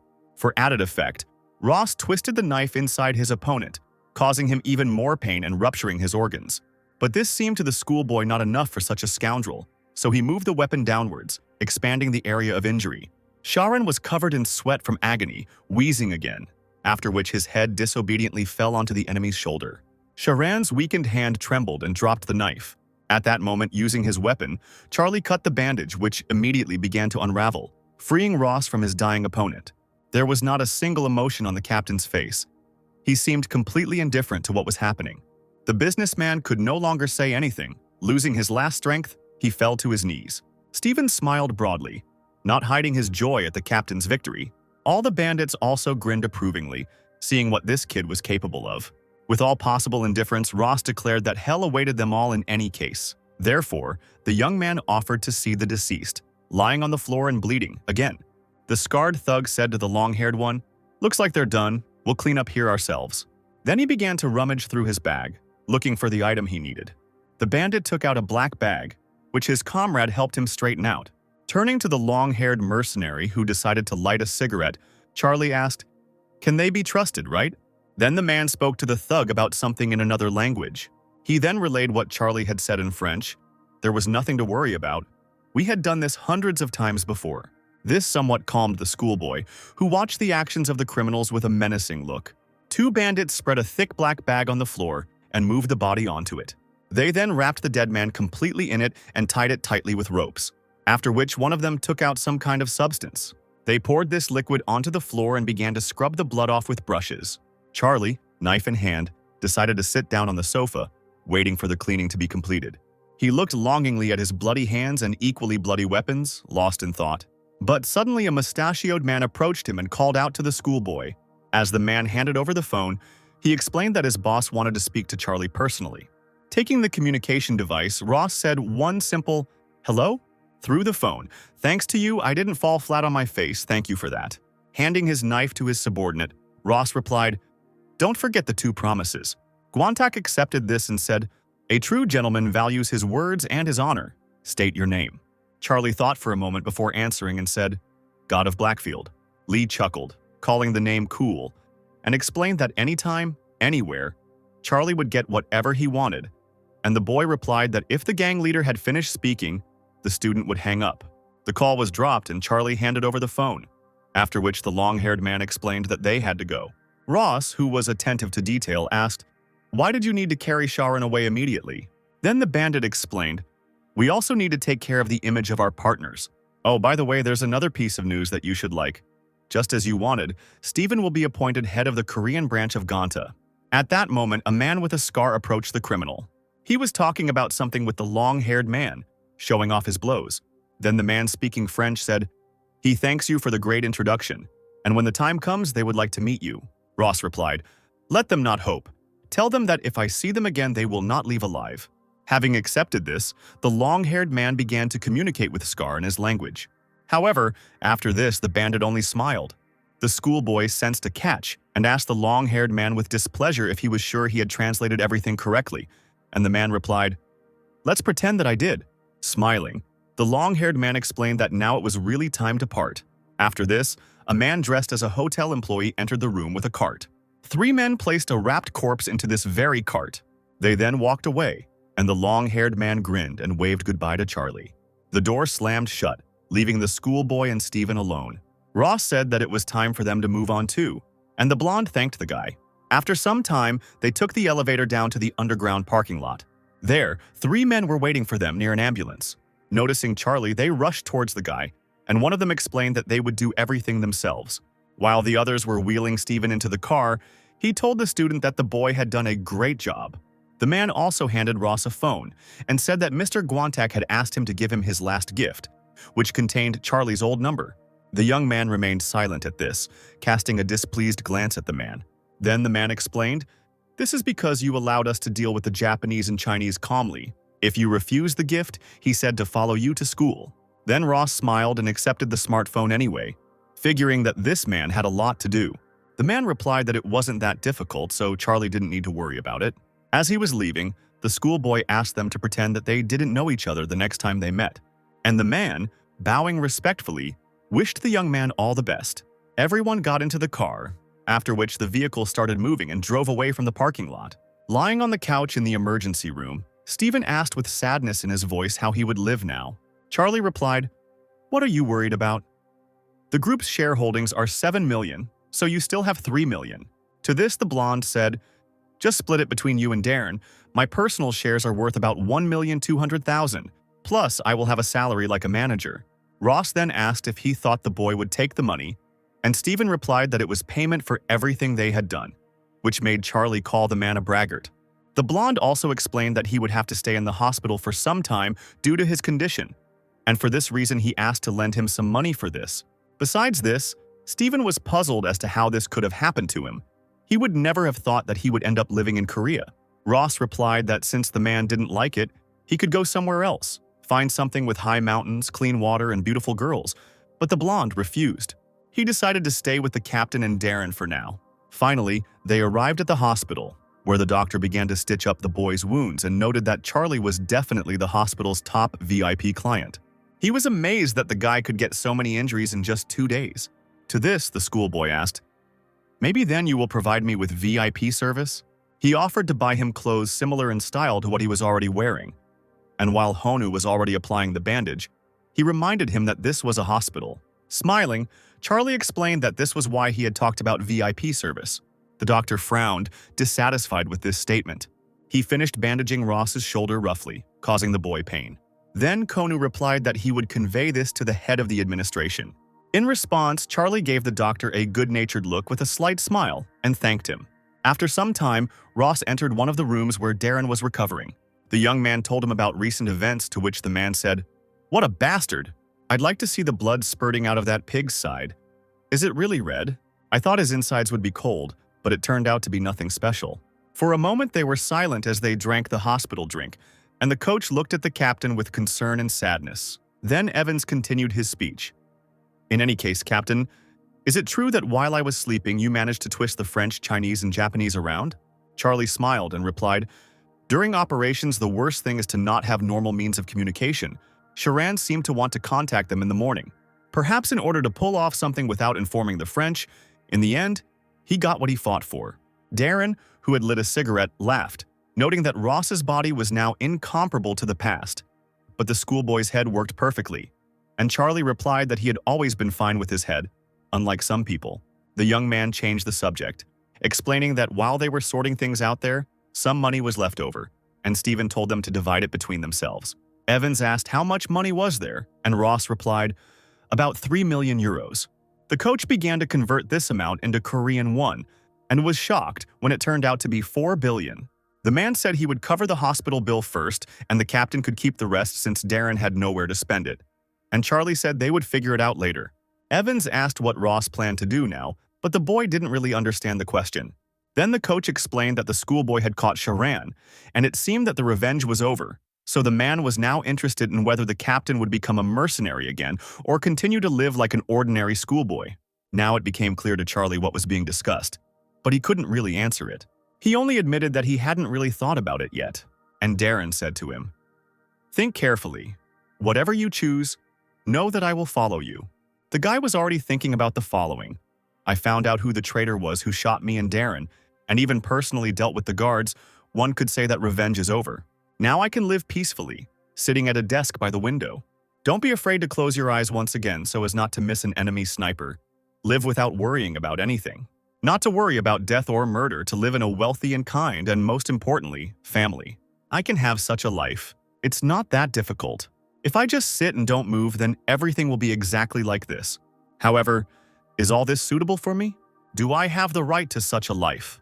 If I can somehow return this body to its owner, I will definitely do it. But if this option is not possible, I have no choice but to continue living in this body. What should I do? Do I have the right to call Sophia my mother and Jim my father?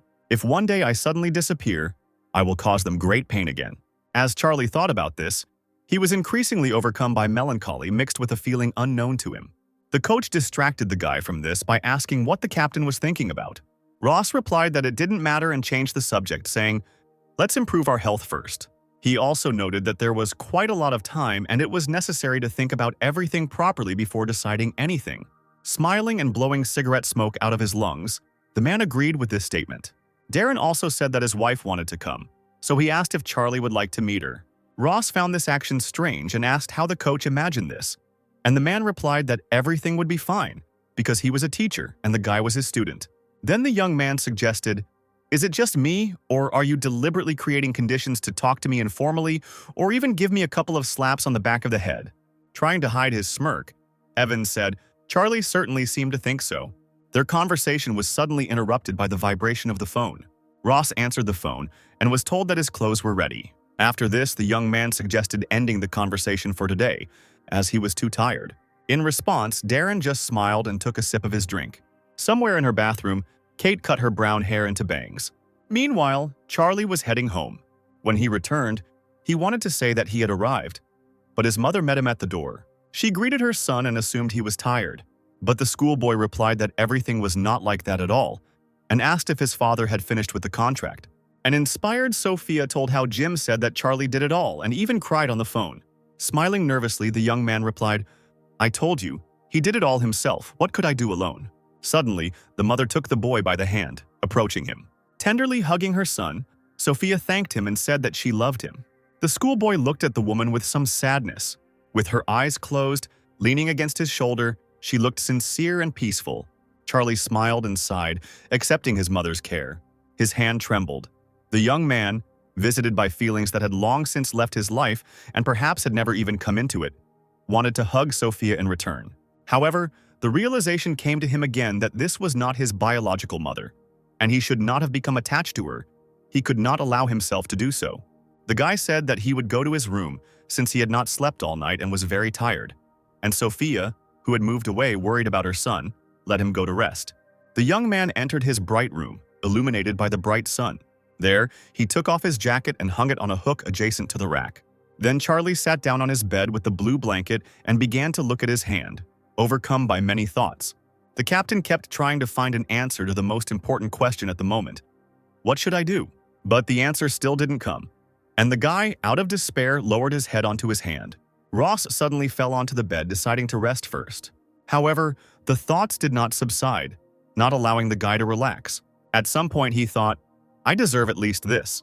Charlie still managed to fall asleep, and he slept until the evening when the sun went down, giving birth to a beautiful sunset. The guy's room was painted in red tones because of this, and that's when he opened his sleepy eyes. Charlie knew it was time to get up, so he did. Looking at his phone, he found out that it was already 6 o'clock. Charlie was also surprised that he received a lot of messages, but he remembered that his old number was still on his smartphone. Ross decided to read them, and the very first one said, "When you see it, call." Even though the number wasn't saved, the guy knew who sent it. So he decided not to write a message but to call the sender immediately. When the call was answered, the young man explained that he was sleeping and asked what happened.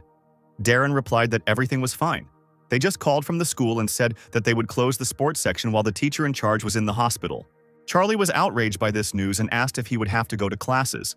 And the coach replied that he told them that the student was with him when he got into an accident, since the teacher lived in Gyeongsan. He could come to school sometimes, but he was asked not to overdo it. The man also said that he had 2 weeks left to lie down, so Ross had to endure it somehow. Charlie understood everything and, smiling, told his friend to rest, after which he passed out. The boy also recognized the other sender, and the message read, "Charlie, you still can't answer. Are you okay?" Ross called the number and said that everything was fine now, and Michelle asked if there was no need to worry now. The captain answered positively, since he had sorted everything out, and they told him that they were worried and asked where he was now, to which he gave an honest answer.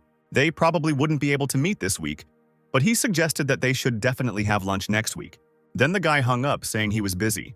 There were also concerned messages from Kate about the fictitious accident, which surprised the schoolboy. She also wrote that she would come to his house now. Ross didn't understand why the girl would come to him. Charlie called Snow White, who answered immediately and, without giving him a chance to say anything, asked if he was okay. Charlie replied that everything was fine and asked how Kate knew that he was injured, and the girl replied that she was the manager of the sports club. The boy explained that he wasn't seriously hurt anyway. He only got a couple of scratches, unlike Teacher Evans, so he shouldn't have come straight to his classmate's house. But Snow White said that she was almost there. She told Ross to come to the site in about 3 minutes, and he, although reluctantly, agreed. Kate was already sitting on the bench, her hands in her pockets, waiting for her lover. Charlie walked towards the indicated place and was already quite close to his classmate. As soon as Snow White heard the footsteps, she turned around to the approaching sounds. Seeing Ross, the girl immediately jumped up and ran towards the young man. Charlie himself, noticing Kate running towards him, stopped. Halfway there, Snow White spread her arms, intending to strangle the young man in her embrace, which puzzled Charlie. A nervous Ross wondered, was she always this brave? The girl ran so fast that she began to stumble and lose her balance. However, the guy grabbed her hand, helping her to take a more stable position. Still holding Kate, the schoolboy said, "You'll fall." Then he looked at the girl and their eyes met. This moment made Snow White's cheeks burn like fire. Embarrassed, she asked again about the guy getting hurt, and Ross again replied that everything was fine. Kate put her hands on his chest, demanding to show where he was injured. This action did not please the young man, and he once again noted that everything was fine with him, to which his classmate replied, "Well, then prove it to me." The girl continued to try to undress her lover, and he tried to protect himself with his hands from the restless Kate. At some point, Snow White grabbed his hand and ended up too close to the guy's face. The classmate became a little nervous, opening her lips in the hope of getting what she wanted. Charlie was also worried. He was cursing in his mind and couldn't understand what was wrong with this girl. Meanwhile, she closed her eyes and pursed her lips to kiss the guy. Since Kate was significantly shorter than Ross, she had to stand on her tiptoes to reach him. However, Charlie suddenly interrupted his friend, suggesting that they go for a walk. Pointing his finger somewhere to the side, the guy noted that the evening breeze was quite pleasant. Looking away and embarrassed, Snow White hesitantly confirmed her lover's words. So they walked around the green area for some time. It was already dark, the streetlights were on, the first stars began to appear in the sky, but Kate still followed Charlie, not knowing what to talk about. Trying to find at least some topic for conversation, the girl asked if the guy was really okay. He confirmed this, and Snow White, delighted, clarified, "That means you can start going to school right away?" Ross sighed sadly and confirmed this, adding mentally, "Unfortunately." He also said that Teacher Evans suffered more, and that the sports section could be resumed when he returns in about 2 weeks. This somewhat alarmed Kate, and she reminded him that by that time they would already have exams, to which the guy indifferently agreed. But then he realized this information and, getting nervous, asked again, "Wait, are we going to take exams?" The inspired girl gave a positive answer, clenching her hand into a fist. Then Snow White spoke out loud, "I will definitely become number 1, I am sure." She also thought that the curriculum had been very interesting lately, and Ross wondered in his mind why his classmate was yelling like she was about to go to war. And then it dawned on him. He remembered his promise. He remembered how, nervously and trying not to offend Kate, he said that he would kiss her if she became the best in school. Now Charlie was even more worried, realizing the situation he was in, having the soul of a grown man. He absolutely did not want to engage in romantic affairs with a schoolgirl. Seeing the strange expression on her lover's face, Snow White drew his attention to herself, asking what was wrong. Putting his hands in his pockets and turning away from the girl, Ross answered briefly, "Nothing." Then Charlie said that he was already tired and his body felt like wood. And Kate replied that then he could go home and rest. And Ross asked her to be careful on the way home. She waved goodbye and said she was leaving. But not wanting to lose sight of her lover so quickly, Snow White backed away, saying that they would see each other at school. After a few steps, Kate finally forced herself to turn away, giving the guy a smile. Then she, feeling the joy of the walk that had just taken place, quickly ran home. Watching her go and sighing, Charlie thought, "Ah, this little girl is like a fan chasing a star." Ross couldn't do anything about it. He was relieved that the girl was mainly studying hard. 2 weeks passed and it was Monday morning. The father, as usual, was driving his son to school in complete silence, which he suddenly decided to interrupt. Jim turned to Charlie, who responded immediately, turning to face the man. Dad asked him what he was planning to do. This surprised the schoolboy and he asked where this question came from. And Jim explained that next year his son would become an adult. Realizing what was being discussed, Charlie replied, "First of all, we need to start preparing for admission. There's no getting away from it." The guy turned away to the window, thinking about how he didn't want to write final exams. He wasn't sure that he would even pass them. Suddenly, an excellent idea in his opinion crept into his head. Then the young man said, "To be honest, I'm thinking about enrolling in the sports department and maybe going to study in France." The father was surprised, and Charlie explained that he had recently become interested in learning French and that he could make new friends there, smiling. The man agreed with this and suggested that Sophia must have liked the idea. However, the man was also worried about another fact, which he decided to ask a question about.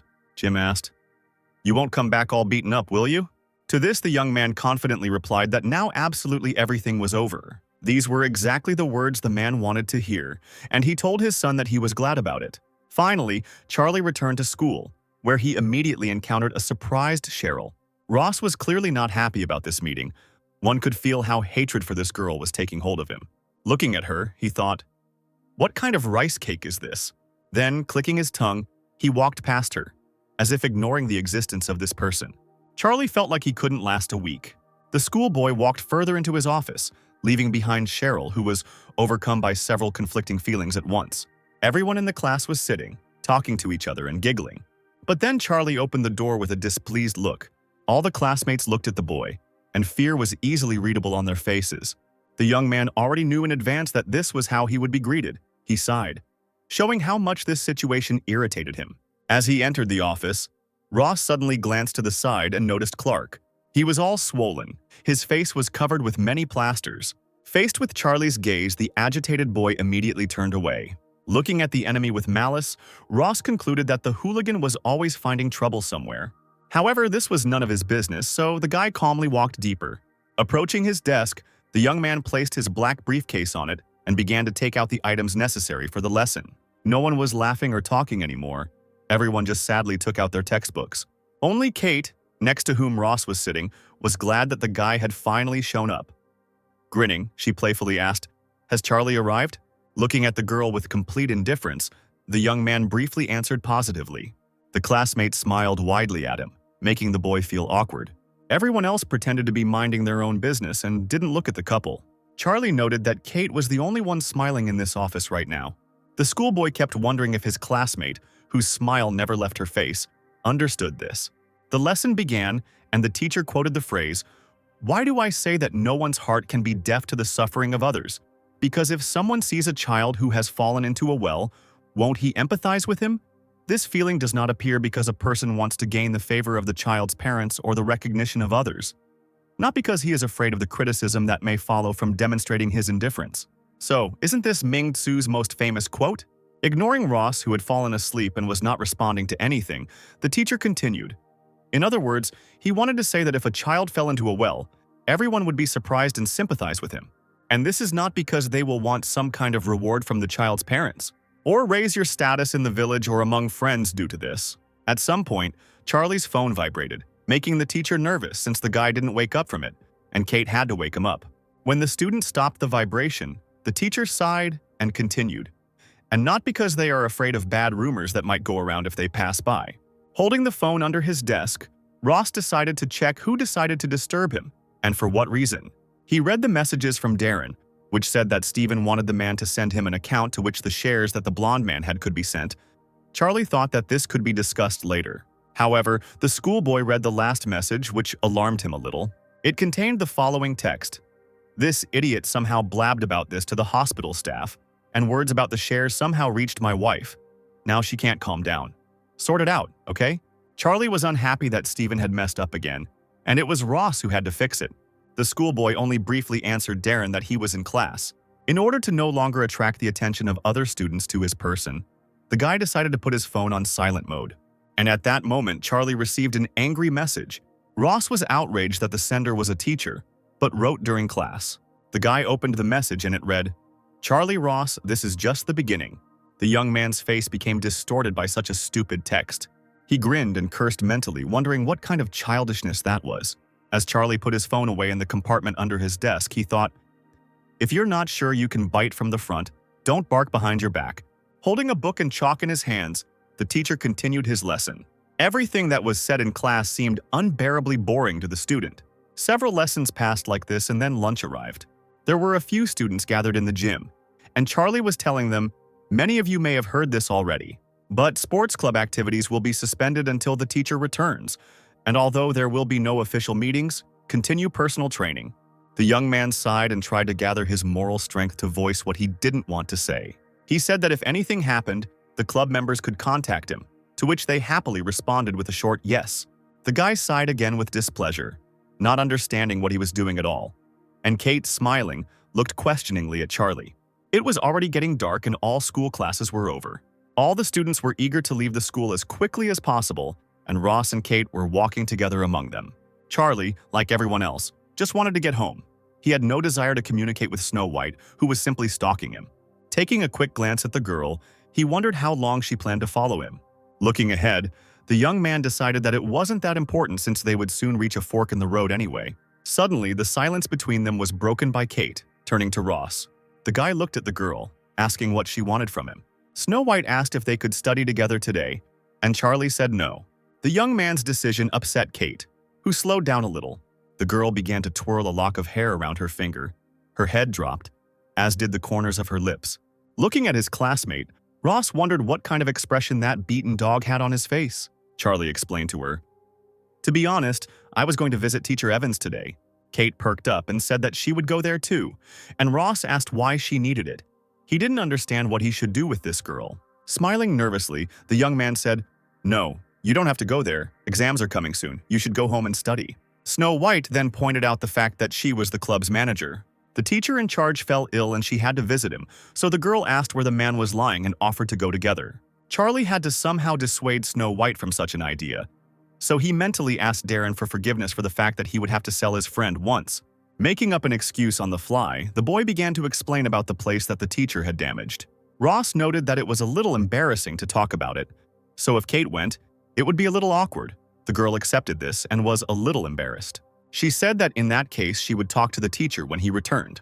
Charlie said he had to go the other way, and Snow White said goodbye to the boy, saying they would see each other tomorrow. The young man walked away from the girl without even turning around. Snow White watched him with longing, wanting to call out to her lover and prolong the time spent with him. But she understood that it would be stupid. When Ross visited Darren, he inquired about his health. The man replied that it was the same as in the morning. Then Charlie asked how his wife was, and Evans said that she had gone to look after the child and would return tomorrow. The young man understood the answer and asked the next question. "By the way, what did you mean in that message about shares and stocks?" Darren replied, "I was just lying there, and then it occurred to me that this idiot was definitely up to something. He was never that simple." The young man was also interested in another question. Turning back from his chair, Charlie asked how long Evans and Steven had been in the same room. The blonde didn't answer. He just looked at the captain, smiling broadly. The teacher, looking at the traitor with displeasure, explained, "He was bored and scared. He was an idiot. In short, we can't even talk. Why he clung to us is unclear." Charlie turned to the serious Steven in French. "I heard the whole story. Last time we talked about 3 million euros. What shares are you talking about?" The blonde replied, "I have 3 million in cash in my bank account, and my shares are worth 12 million. Wouldn't that be 15 million together? If we split it between us, we'd each get 5 million. Starting to get angry, Ross said, "That's right. They're in your accounts. Why do you need to share them with us?" The man explained, "Of course, it is not my position to say this, but I still think that that incident was unfair. I do not want to bribe you, Captain, but I still want to share as a sign of apology and that I ask you to accept me again as your colleague. If you refuse, I will still send them to your accounts as soon as I check out." Darren asked what Steven was saying, and Charlie replied that the blonde man wanted to split the money and accept him as a co-worker. Evans asked, angry, "What is he talking about, Captain? Think about it. This is Steven. Why would he share such a huge amount of money and try to be friends with us?" The man was sure that they would definitely get into a lot of trouble with the blonde. Ross thought the same. The captain told Steven that he heard him, but had one question. Charlie frowned angrily and asked, "You're hiding something from us, aren't you?" Smiling nervously, Stephen replied, "No, why would I?" "Well then, let's imagine that you didn't talk about shares," said the young man. Cold sweat appeared on the blonde's body. He began to stutter, not knowing what to say. The captain gave the man one last chance to tell the whole truth. Gathering his strength, Stephen began to speak. "You see, it seems that there was someone behind Sharan, but who it was and what power he possesses, I do not know. Now I'm in a situation where I can't take care of myself." An angry Darren asked what he was saying. It was clear from his face that he was spewing some more crap. Clenching his fist, Charlie said that Stephen was afraid of the consequences, so he wanted to blame at least some of it on them. Evans swore and said, "Listen, what did I tell you?" The schoolboy sat silently as if considering the proposal. The blonde screamed in fear. "What difference does it make what the reason is? Isn't it big money? More money is better, isn't it? Now I've laid all the cards on the table, there's nothing else, so let's split everything and you'll accept me." Quite unexpectedly, the captain calmly replied, "Okay." However, the young man explained that it was not he who would make the decision. The captain told Darren, as he said last time, "When it comes to Stephen, you are the one who should make the decisions." Charlie wondered what Evans would do. The man looked menacingly at the blonde, who smiled broadly again, dripping with sweat. Through clenched teeth, Darren said, "Let's just do what he says." Ross was surprised and asked if his comrade really agreed to this, and Evans replied that he himself did not know whether to believe these sweet words, but still there was a reason to agree. Charlie understood everything and hurried to give Stephen an answer. He reported that Darren had allowed him to become their colleague again, for which the blonde thanked the captain, shedding a tear of joy. He also thanked Evans, who was lying on his bed, grinning with displeasure. But it didn't end there. Stephen said he had one more request. Charlie warned through his teeth, "If you talk nonsense again, you will die right here on the spot." However, the blonde man said, No, that's different. It's just that since I'll be living in Korea now, I'll need individual Korean courses, as well as a place to live. Please organize everything for me." The captain was indignant, and Stephen explained that he had no one else to ask for such a thing except him. The young man noted that this man had no shortage of impudence, but nevertheless agreed to his request. Charlie thought about it and suggested that Michelle could help him with this. Besides, one of her friends, Cecile, worked in a joint stock company and she could be asked for advice on how to distribute the shares between them. The guy was brought out of his thoughts by Evans, who was surprised by something. He showed the captain a message on his phone and said, "Isn't this some kind of nonsense? It just ruined the mood." After reading the text, Charlie blurted out, "Did you get this message too?" The man was surprised that his friend was sent the same thing. Ross also pulled out his phone, showing the message. Evans indeed received a message from the same sender which said, "You are going to die soon." Charlie lowered his head and put his finger to his face, wondering who the sender was. He then told Evans not to think about it, which surprised the man. Ross explained, "Whoever it is, for now it's at the level of whispering behind your back. If they show up, you can just squash them like flies, so what's the point of worrying?" Darren grinned and said that the guy was right. It was just like them. Charlie stood up and said that since they were done talking, he was going to go, and Stephen asked if the young man was leaving already. The blonde tried to persuade the captain to stay a little longer, because the two of them without him were like mute. However, Ross explained that he had a dinner appointment that day, which surprised Stephen. The blonde understood that this was a useless question, but still, he clarified whether the schoolboy was really a captain. Charlie asked, angry, "Should I paint you again so that you will definitely believe me?" Holding his hands out in front of him in a negative gesture, Stephen said, "No thank you." It was already dark when Ross went outside and called someone. A female voice answered and the schoolboy asked the girl if she had slept. Michelle answered positively, explaining that they had finished working on the advertisement after lunch, after which Charlie apologized for calling without warning. She said everything was fine and asked what happened, if Ross really wanted to have dinner today, just her and him. And the guy explained that he had a request for her. The girl became interested and asked what kind of request it was. Charlie began to explain, the head of the Gaunt branch, "Stephen is currently in the hospital, and he asked me to find him a Korean teacher, and I thought maybe you could ask Cindy or someone else to do it." Michelle replied to him, "Cindy is quite busy at work, so I'm afraid she won't be able to. But I know someone suitable. Will you meet her?" Charlie agreed and said that he would send her the date and place of the meeting a little later. He also had one more request. He asked if Cecile really worked in finance, and Michelle pouted and said that he was upsetting her by calling her and only talking about Cindy and Cecile. Ross then asked if it was wrong that he would only communicate with them through Michelle, and the girl smiled and said that Charlie was right, and it was definitely better that way. The young man continued his explanation. I need to divide some money, but I'm afraid the amount will be too large and there may be problems because of it. And the girl answered him, this is exactly Cecile's area. Contact her or no. I'll call her myself. Business is still business. The guy thanked her, and Michelle asked, don't you have anything to say to me? For example, how your heart is worried about me or how you miss me. Unhappy with these words, Charlie said that he was hanging up and hung up. He was outraged that Michelle behaved in much the same way as Snow White, but still she was interested in something a little different. After some time, the young man visited one of the local cafes where he met with his family. He was surprised that they were having dinner outside the house and that they were serving him tonkas. Jim asked what was wrong. Was his son disappointed? And Charlie replied that, on the contrary, he also liked this place, but it was unexpected for him. My father explained that in the business world, whether you like it or not, you have to wear expensive suits, eat in expensive restaurants, and drink expensive alcohol all the time. So outside of work, he just wanted to sit in such places. The man said that memories immediately came flooding back to him, and the young man asked in surprise which ones.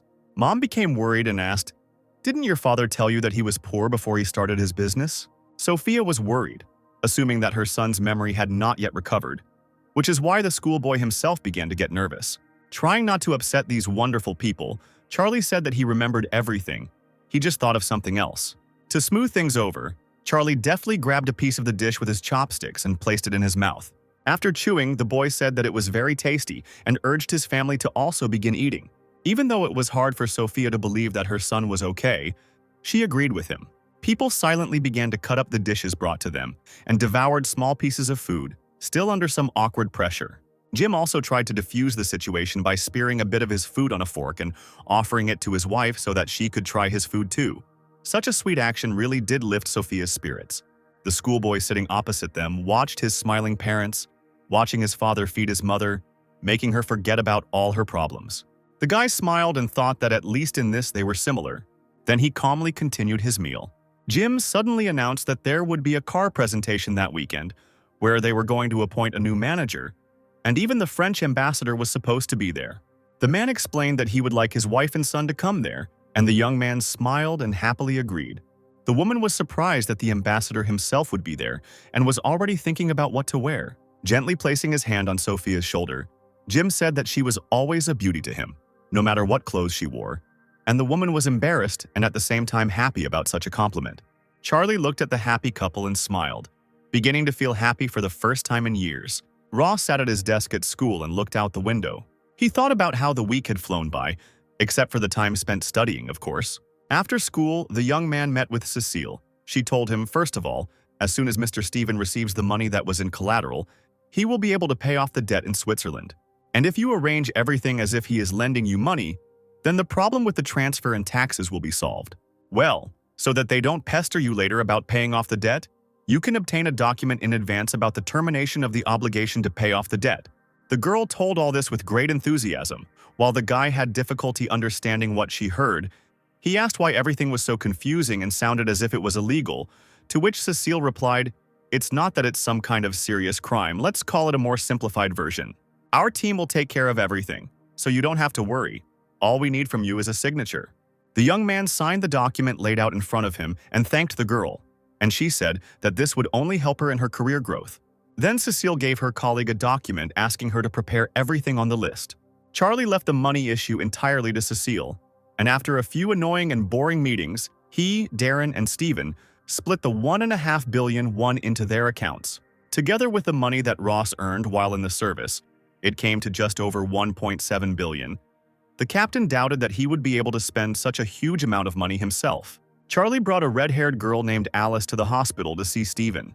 She was supposed to help the blonde boy learn Korean. The man looked at this beautiful lady with loving eyes, not having the right words. Then he told the captain that from tomorrow he wanted a separate room. Charlie got angry and called Stephen an idiot. Then the blonde began to make excuses. You thought wrong. I'm just afraid that we will interfere with Darren. Evans asked what his neighbor was saying, and the young man replied that Stephen wanted a private room. The teacher was overcome with anger. His veins stood out, his teeth began to grind, and through them came the words, pervert. However, the blonde continued to insist that his colleagues had thought of the wrong thing. They were able to find Stephen's teacher, who was appointed manager of the Korean branch. But Charlie was still worried that the company would notice Sharan's disappearance. But it seemed that the snake's influence was still much stronger than he expected. Finally, the weekend arrived and the car presentation began at the Lots Hotel. There was also a sign posted there, the appointment of the head of the Korean branch of Gaunt Motors. The place was filled with wealthy people eating delicious snacks and pretending to be someone they weren't. The Ross family joined their ranks, smiling genuinely at each other. Unlike the other guests, Charlie walked behind his parents and admired these wonderful people. The guests paid no attention to the Ross family, except for one person. It was an unknown blonde man with a short, slicked-back haircut who recognized Charlie. An unkind smile flashed across the stranger's face. The man then drank the excellent alcohol in his glass, which he placed on the table after emptying it. With his 2 guards in black suits, he headed somewhere forward. Suddenly, someone shouted at Charlie, and the boy immediately turned towards the voice. It was Stephen, in a wheelchair pushed by Alice, smiling broadly and waving amiably at the captain. Forcing a smile, Charlie asked in French, "You're an idiot. Why are you pretending that we know each other?" The blonde said that everything was fine because they all met at the hotel. The girl was puzzled by the guy's conversation, and Stephen, noticing her surprise, asked her not to pay attention to it, since they had always had such a relationship. Charlie said that the blonde guy was more surprising here. The young man asked when his colleague managed to get so close to the girl, and Stephen replied, "You know me." Charlie's parents approached them, and the blonde began to actively communicate with Jim. And Alice translated, "He says that he is glad to see you again and hopes for fruitful cooperation." In this case, the young man's father asked to convey that he too was looking forward to their joint work, and that he did not know the cause of the injuries but wished for a speedy recovery. The girl hastened to translate everything verbatim to Stephen. The blonde laughed, saying that Jim would definitely be surprised if he knew how it happened. Such behavior of the man angered the captain, who tried to stop his colleague. Charlie clenched his fists, and Stephen noted that it was time for him to shut up. Pointing his hand at Sophia, the blonde asked, "Is this your mother?" Unable to control his displeased grimace, the young man asked him not to play the fool and to be respectful. The man said that she was simply beautiful and hoped that they would see each other more often. And Stephen also asked to be introduced to the woman. The mother asked her son what the man was saying, and Charlie replied, "He just said that he was pleased to meet you." Smiling, Sophia said that she was also very pleased. They were disturbed by an unknown man with 2 guards, who asked Stephen in French to introduce him too. The frightened man stuttered as he greeted the ambassador. Charlie was surprised that it was actually the ambassador standing in front of him now. Pointing at the schoolboy with his palm, he said, "Judging by your appearance, you are Mr. Charlie Ross, am I right?" Stephen replied that this was the case and wanted to introduce the man, but he was interrupted. The stranger extended his hand for a handshake and said that he was the French ambassador to Korea, Ranak. Struck by his new acquaintance, the young man looked at his hand, not rushing to act. Finally, he shook the man's hand, introducing himself as well. However, it seemed strange to him that the ambassador knew him from somewhere. Sophia asked what happened and who the man was, and Charlie explained that the French ambassador was standing in front of them. The woman was amazed. She could not believe that the French ambassador himself had just extended his hand to her son to shake. Charlie said that it was nothing special, and it seemed that he had heard about the schoolboy from somewhere before. But this made his mother even more worried about her son. Ranak asked if Charlie would mind talking to him, and the boy agreed, urging them to start the conversation right away. However, the man explained that this place was not suitable for them to talk. The ambassador, with an absolutely serious and alarming expression on his face, stated that the conversation was supposed to be private. This surprised Charlie, but the schoolboy agreed. They headed to the restaurant, where there were significantly fewer people. Over a cup of tea, Ranak noted that the boy had excellent pronunciation. The man noted that, according to the report, the boy had never received a proper French education, and Charlie asked, "Was that a rhetorical question?" The ambassador smiled slightly, not rushing to say anything.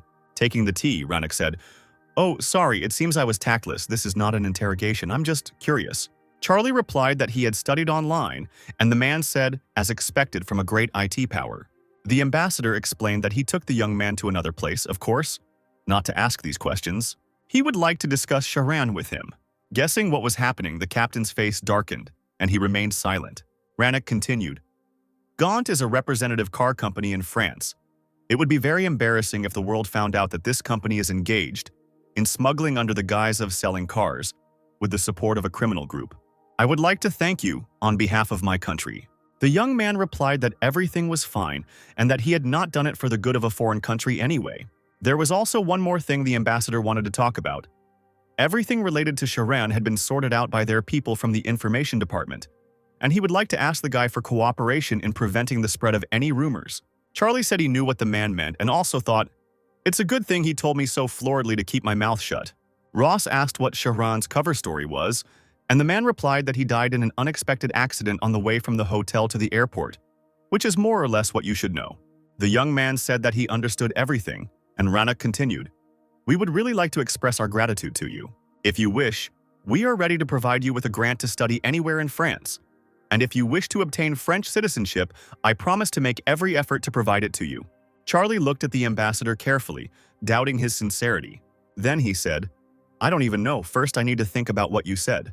The man also started talking about transfers from a Swiss bank. He said that they had sorted everything out so that Charlie wouldn't have any tax problems in Korea, and to make sure there was nothing to complain about, they had sacrificed some shares to pay the taxes. Rannoch noted that the schoolboy would not have to worry about money for the rest of his life.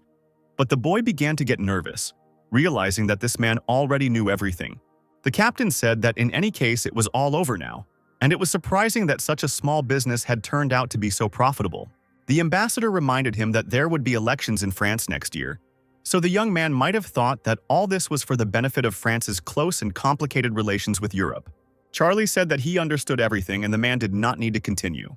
Rannoch explained that everything he had mentioned so far could be considered a gift from France, but he had also prepared a gift from himself. The man took out a business card and said that if Charlie ever needed his help, he could call this number at any time. And the young man replied, "In that case, would you by any chance be able to obtain information about the French mercenaries?" The ambassador, alarmed, said that if this had anything to do with Sharan, the boy should not interfere. Charlie frowned and paused for a moment, thinking it all over. Then he said that the ambassador was right. Smiling, Rannoch called it an excellent decision. Charlie asked if they were done talking and he could go as his parents were waiting for him, and the man said yes. The young man stood up from the table and began to walk away, and the ambassador watched him go. Suddenly, Rannoch called out to the schoolboy, who immediately turned around. The ambassador began his intimidating speech. If any unnecessary talk suddenly surfaced, the Department of Information will be forced to sort this out. Charlie clenched his fist in anger. The guy noted that this was Korea, and there was no point in saying the last words. Smiling good-naturedly, the man asked for forgiveness. Then he said, "One way or another, I would like you to hear it." For a few moments, the interlocutors froze, piercing each other with such different glances. After the conversation, the young man returned to the event.